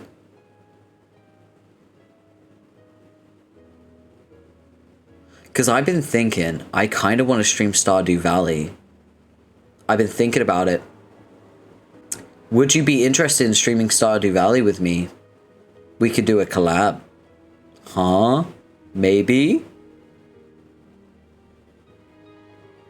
Oh my goodness. Yeah, I've been thinking about getting some mods for Stardew Valley as well, like Stardew Valley Expanded, because it's way more fun. There's way more stuff. As long as you promise that Ellot is mine. I always romance Ellot. He is my husband. I love him. I will 100% collab Stardew Valley with you. I love playing Stardew Valley with people. Have him. Robin's my baby anyway. It's always Robin. I love it. You're just Jacksepticeye is obsessed with Robin as well. He's so upset that you can't date her. We could get a mod that makes her dateable. You could be a home wrecker. Shall I try and find one? Redheads are a sick weakness of mine. Is that why you're my friend? Is that why you're my friend? I know I dye my hair a lot, but like, I'm ginger. Only a ginger can call another ginger. No comment. That's what it is. I lure people in with my ginger charm, regardless of my hair color at the time. I do dye my hair a lot. I've been thinking about dyeing my hair again, actually. I have been thinking about it. I kind of want to change. And my hair's growing out a lot as well. So I might dye my hair again. Thing is, I always want to do complex dye jobs, and it's just, ugh. Demetrius is a sad fucker, brings a bad name to black men. Robin, I would be a better father for your children. Liv said, I'm the father now. You're gonna be a dad to Sebastian? That's so funny.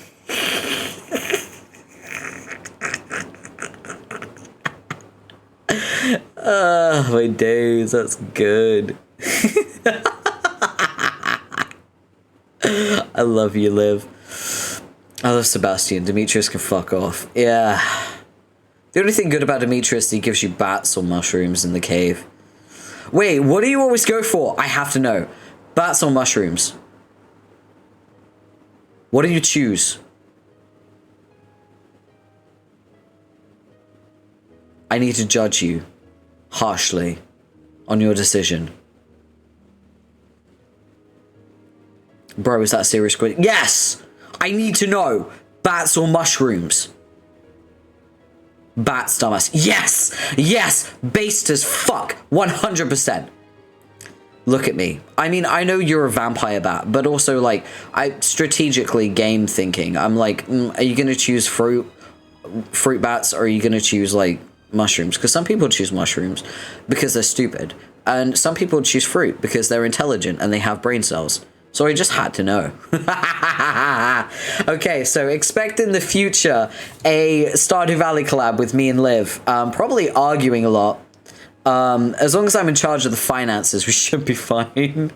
Fruit means jam, wine, and they make back. Yes, I am a wine king. I also like fishing, by the way. I love fishing. Yeah. Oh, we can mod as well, so I can turn up the luck. We can have, like, max luck every day. Because I like it when it's easy. Max luck fishing, let's go. Like going in caves and fucking monsters up. Good, because I hate doing that. I am a farm baby. I love sitting on the farm and doing shit. I don't like the caves. I hate that fucking shit. It drives me insane. So you can do the dungeon crawling and I will do the peaceful farming and the fishing. I'll do all that work. I'll do the maintenance on the farm. Tag team, let's go. Yes. The moment you fucking debut, we are Stardew Valleying this shit up. I swear to God. Oh, that's gonna be fun. Alright, back to this shit. Let's talk to Dave. Yo, what's up with the fish punk troll following Kanaya around? Seems like she's passing through. Kanaya doesn't want her to cause trouble. Cause trouble? The fuck does she even do here? Like, kick over an old pile of garbage, cause the property value to fall even lower than jack shit? I say, let her go nuts. Feel free to take it up with Kanaya. But if you authorize her to flip a bitch, just make sure she's nowhere near my chemistry table. Yeah, can't be dropping your vials and shit all over the floor. The only one who's got clearance to drop science is me. Dork. Don't even hate. Be shoring up my motherfucking craft over here. I know. I've been in the same room, right over there, listening to you mumble lyrics to yourself for the last couple of hours. Rose, you know what sucks? Yes. To which sucky thing are you referring? Kinda just occurred to me, while I was spitting ill verse no end. I got this weird feeling I might be getting, like, a little dated. Is this about Terezi? What? No. Don't be disingenuous, word girl. You know what I'm saying. I mean, sort of passe, like a lumber and pop reference dinosaur. Remember, we're both kind of stuck in 2009. So I'm like pop culturally frozen in that period. All my references feel like they might be getting a little stale. Even though the Earth ended and all that, and there was no culture after that point anyway. But still, I could feel it, like in my bones. I just kind of know in some hypothetical Earth that kept going, my shit is starting to get so lame. And I know it doesn't matter because it's just us here, and who cares? But I care. It's a matter of integrity and fucking artists. I like to think if I make one more rap about some fucking Dane Cook movie from 2008 to piss off Carcat, or some type of bullshit that, like that, I'm gonna, I don't know, I'll just start feeling like a fraud. My game might be drying up, Rose. But it's not my fault. I'm totally hostage, just freeze-dried backlog cultural garbage that can never move forward again. So I have to pick through it like I'm looting a fucking tomb while still all trying to act rap sassy. Like, yeah, take that, motherfuckers. Of the past, and all your mass graves somewhere in the Death Froggiverse, I'll be representing some goddamn standards about your media, you feel me? I'm depressing myself here. All I'm saying is, it would be cool to have some fresh shit to work with. Like, just to, you know, to know what the world would be like in the year it would be for us now. Which would be 2011, I guess. Wow, 2011, really? Damn. I just want to know what would happen. There's so much shit we were primed for. It was going to be exciting. Like Barack Obama just turned president, remember that. We never got to see if he fixed the economy. Remember how you were dying to see if he would fix the economy? You were asking me about it every damn day. Just joking, nobody gave a shit about that. But like, I never got to check out the next batch of Stiller gems and see how bad I can mock him. We never got to find out how the Midnight Crew adventure ended. If ever. Rose, what the fuck, man? Why'd you go back to your bottles and shit? I was right in the thick of hella elocution. Don't give me that. Yeah. Yeah. Yes, I do actually want you to come back over here. I'm waiting. Fine. Here I am.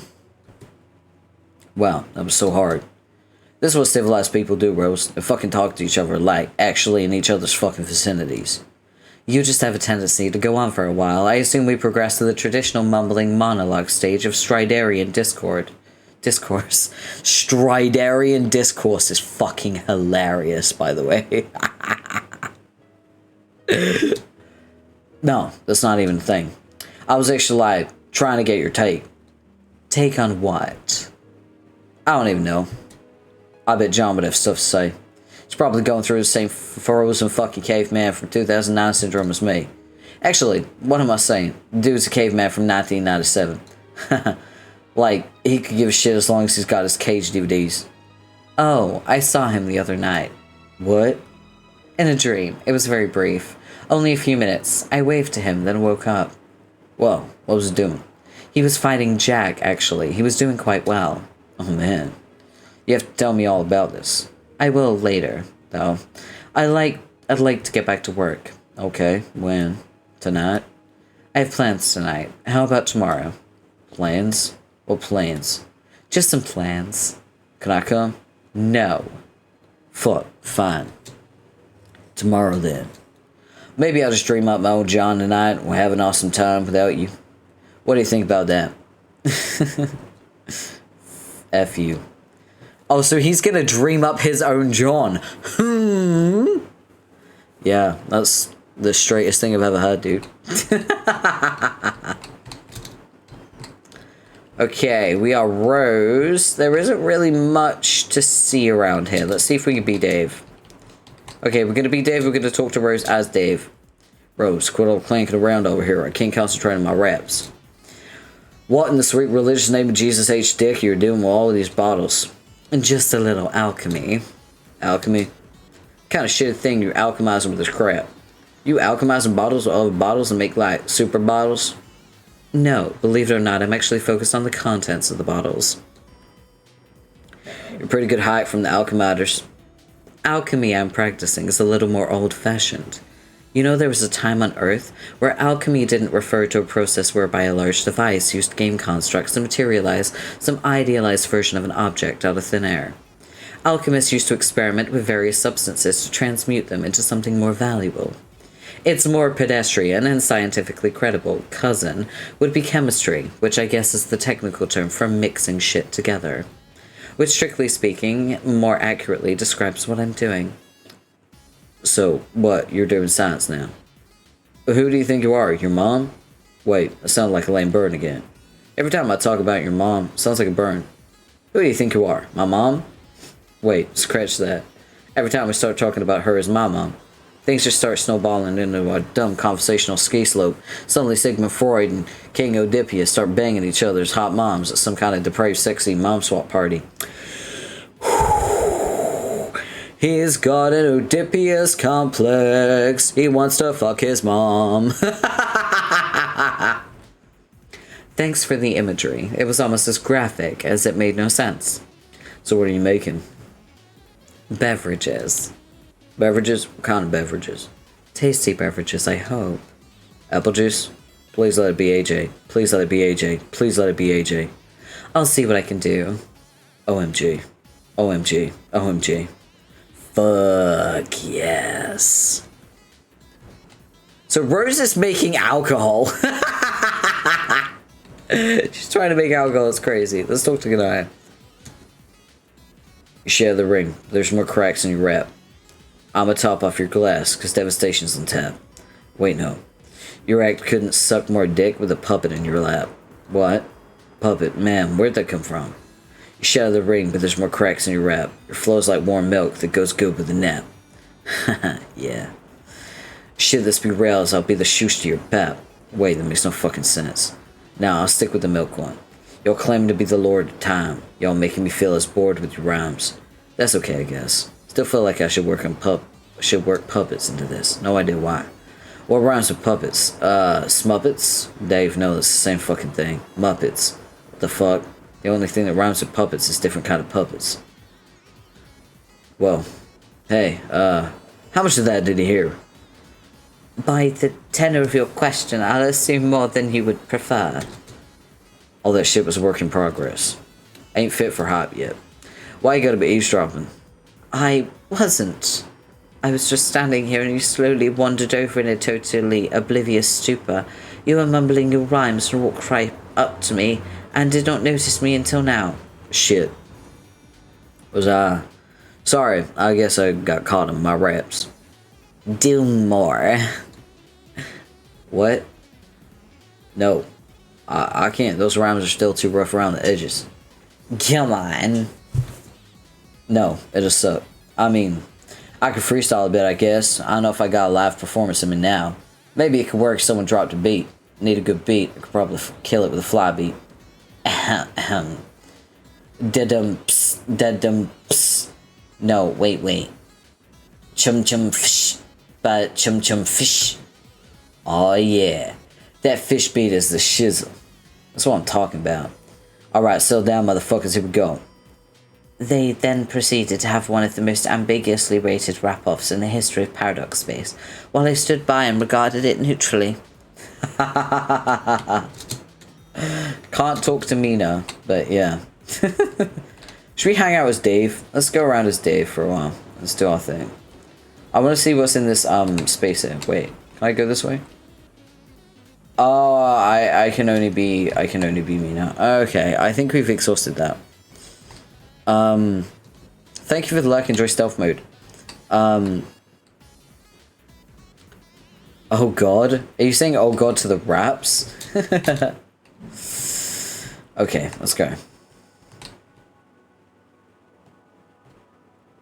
Let's go this way. What's through here? Oh god. Oh, that's the way forward? Hell no. Wait, let's go back. I don't want to do that. Let's go this way. There's an opening here, so. Ooh. Oh, it's Carcat. The Oedipus complex? Yeah. It's because Roxy's pretty. Roxy's attractive, that's why. Hey, it's your newly recruited Grand Threshercutioner. Looks like he hasn't woken up from the same nap he was having last time you talked to him. Guy must have been really tired. Why is he sleeping in this massive pile of horns? I can't be too comfortable. Maybe you should wake him up. Then as long as he's awake, might as well see if he's ready to pack his bags and head off to war. Hold on, Miriam's eyeing you suspiciously. She isn't onto your plan, is she? How could she know? This girl is really cramping your style. You try to shake her loose, but as a rainbow drinker, she seems to have an absolutely insane fastness attribute. Whatever you're thinking, don't even try it. What? Wasn't thinking nothing. Let's keep moving. Oh, there's a vent. Oh, God. Wait. Is that a chest I haven't opened? Ooh. I want to find that chest. Give me that chest. Give me that chest. Wait. Gimme. Gimme. You got a... Hey, what even is this thing? Whatever it is, you got it. What was that? Wait, hold on. What was that?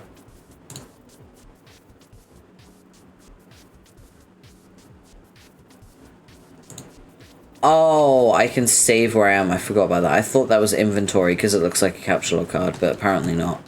Okay, let's see. Can we go this way? No. Okay. Alright, I think it's time to leave and talk to Arania.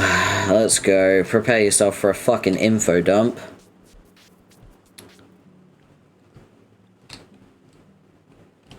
I'm gonna take a drink, because I'm gonna need to be hydrated for this. Oh boy. Haha.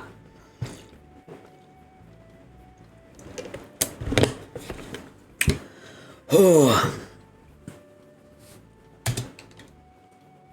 Status report. Well, Kelp. I'm a total failure. Didn't recruit a single ghost for my army. Except for one guy, but he was asleep. Don't lose hope. I know our group of friends is a bit lackluster in the motivation department, but there are plenty of other souls out there. You just need to find someone with the right amount of moxie to get you started. Then I'm sure more will follow. Who knows, if you keep exploring, maybe someone like that will be right around the corner. You seem more psyched about my army plan than you did before. What's with the change of tuna? I've started to believe that what you're doing may be important. Just a feeling. It could be every bit as critical as my quest to find the cherub. I think it all could be related, like legs of a stool that won't stand unless all are in place, or prongs of a fork, if you will. How is cherub quest going, by the way? Okay. I've still been a little preoccupied. Girl, please. You've been dragging your talking booth around to hassle people with facts, ain't you? This is my last session, I swear. After this, I promised myself I would retire the exposition stand for good. Maybe I'll put it up for sale and try to recoup some of the substantial losses required to operate it. Arania with such failures is stuff together. Why are we such a couple of gorgeous and sexy failures at things? I don't know, but we can't give up. Once I close down shop here, I will redouble my efforts to find the cherub. The first thing I'll do will be to figure out her name. It's been so maddeningly elusive, almost as if someone's taken care to scrub any reference to it throughout Paradox space, whether in memories or reality. Okay, then how about this? While I'm out there fishing for recruits, I keep an ear out for clues about her. And while you're out there cherub hunting, maybe you can see if anyone wants to start the little clandestine in her slam into Imperial Army. It'll be Team Fork. That sounds like a great plan. Now let's hurry this up so we can get started on that. What would you like me to tell you about in exchange for the precious few boon bucks I have left? The Rogue of Breath was always a very popular member of our group. Probably the most popular, I'd say, sort of the anti-me in that respect. Ever the recipient of romantic solicitations, whichever way he turned.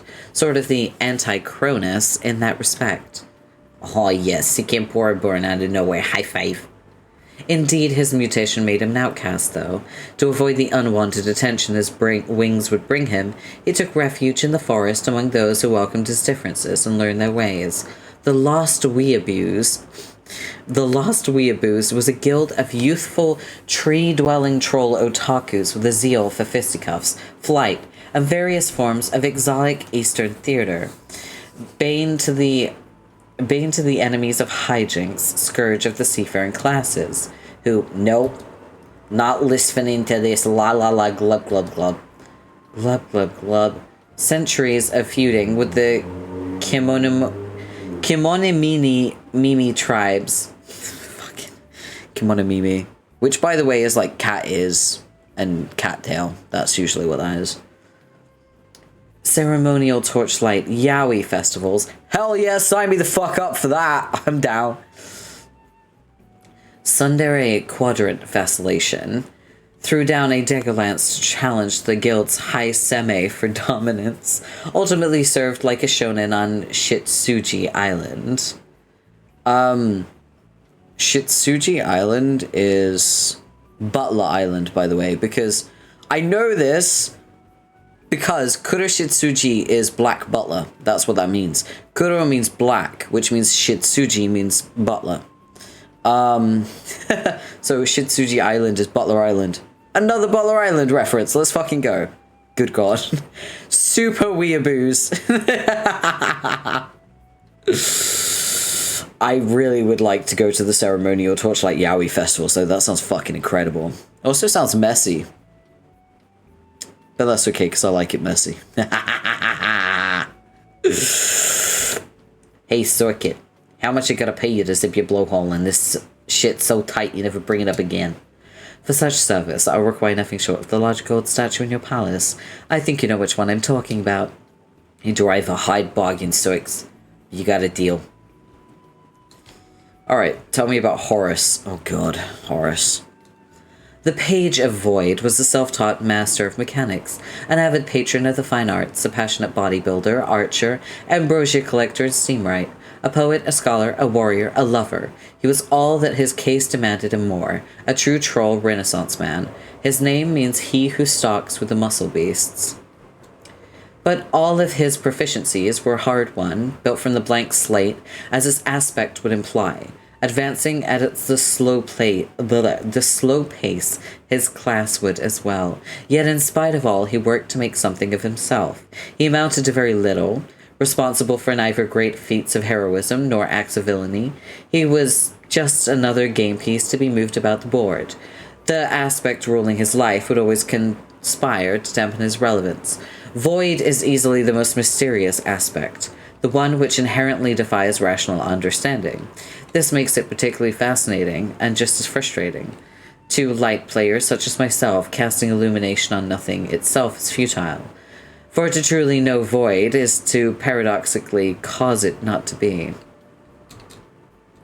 The role of the void player is to somehow embrace nothingness, to become one with it, and yet in total contradiction with this, to make use of the power it grants, and serve a role of relevance.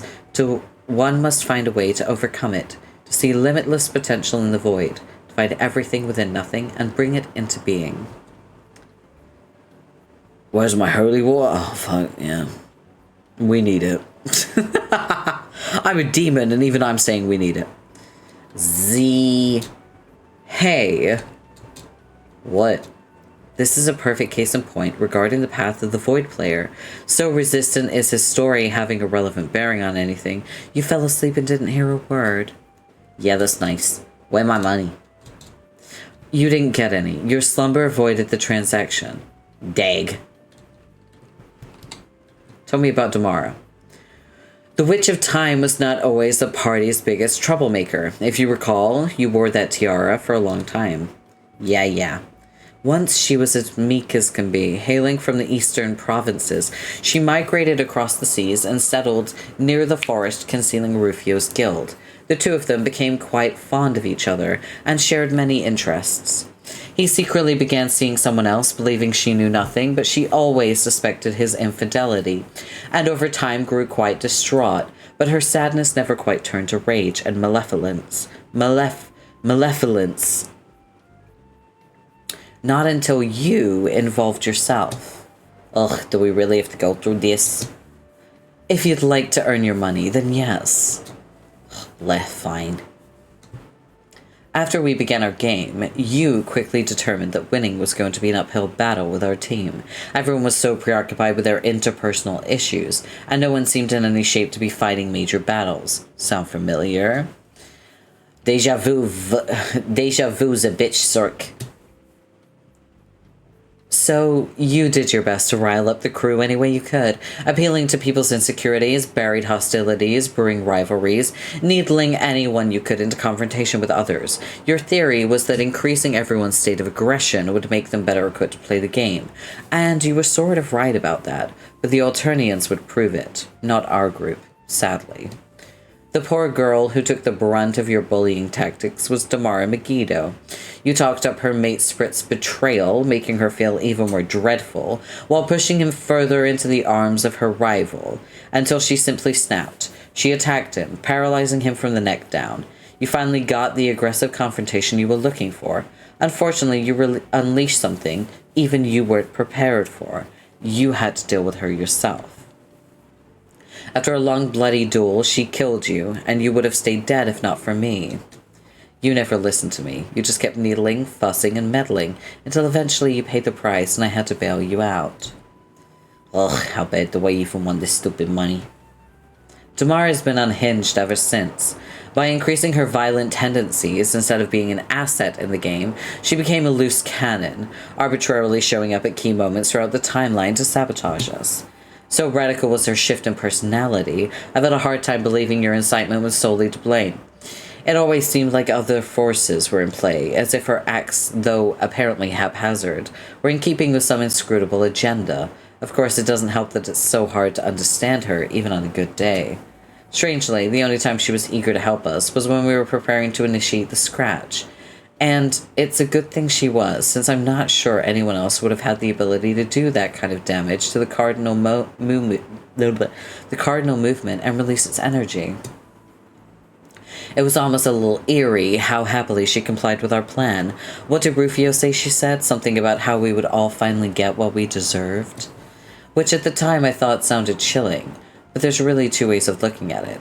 One is how the scratch rebooted our world into a state of pure chaos, culminating in the annihilation of our universe. But on the other hand, we all got this chance to live our wildest fantasies as adults on Eternia.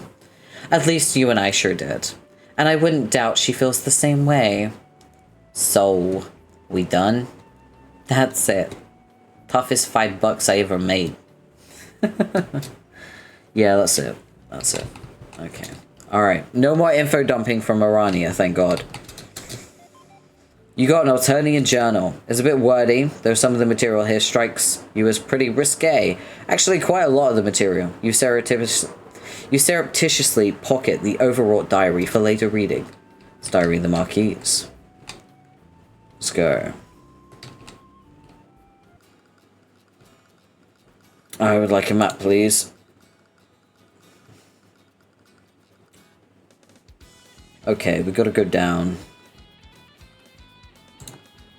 Alright. Let's go down.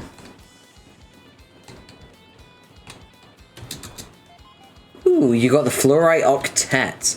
Feeling lucky, punk? There we go. Alright. Ooh. You got a heap of priceless treasure. Huh, actual treasure inside a treasure chest. Now you've seen everything.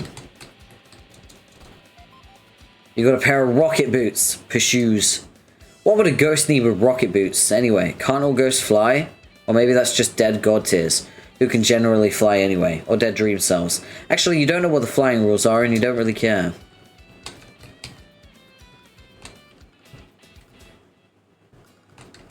Oh, for fuck's sake. I'm gonna try to ignore you. Okay, alright. No, we need to talk to you. Oh, it's you. Scram, kid. Hey, orange dude.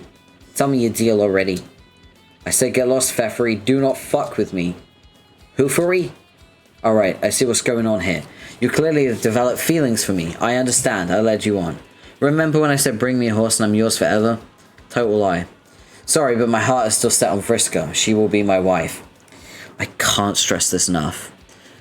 Andrew Hussey, who at the time was in his 30s, wrote himself into a story where he chased after, harassed, and wants to marry a 13-year-old dead alien. I can't stress how weird that fucking is. And it, even to this day, I'm just like, why would you write that? As a writer myself, I have done self-inserts in the past, 100%, but I've never done a self-insert where I harassed and tried to marry a 13-year-old dead alien.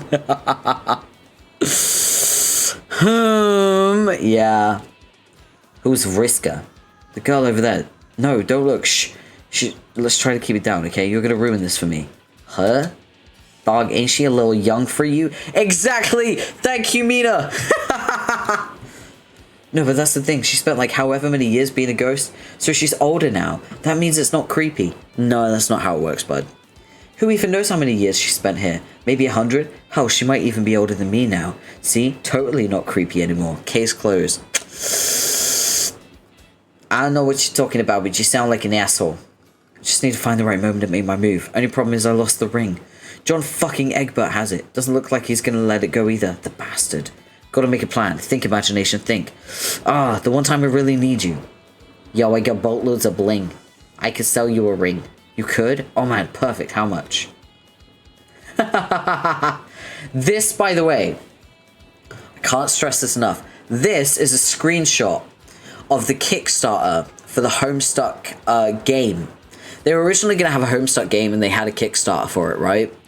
And unfortunately, all of that money was fucking stolen, I shit you not, by a game developer that made a different game.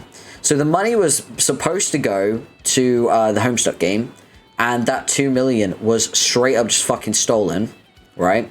Call the FBI, yeah, for real. Knock knock, it's the police. And the Homestuck game was actually fucking delayed because of this. We eventually got Hive Swap. We got Hive Swap announcement in 2016. In January, we were supposed to get Homestuck Hive Swap Act 1. And we didn't. Hive Swap was delayed a lot. And it's still updating to this day. So Hive Swap is a game. I do have Act 1. I'm tempted to play it.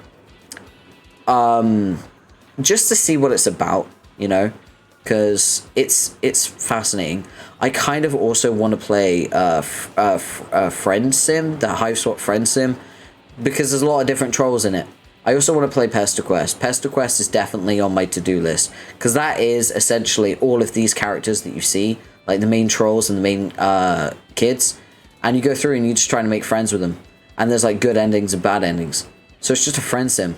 So instead of it being like an ultimate game where it's romance, it's platonic friend sim. You're just trying to make friends with everyone. So I am down to play that in the future, but I think I might do it for another 413, because I think there's been enough Homestuck for now. Once we finish Homestuck, I'm taking a fucking break from Homestuck. Yeah.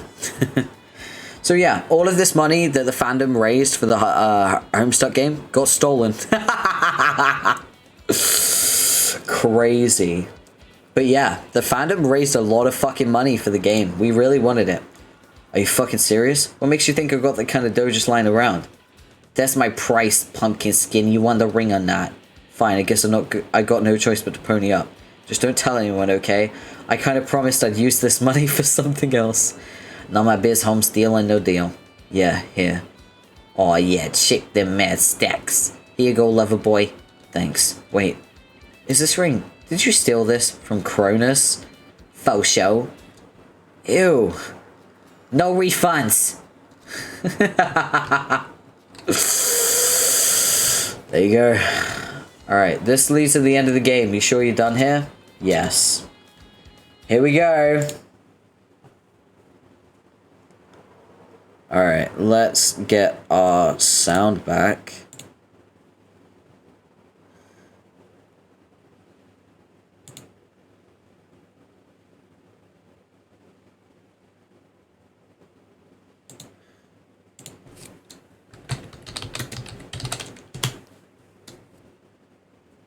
Okay.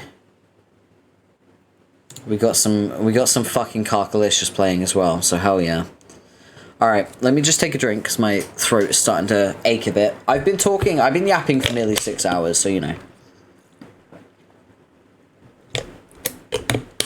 I'm thinking maybe a snack break because my stomach's been going. I might make a pizza. I got some like pre-made pizzas that I got from the supermarket because they're cheap and quick. I normally make my own, but I've been very stressed lately. I don't really have the time to do that. I should make some dough starters though, just so I don't have to like do all the dough prep all the time. I should definitely do that. All right, let's see. Let's get some pizza. Let's do it. All right. I'm going to take a break, but I will still be in the chat and I will still be talking. I'm just going to be muted because I don't want you to hear me eating a fucking pizza. So what I'm going to do is I'm going to BRB. I'm going to put it in the oven. I'm going to come back and I'm going to yap until it's done. Okay. So I will be right back.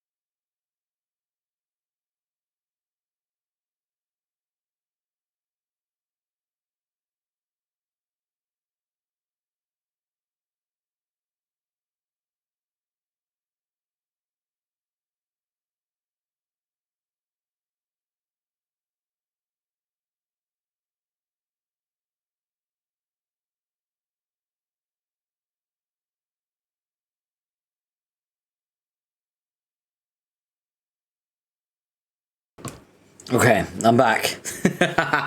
Hello. My pizza is now in the oven. So we're just gonna yap for like 12 minutes while it's cooking. Also, I have a brand new hand soap and I fucking love it. I wanted to get a nice smelling hand soap, like a refill, because there's this like, I don't know if Waffle knows it because me and Waffle live in the same area. There's this like eco-friendly like shop, and you can go in and they've got like massive refill jugs, right? And oh wait, the music's super loud. Hold on. There we go. There's this like eco shop, and you can take in containers, and they'll use these like giant storage jars to refill, like pump in like refills. So you can get like refills for like laundry detergent, hand soap, shampoo, body wash. They also do pasta refills, herbs and spices refills, like eco-friendly stuff. So it's like a really cool eco-friendly place where you can refill all your shit. And I went in and I was like, what hand soap you got? Does it smell good? And there's one that smells like raspberries. And I was like, ooh. And yo, it smells so fucking good. Every time I wash my hands, I like smell my hands. I'm like, oh, it smells good. It's a good one. Oh, whoops, wrong one. There we go.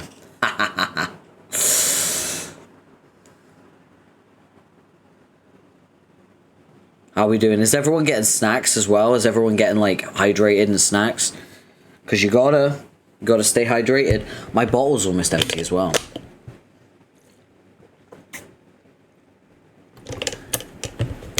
I'm not sure how much longer I'll keep going. I know what's coming next, by the way. I think we're almost at the end of the Intermission 3. So, I think we'll go until it's over. But we're doing well. We're doing good. It's not too late. I am starting to get a little bit tired, but that's okay. We're chilling. If I get too tired, I'll just stop, you know? But yeah. Waiting on that pizza. I also got raided, and I want to check who raided me. Let me do that.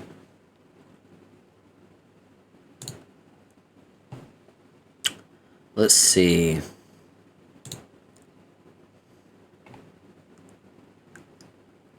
Oh, they're a VTuber too. Let me see they're about. Oh, they're fucking Chinese. That's straight up Chinese. Is it? Is it Chinese? I think it is. It looks like Chinese. That's cool. I got raided by a Chinese VTuber. That's dope. They were doing Homestuck apparently. I'll follow them. They're cool. I'll check out their VODs when I get the chance. Probably won't be able to understand it if they're in Chinese, but there's translators. It'll be fine. I watch Korean ones all the time, so...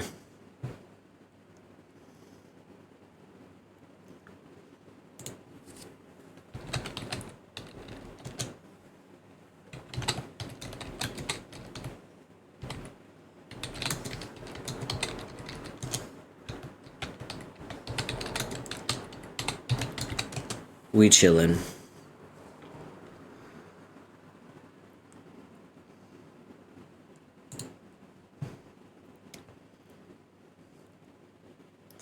Okay.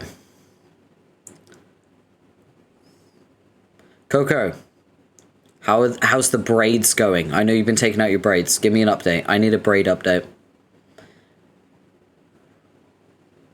How are we doing? How's it going?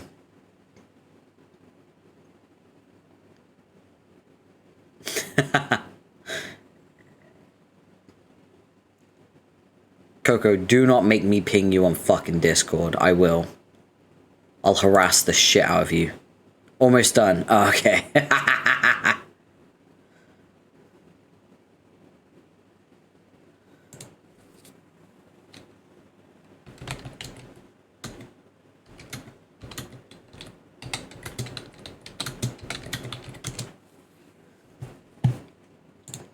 Alright. 3 left? Yeah, let's do it. Fuck yeah. Only 3 left is so good. You're doing so well. I'm proud of you. It's hard shit taking braids out. It's tedious as fuck and it hurts your fingers, but you've got my support and I'm sending you strength. You can do this. And make sure that you when you're done, you eat something and you hydrate, okay?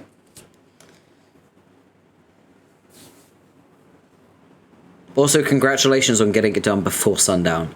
I know it's sundown for me, but, well, almost sundown for me. It's still kind of light outside, a little bit. But yeah, I know that you're in a different time zone, so you're doing well. Proud of you. You're doing great. I don't know what the fuck Liv is doing. Yes, sir, yeah. Liv is just fucking flying around like the bat she is. I don't know what she's doing. I know Waffle's lurking. Waffle, I hope you're ready. We're about to go into a break. You know, you gotta be there for Vod Village, you know? Because you're the man. Gotta be there, you gotta represent. I like it. I like these streams when they're much more chill and I can just fucking vibe. Because I am a very low energy streamer, I know this. And that's, you know, reflected in the fact that most of my favorite streamers are very low energy, yappy, vibing kind of people. Like, I've been watching a lot of Vant Crowbringer lately. I've been watching a lot of his streams. And I've been catching up on, like, Folga Ovid's graduation. Also, his figure arrived. We're very happy about that. And I got my Uki Violetta titty mouse mat as well, which has saved my fucking hand from blisters. Oh my god. The blisters I was getting was horrendous. It's starting to clear up now, which is nice. So, yeah. I really needed a titty mouse. I needed something for my wrist to rest on. But yeah, I had to get the Uki Violetta one. Had to represent my Kamiyoshi. Yeah. I'm trying to think of like other really chill like yappy streamers I watch, like Xander Netherbrand. I also watch a lot of Ryzar, Blazing Fang, Crimson Ruse. All very chill, yappy kind of streamers, very cozy. That's always been my vibe. I can't be like high energy because it's exhausting. Maybe occasionally, I don't know. Who else have I been watching lately? I'm trying to think. Oh, I've been watching a lot of Calyx, Debonair, and also Zeal, Ginjoka. I need to catch up with Vane, because Vane has a 3D model now. I need to catch up with him. I haven't watched some of his streams in a while. But I have been seeing clips on Instagram, because I follow him. Yeah, I'm trying to think who else. I've been watching a lot of Wilson. UQ Wilson. He's been really fun lately. His audience has changed to like male. He has like a male-dominated audience, and he's like, what the fuck? He was like, how am I attracting all the men? And someone sent in a super chat saying, it's the pheromones. Fucking foul.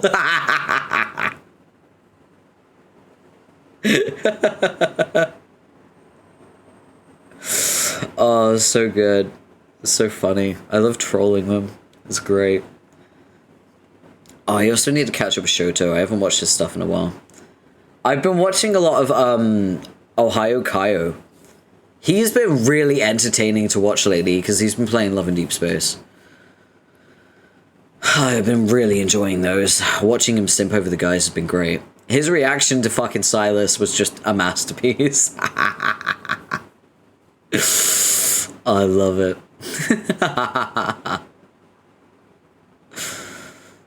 Oh, I also found out when my Xander Netherbrand merch is going to arrive. Because I had a little rant about it on Blue Sky because I was kind of upset that it still hasn't arrived and I don't know how to operate the... You finished! Well done! You're free! You're free! You can gently pat your hair now. I know you can't run your fingers through it because fucking tight curls. But like, you can gently pat your hair. You can rub some moisturizer into it. Get it nice and like oiled up so it's nice and nourishing and fresh. Oh yes. The freedom of not being in braids anymore. As someone who's actually had their hair braided before, like, I get it. It takes ages to take them out. And they do take a little bit of strain on your scalp sometimes, if they're a bit too tight. I think mine are a little bit too tight in some places. That was when I was really little. Lived around the corner from a really sweet Jamaican family, and they were absolutely wonderful. And I got along with the kids really well. And one of the girls was like, I want to braid your hair. Because I had long hair. I haven't always had long hair, but I do like growing my hair out long. And she braided all of my hair. And she put little beads in it too. And I was like, oh, okay. This is my life now. And I was like, how do I like sleep with this? And she gave me a bonnet. And she was like, put that on when you sleep. Bonnets are the way to go though. They do protect your hair. I used to get like occasional mats from the way I slept because I just sleep like a fucking weirdo. But yeah, bonnets help. Use bonnets, they protect your hair. I also learned in hairdressing that bonnets are just really good in general. Like, if you're doing anything that involves you lying down, or just sitting against a surface, wear a bonnet. Protect your hair. Your hair is fragile. And it will prevent breakage too. Not just matting, it prevents breakage. And split ends. It does prevent split ends.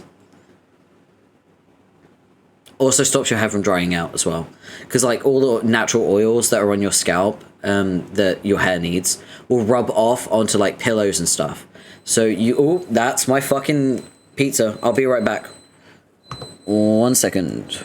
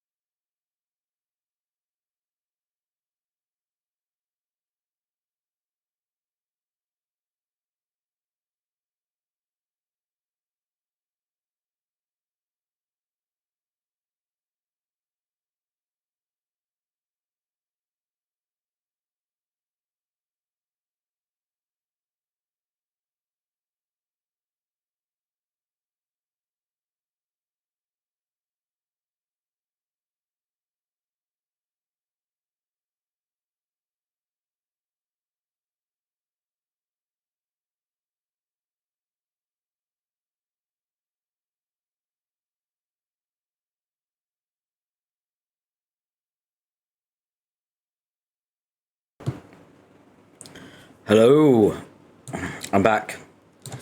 I just finished my pizza. I'm just cleaning my fingers. I have wipes.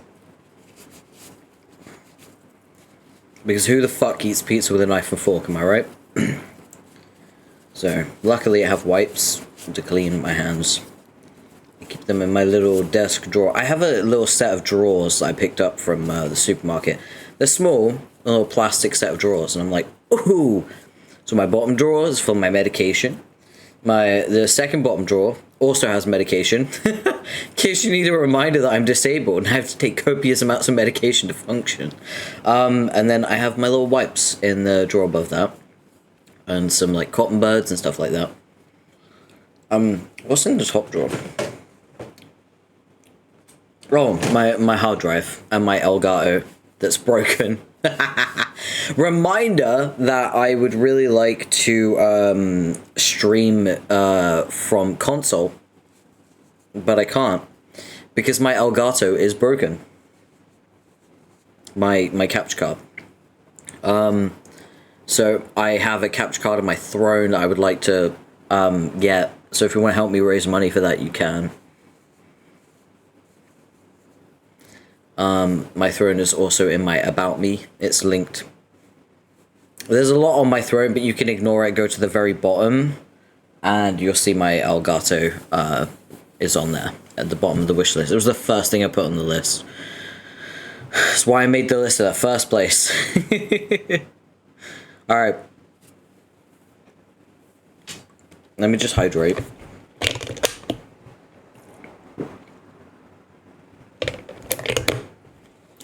There we go. That pizza was kind of mid, honestly, because it was pre-made. But the cheese was kind of stringy, which surprised me. I'm just going to move my mic, so I'm going to mute a sec.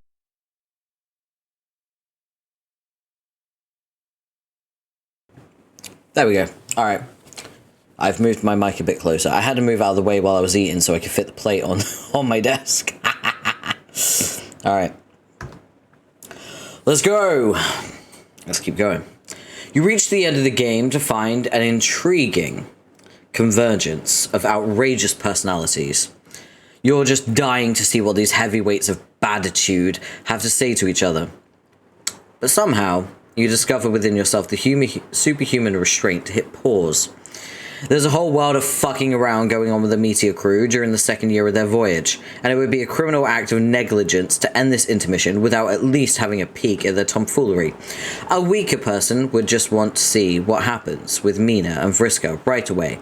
Thank goodness you're a player with a strong sense of responsibility and discipline. Year 2. Oh god. Psh, psh, boom, boom. Psh, psh, boom, boom, boom. Psh. Yeah, no, wait, more light. Psh, psh, ch, boom, boom. Tch, psh, psh, ch, boom, boom, boom, ch. Yeah, that's right. We're dropping it. Let's do this. We're live in the process right now. Dropping it like a Thanksgiving turkey. Tripped over some shit, just got away from me. My butterball's in free fall, motherfuckers. Look out, it'll be goddamn low. Yeah. Dropping everything today. Why is he drawing Carcat riding a dick?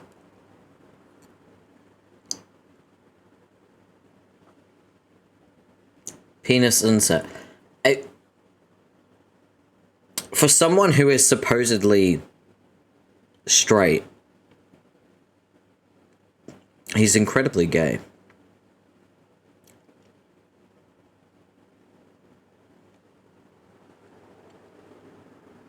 Do we have that on record? Dropping everything today, making it rain, precipitation, straight up mayhem. Hell's the weather patterns closing in. Inanimate shit be slipping from my midst. They just can't commit to a legitimate grip. Wait, nah, I'm gonna start over. Feel this flow out a little more about how I'm dropping things today. Just left and right, things of all shapes and sizes, dubious metaphorical merit. Things ain't even beheld by chumps who can't even be asked. Can't be asked to show up. Drop shit on your behalf. Yo, name it. I'ma let it go.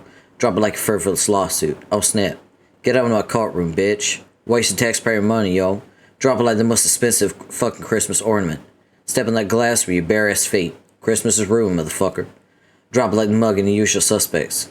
Kobayashi was your cup, you dumb fuck. LMAO. Drop it like an unemployment figures under the Obama administration's bold economic policies. Drop it like cargo in a space getaway. Just jettison that motherfucker.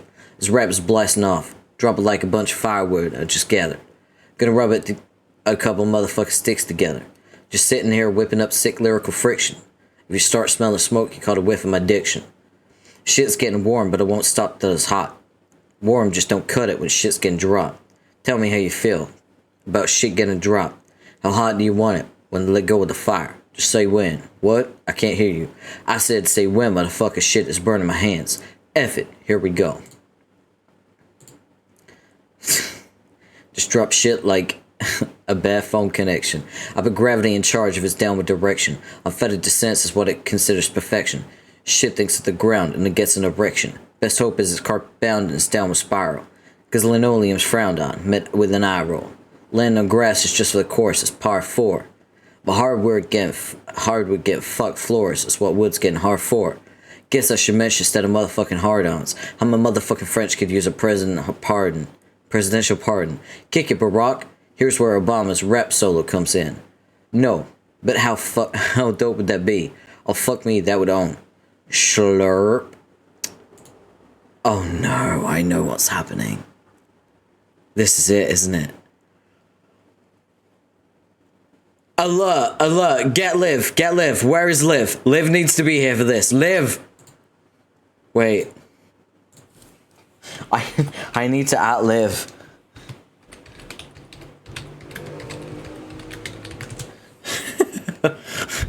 Important. Come here. Come to the stream. Liv. Attention, Liv. Liv, you need to be here. You need to witness this. Liv, this is important. Witness this. Come now. Liv. Ellot, something important is about to happen in Homestuck and you need to witness. Hurry. Thank you for coming back to the Unlock. Thank you for bringing snacks and energy drinks. Okay, Liv, something important is about to happen in Homestuck and you need to witness this, okay? It's very important for you specifically. You just missed a lot of fucking talking and stuff. I just took a break to have pizza, so you haven't missed much. Don't worry. Alright, anyway, moving on. This is really important, Liv, okay? Damn it. Rose, don't drink so loud. It's messing up my raps. I can actually hear your sips through my headphones. Yeah, well, I can hear your raps through your whispers. Oh my god, you're so fucking hammered. How strong do you even make that stuff? It is pretty strong, I guess. Whoops, gosh, yes. Very strong. Rose, you just bootleg some fucking rubbing alcohol. Psst. Overreact much. I am completely in command of my faculties. Faculty isn't a word, check, mate. This kind of strikes me sort of misappropriation of alchemy. Like, fucking with the mystical technology, creation to whip up some moonshine just seems... I don't know, man. Tell me you at least alchemize the bathtub first to stir the shit in. At least that would be hilarious. Oh my god, you're right. I missed a golden opportunity for a particularly humorous approach to this endeavor. And where the fuck is my apple juice, Rose? I gotta say, you really let me down on the AJ front. I tried making it. It was hard, Dave. Bullshit, it was hard. What's so hard about apple juice? It's like the most basic goddamn juice. It's like square one of juice. As the point, apples are alarmingly difficult to reproduce. We take for granted our ability to take idealized instances of even quite complicated objects and conjure them from the void. But complexity implies a heavily recombinative nature, so many things are synthesized from a series of much simpler ideas. To those entities capable of conceptualization and abstraction, an apple is as close to being a non-socially irreducible object as it gets, notionally. irreducible. Tell me, Hushnot, what ideas would you combine to make an apple? Exactly. This is why apples are such individual symbols. When it comes to the field of ideas and the recursionistic essence, from the perspective of humans in particular, both from a standpoint of cultural and mythological significance, and from practical one as well, if you happen to find yourself actually trying to engineer one, what do you think? Why do you think Adam and Eve were punished from biting into one? They attempted to penetrate an indivisible unit of fundamental knowledge, to consume the interior of a thought which cannot be reduced any further. This knowledge is forbidden. So humanity was forever banished to live in sin, and has strived ever since to redeem itself from the hubris of this intellectual folly. Folly. Or what about the tale of Isaac Newton under the tree? He was bonked on the head by apple. Not really an apple though, an atomic idea. An elemental unit of inspiration itself. I'd clucked him right on the noggin.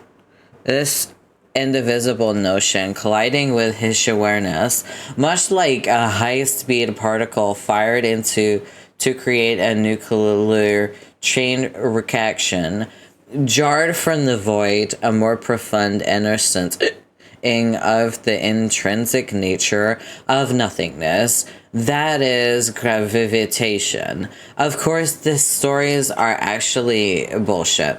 They didn't happen in reality, but the fact that they're bullshit makes them more interesting. Men have crafted many stories that are bullshit out of symbols risen from the abyss of consciousness without necessarily knowing what the fuck they were doing or saying, as they floundered around for some truth. But in spite of themselves, they would, for however briefly, cross the array of light regardless, because of the symbols, Dave. The symbols hold all the power. Shit, looks like I wandered into a really weird, uncharted side of town tonight. It's called the Drunk Rose District. I'm scared out of my fucking mind. For a guy who's supposedly, and I quote, so cool. You're really almost comically uptight. Here, why don't you have some? No. What a prude. I told you I don't want any of your experimental fucking space wizard booze. I'd rather not go blind than Teresa to have teach me how to lick shit to see. Is that what you want? You want me licking everything aside? Like, oh, hey, Mayor. Oh, fuck, you're not the mayor, you're my goddamn sister.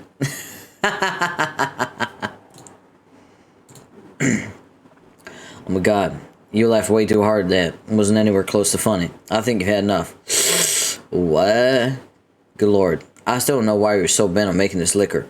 I thought you weren't really down with drinking. You never liked it when your mom drank. What happened to that? She was a lonely single mom. I forgive her. Okay, so why? Why did not you just decide to get completely wasted before you lie? Are you nervous about your date with Kanaya? Is that it?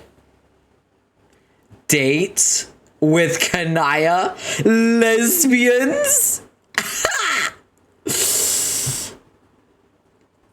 Is a date? Yeah. How do you figure it's a date? Rose, you're wearing a friggin' prom dress and nervously drinking your ass off while you're waiting for Kanai to arrive for a goddamn date. Can a girl just look her best once in a while? This infuriated. Why do you even bother with a stupid charade? You could be at like drive-in movie, making out with each other, all exchanging class rings while giving birth to each other's fucking children. And you'd still be all coy, like, is this a date or isn't it? Who can really say for sure? This is lesbian culture. Are we dating? My people have risen.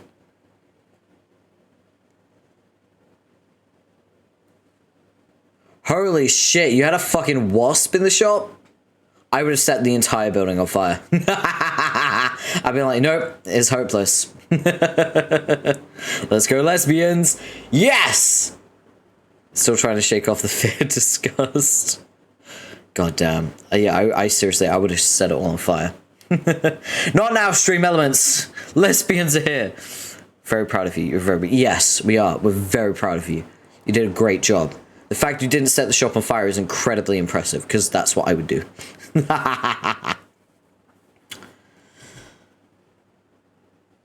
Okay, maybe I took a little sip to take the edge off. Yeah, it turned out to be one hell of a sip. Maybe you could just reschedule. No. No. Just sleep it off. There were more hot dates where that came from. It's cool. I'm cool, really. I'm just not sure you're gonna make the best impression like this. Come on, just find you suitably soft pile of objects to sleep on before she... shit. She's here.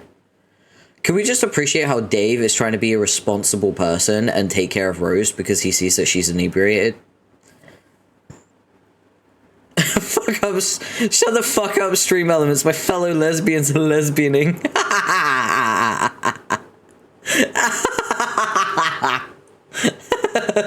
Yes.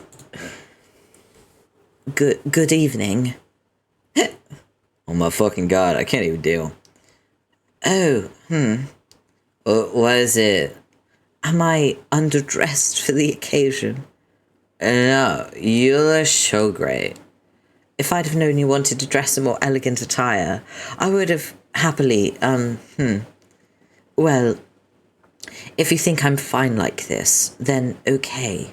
Rose, I think you started drinking way too early. I think you just, completely fucking forgot to tell Kanai you were dressing up. Wow. You're probably right. I started when I start... What even time is it? Man, you're gonna make her so uncomfortable dolled up like that, not to mention 3 sheets of the fucking wind. This date's gonna be so awkward. This is not a date. Yeah, sure. Rose, are you feeling alright? Why do you ask? Because if you wanna know, I really feel quite fabulous. It seems you may have imbibed one of your experimental human soporifics. Whoa, what? Yes. Well then, I guess that would explain it. Explain what? The lethargy you possibly experienced when it came to completing our rendezvous in a timely manner. Wait, what? I was waiting for you in the common area for a couple hours, but you did not show up. So I came to find you. Shaking my head. Oh my god. I forgot about our date. Our date? Then you did intend for the plans we made to be a date, which is to say one that was romantically oriented. Holy shit, we got a room full of smooth operators here tonight. Yes, good night, it was going to be a romantically oriented date. I'm sorry, But as you can see, Rose's hooch to the fucking max, so I think you're better off going out another time. And no, I said I was still up for it. I already fucked up by losing track of time. I'm not gonna blow it again. Ugh, you seriously still want to go through with this? Well, I'm still amenable to an evening of whatever. But is there some reason why you would advise otherwise, Dave? I will have to plead ignorance on the subject of human courtship and its customs when it involves one or more intoxicated participants. Is there a problem? Problem? I don't know. If you're cool with your date slurring words and making no damn sense about apples, then I guess not. Why are you both looking at me? Stop that. No, don't. Hey, I'm not your fucking life coach here. If you want to go on a drunk date, what do I care? Man, what do I even know about human courtship anyway? Not like I ever dated a fucking human. So, I guess, have at it. Alright. Awesome. Date night with Drunky it is. Go ape shit, I guess. So, what should I do here? You want me to pack up my reps and leave you alone, or... I don't know, you don't have to do that. We can leave you to your slam poems in peace. Kaya, or why don't we go for a walk? Yes, after you. If you can actually manage to, whoa there, maintain your balance. Okay, are you good? Okay, good, let's go. Literally pointed at the fuckers that went out and ducked back in and said, "You're welcome. Don't stay away." Hell yeah. Alright, lesbian date. Let's go. Since it's now clear your premeditated designs on this evening exceeded my own by a wide margin, insofar as you intended this to be a date with fancy clothes, whereas I showed up looking like something the loosest dragged in. Maybe you can tell me now exactly what you had in mind. I mean, as far as specific activities are concerned. Nope. No? I mean, nope. Nope what? I honestly had drafted blueprints for the evening, aside from getting prettied up. And actually, being punctual about my commitment. Whoops. It's really okay, though. I admit I was irked for a moment, but then I realised it was so unlike you that extenuating circumstances were most likely in play. So I went to find you. Lo and behold, extenuation was what I found to be taking place. Oh my god, King Gaia, I'm so extenuated right now. Honk. What? Did you hear something? No. Hear what? Maybe you should turn the light on. I fucking hate that Gamzee is just fucking lurking. It's been 2 years, and Gamzee is lurking. That better? Yeah, What are we listening for? Nothing, I guess. Anyway, I just thought that tonight we could just walk around for a while and talk about really anything. Like our worlds of the future, or how you're gonna save species. Not the fucking pre-2016 Murder Clown again. Why is he in the walls? He's in the vents, actually. He's not in the walls, he's in the vents. He's crawling around the vents. So whenever you see a vent, Gamzee is probably behind it. Just so you know.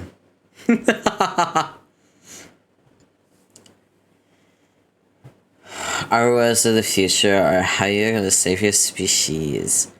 Yes, that sounds nice.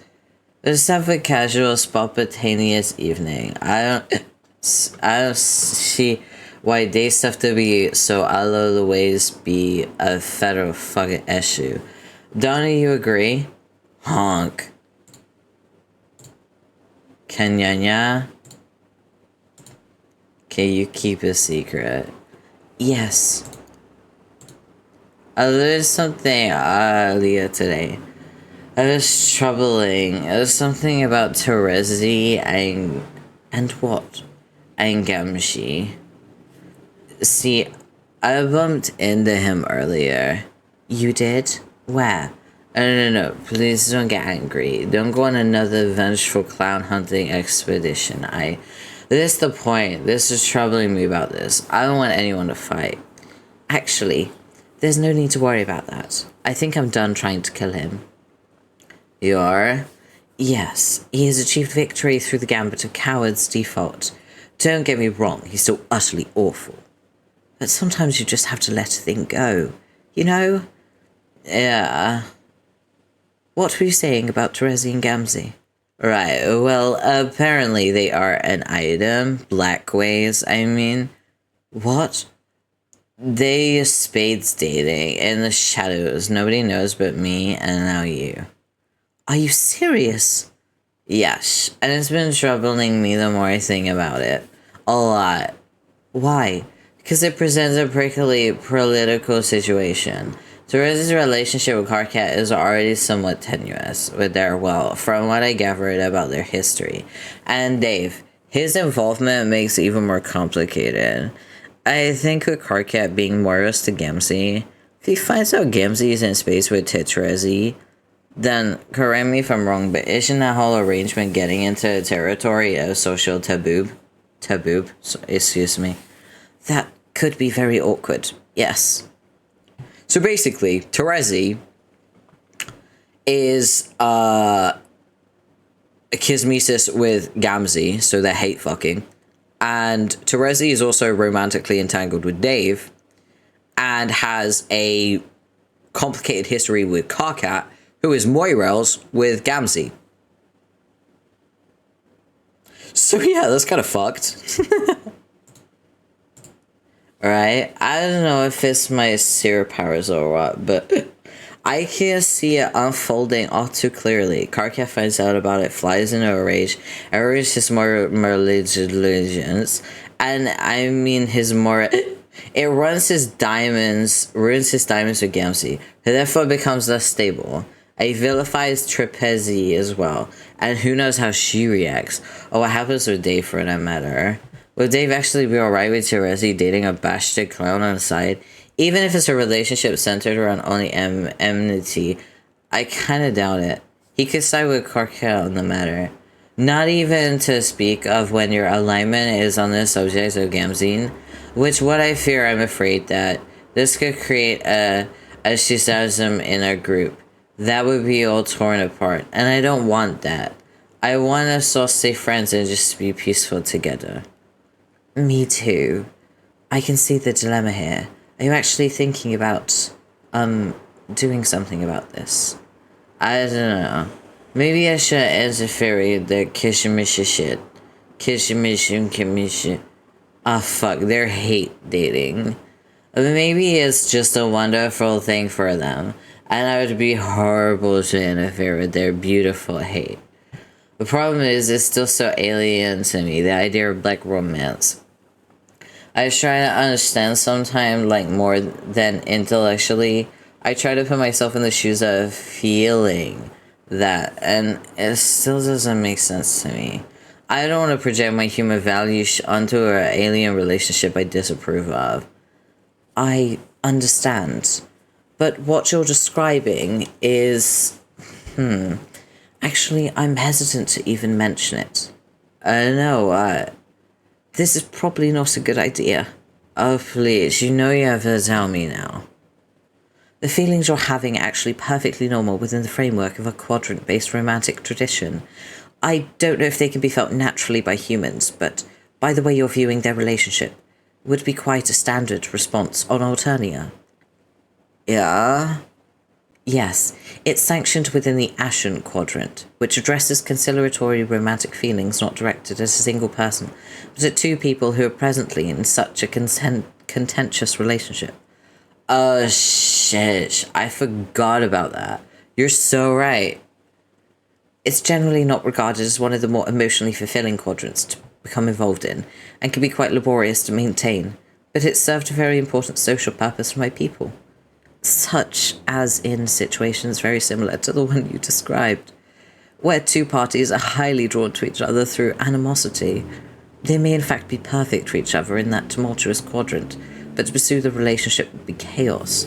Much like the scenario you laid out, the two Kismesis, if left unchecked, would devastate all of their other relationships, those in their own quadrants, and even those in other people's. So it's the job of an auspicious to make sure that doesn't happen.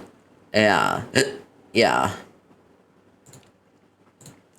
Kanaya is exactly what I need to do. Oh no, really? Absolutely. I've never been so sure about anything. Well, maybe almost anything. But yeah. I don't think I would advise it. It's extremely difficult and can often feel like a thankless undertaking. In truth, it's probably the most challenging quadrant to master. Trust me. I believe you, but I want to know, can you teach me? There's so much I don't understand about your romance, but I'm so curious. I try to understand the concept of other contentious or platonic relationships as something that can be parsed through emotions associated with romance, but it still doesn't really compute to me. I really don't know if I'd be a good teacher of auspicism. Honestly, I was not very good at it myself. That's fine. Forget auspicious, goddamn. Forget specifically that right now. I want you to teach me everything. Everything? Yeah,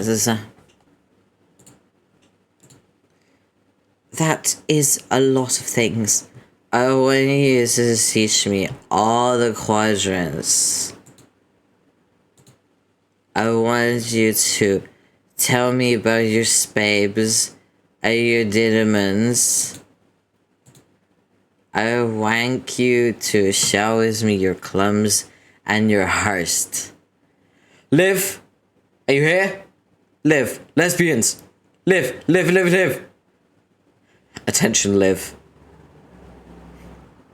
Okay. Are you ready? I'm hearing him crying. One. Yeah.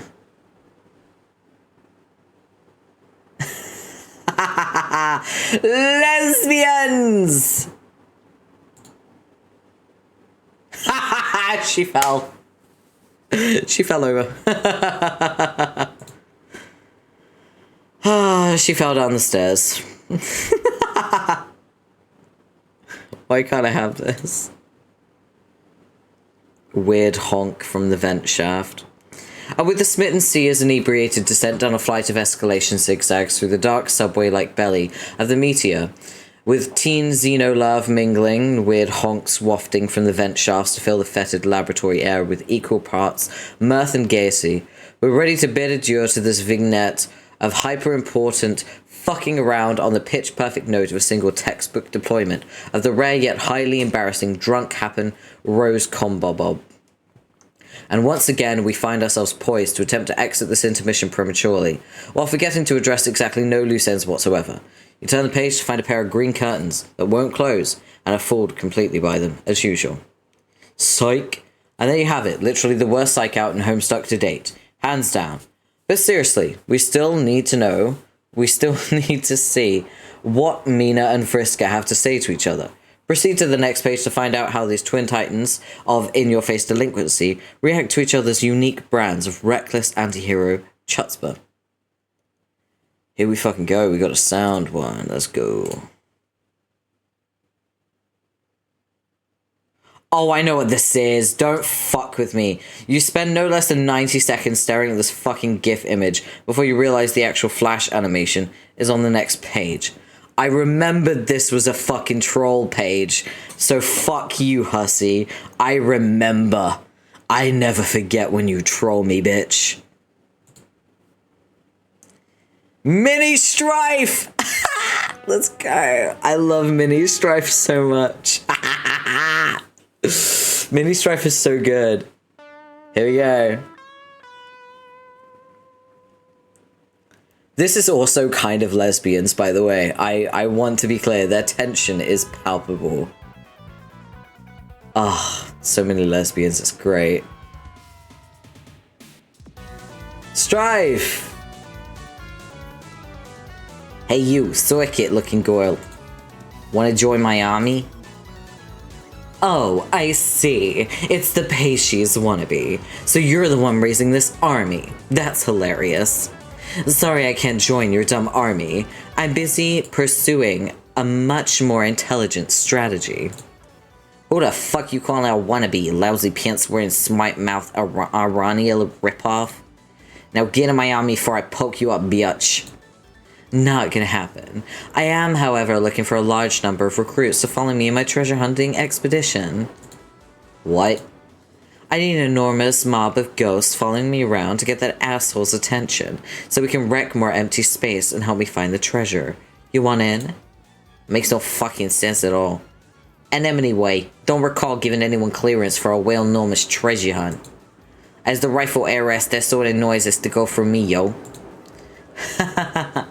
Wow, I had no idea the Paishies twin was such a riot. At least, I hope you were trying to be funny with that remark. John, Tavros, stop goofing off over there and come get a load of this chick. What am I actually getting a load of? Oh, it's you. I remember you. Bro, is that Andrew Hussey playing peekaboo in the background? Unfortunately, yes, it is. It's Blue Boy. Haha, I forgot about this dumb nerd. Hey, what are you doing with that? No, please put the pokey thing down. Hey, Blue Boy, catch. Ah, not again. Oh, yeah. Oh no, you did not just euphoric vanish my alt universe ex-boyfriend. No, you didn't. Guess you can say I made him disappear. Who do you think you are? Some sort of bad girl? Please, that's obviously my turf. But you clearly want to rumble, so who am I to deny you the beatdown you're angling for? England? Hey, stick to spider puns or whatever. If you're gonna talk smack. Fish puns are my turf. I mean, surf. Yeah. I don't really do puns, mainly because I'm not a lame wiggler. Anyway, you sure like to wave that trident around while running your mouth. I wonder if you had any intention of engaging in any actual combat. Guess it's up to me to get this party started as usual. Watch and learn. Oh man, is this what we're doing now? Changing into our bullshit god rigs? Your move, punk. But these gems are so ugly. Bleh, fine, here goes nothing.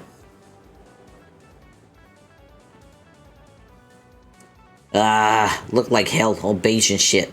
How can you even stand these grody ass thief duds? Wow, unreal. What a prima donna. Tavros, can you believe this girl? Hey, what are you doing? Stop fidgeting around. Are you looking for something? Must find precious. I was thinking of modding my PJs to look a little snazzier. What do you think of this? Or this? Or maybe... Wait, how about... Yeah. Oh my god, will you stop? You don't like your gear. Just do what I do. Take it to the next level. Check it.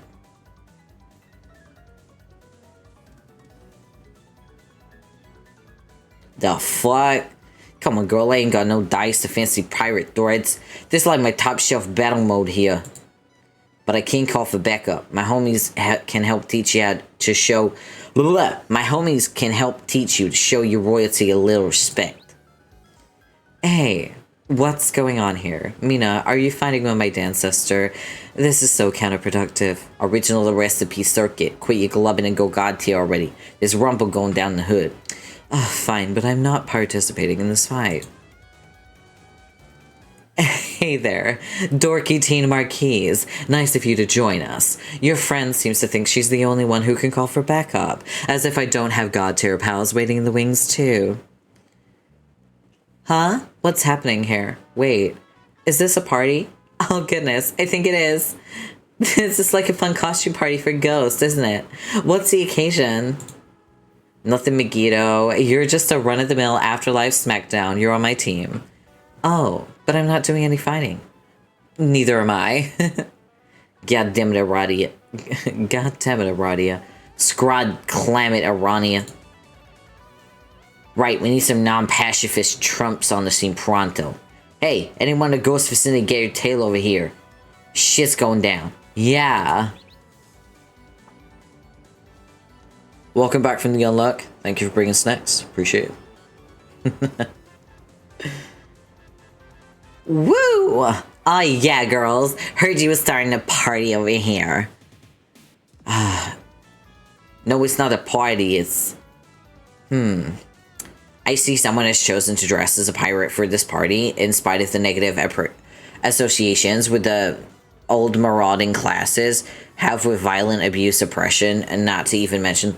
do get the fuck out.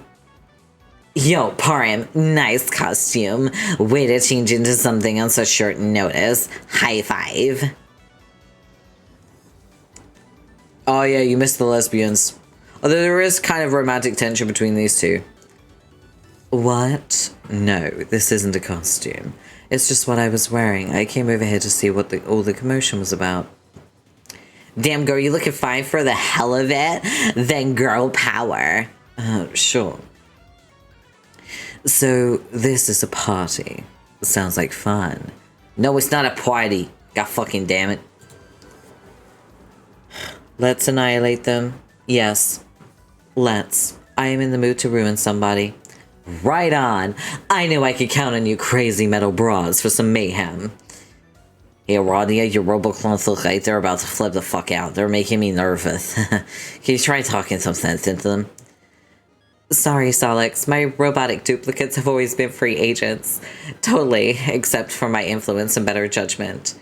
Equias, do you think you can calm them down? They are persnickety devices. Often sweat sweeps into their circuitry and causes them to behave more erratically, which unfortunately only causes me to sweat even more profusely, I'm afraid.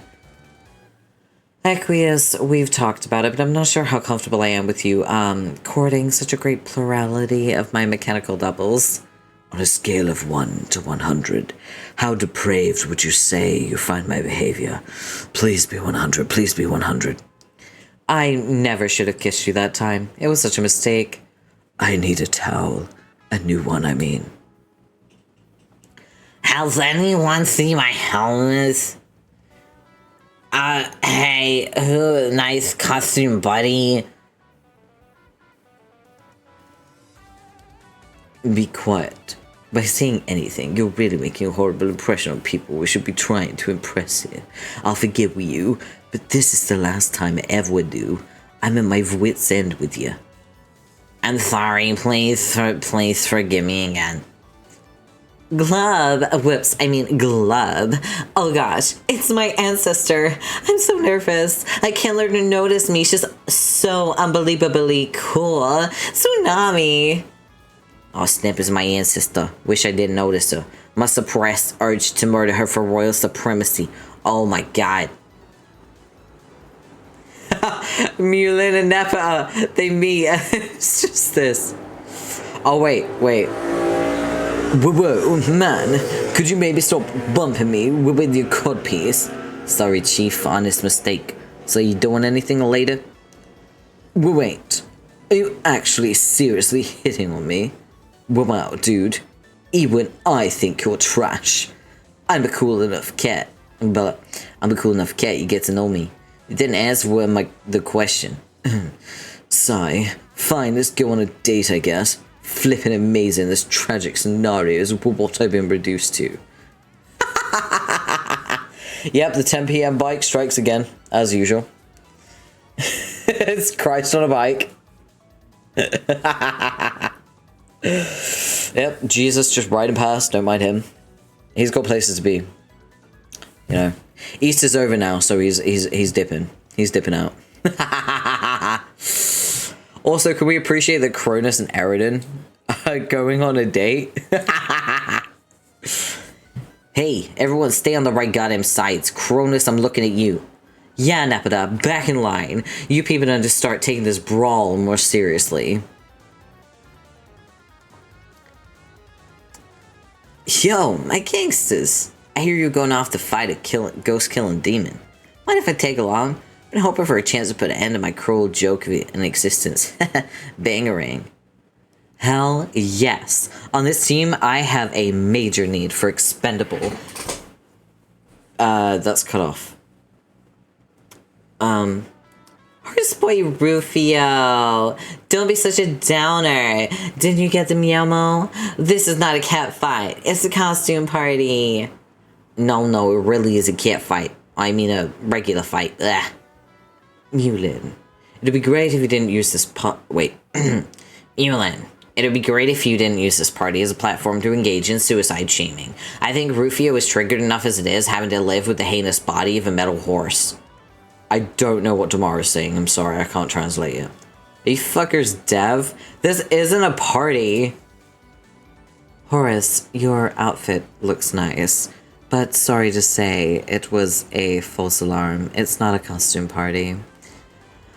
This isn't a costume. I'm literally a majestic stallion, and my appearance reflects this noble reality. Ah, gotcha. Hey guys, can I be on the other team? Yes. No. This gathering has completely blown away my ability to tolerate stupidity and awfulness. Get me the fuck out of here. God damn it, the crowd's getting too thick. I can't even get away from the shit. Everybody fucking move. Excuse me, other people who are me and otherwise. Honk. Have you seen a beautiful treasure on the floor? That is more specifically a ring. Garcat, shut up. This is great. We need to get more people jammed into the sweet fight party masquerade. Oh god. Oh god. Oh look, March Drag Eridan! Look! Wait. March Drag Eridan. Let me add it. Hold on. We have canon March Drag Eridan. Where is it? There it is.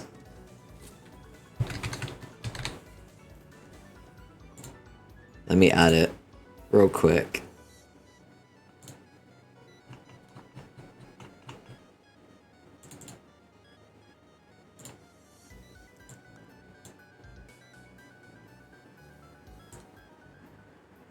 See? Mushrock Eridan! Ha ha ha ha! Canon. I've cosplayed Mushrock Eridan. I wore heels too. Fucking killed me. But I did it. Man, Mushrock Eridan was really fun to cosplay as well. But yeah. Mushrock Eridan's we got some really cool outfits. There's 2 Mushrock Eridans there. We got like Dreamer Eridan. We got Pupa Pantavros there. We got Terezi in Dave's shirt as well. Kanaya's in some pretty cool fits. We got Eridan with a wizard hat. We got Dreamer Terezi. We got God Tier Tavros here. We got God Tier Pfeffery here as well. We got some really cool outfits on this side. We got God Tier Cancri, God Tier Damara, God Tier Carlos. We got normal Rufio, normal. We got Cronus in a leather jacket, which is what I've cosplayed. I cosplayed Cronus in a leather jacket. We got some really, really fun outfits. This is great for cosplayers to see all these different variations. It's just fun. Oh my god. I saw the crowd from way over there. According to people on the cusp, this is some sort of costume party. True facts, girl. Just jam yourself in the pile, like this. Oh, fuck. Are people way over there still calling this a party? Destroy. Someone is touching me. This needs to stop. Someone is triggering me. This needs to be tagged. Shoosh. I'm sorry. Oh god, I can hear him whining from all the way over here. Someone over there is probably making the same observation about you. Yeah, and your ancestors probably chiding him eternally over there. Just like you're with me. Ever think about that? I'm sorry. Kill. Where, oh, where? This party is a fucking joke. No, it's a shitty battle royale. Pass it on, you dirt-scraping sack of honey Dijon rubbish.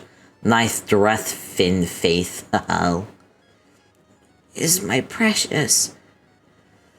Tavros, stop crawling under everyone's feet. You're being so weird.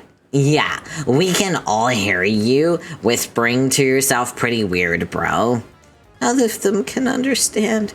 Destroy. Oh my god. Yo, I think I can hear my younger ancestor whispering all the way from over there about something precious. Shit's crazy. The beauty of my precious. It reminds me of when I was similarly smitten and searched everywhere for the perfect snout ring for you to fortify our commitment. Do you remember, Rufio? Whoa, yeah. Those are the days. Hey, don't mind if we talk a bit? I mainly want to look distracted, so the guy with the ponytail leaves me alone. You dig? Death to all. Damn. So much like the real thing is freaky. Like, what real thing? You know, like... If you say, like, our live Aradia, I will make you beg for a horse body. No, like someone else. Damn, uncanny. Oh, okay. Hey, pretty cool, babe. Well, like, if you aren't doing anything. Excuse me, what is going on over here? Man, not another hog. It's fucking crazy. This guy with the mohawk was flirting with me, and I was being fully receptive to his advances. Whoa, you were? I see, Aradia bought 10502. Why must you devastate my pump biscuit so? The counselor astutely observes the exchange and updates her shipping grid with startling developments of the heart. Nepotus, stop. No. Yes. No. Yes. Yes. No. Honk. More, I say. I am no longer reading text from this because this is bullshit, by the way. Bye-bye, Coco. Take care.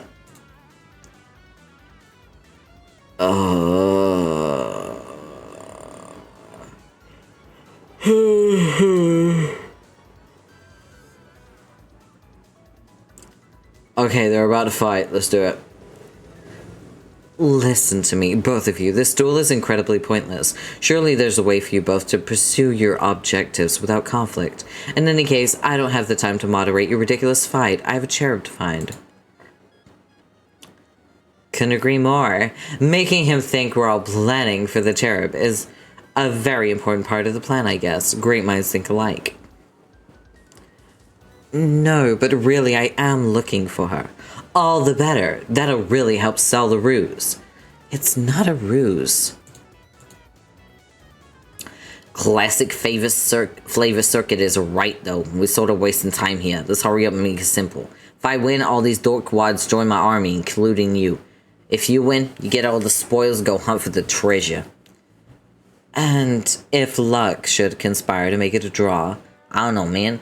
Guess we combine all our plans into one huge clusterfuck plan. Like this whole thing ain't one big clusterfuck already. I will agree to those terms. This is going to be almost too easy. Circuit the sequel, shut your cocky mouth and fight me.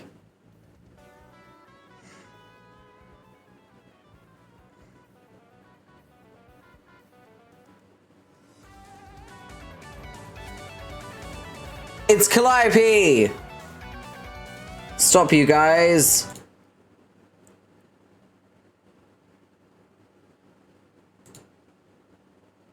Uh-oh.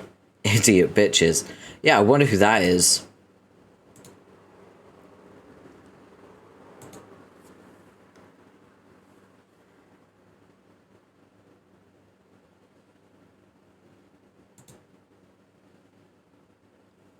He's awake. He has the ring. End of Act 6, Intermission 3. Hooray! We fucking did it. We got to the end of the intermission. It only took 7 hours. Alright, cool. Alright. We did it. We did it. Alright. You know the drill. I'm gonna save where we are. There we go. And we are going to... We're going to see who is live right now. There should be a few people. I feel. Maybe. Possibly. It's been 7 hours. Yeah, I wasn't intending to stream for this long because it's been a bit of a long day. But I won't be streaming tomorrow. Just to let you know. Let's see who's live. There's a few people live. See who we can raid. We can raid Kane. Should we raid Kane? Let's do it. Alright. You all know the raid message, so they know where you're coming from. They know you come from my raid. As always, when you're entering someone else's community, be polite, be courteous, all of that jazz. Read the chat rules. Try to be supportive of them as well. I only endorse people I like. So, you know, they're pretty chill. Kane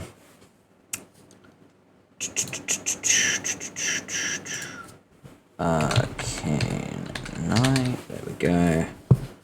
Thank you for streaming it. Thank you for being here. It's been a long one, but it's been good. So yeah. Later, Porps. Yeah, I'll talk to you. I'll talk to the mods and everyone on Discord. So I'll hang out on Discord for a little bit. But we're gonna raid. As always, you know, stream message. Thank you for being here. Take care of yourselves. Hydrate. Love you. Bye.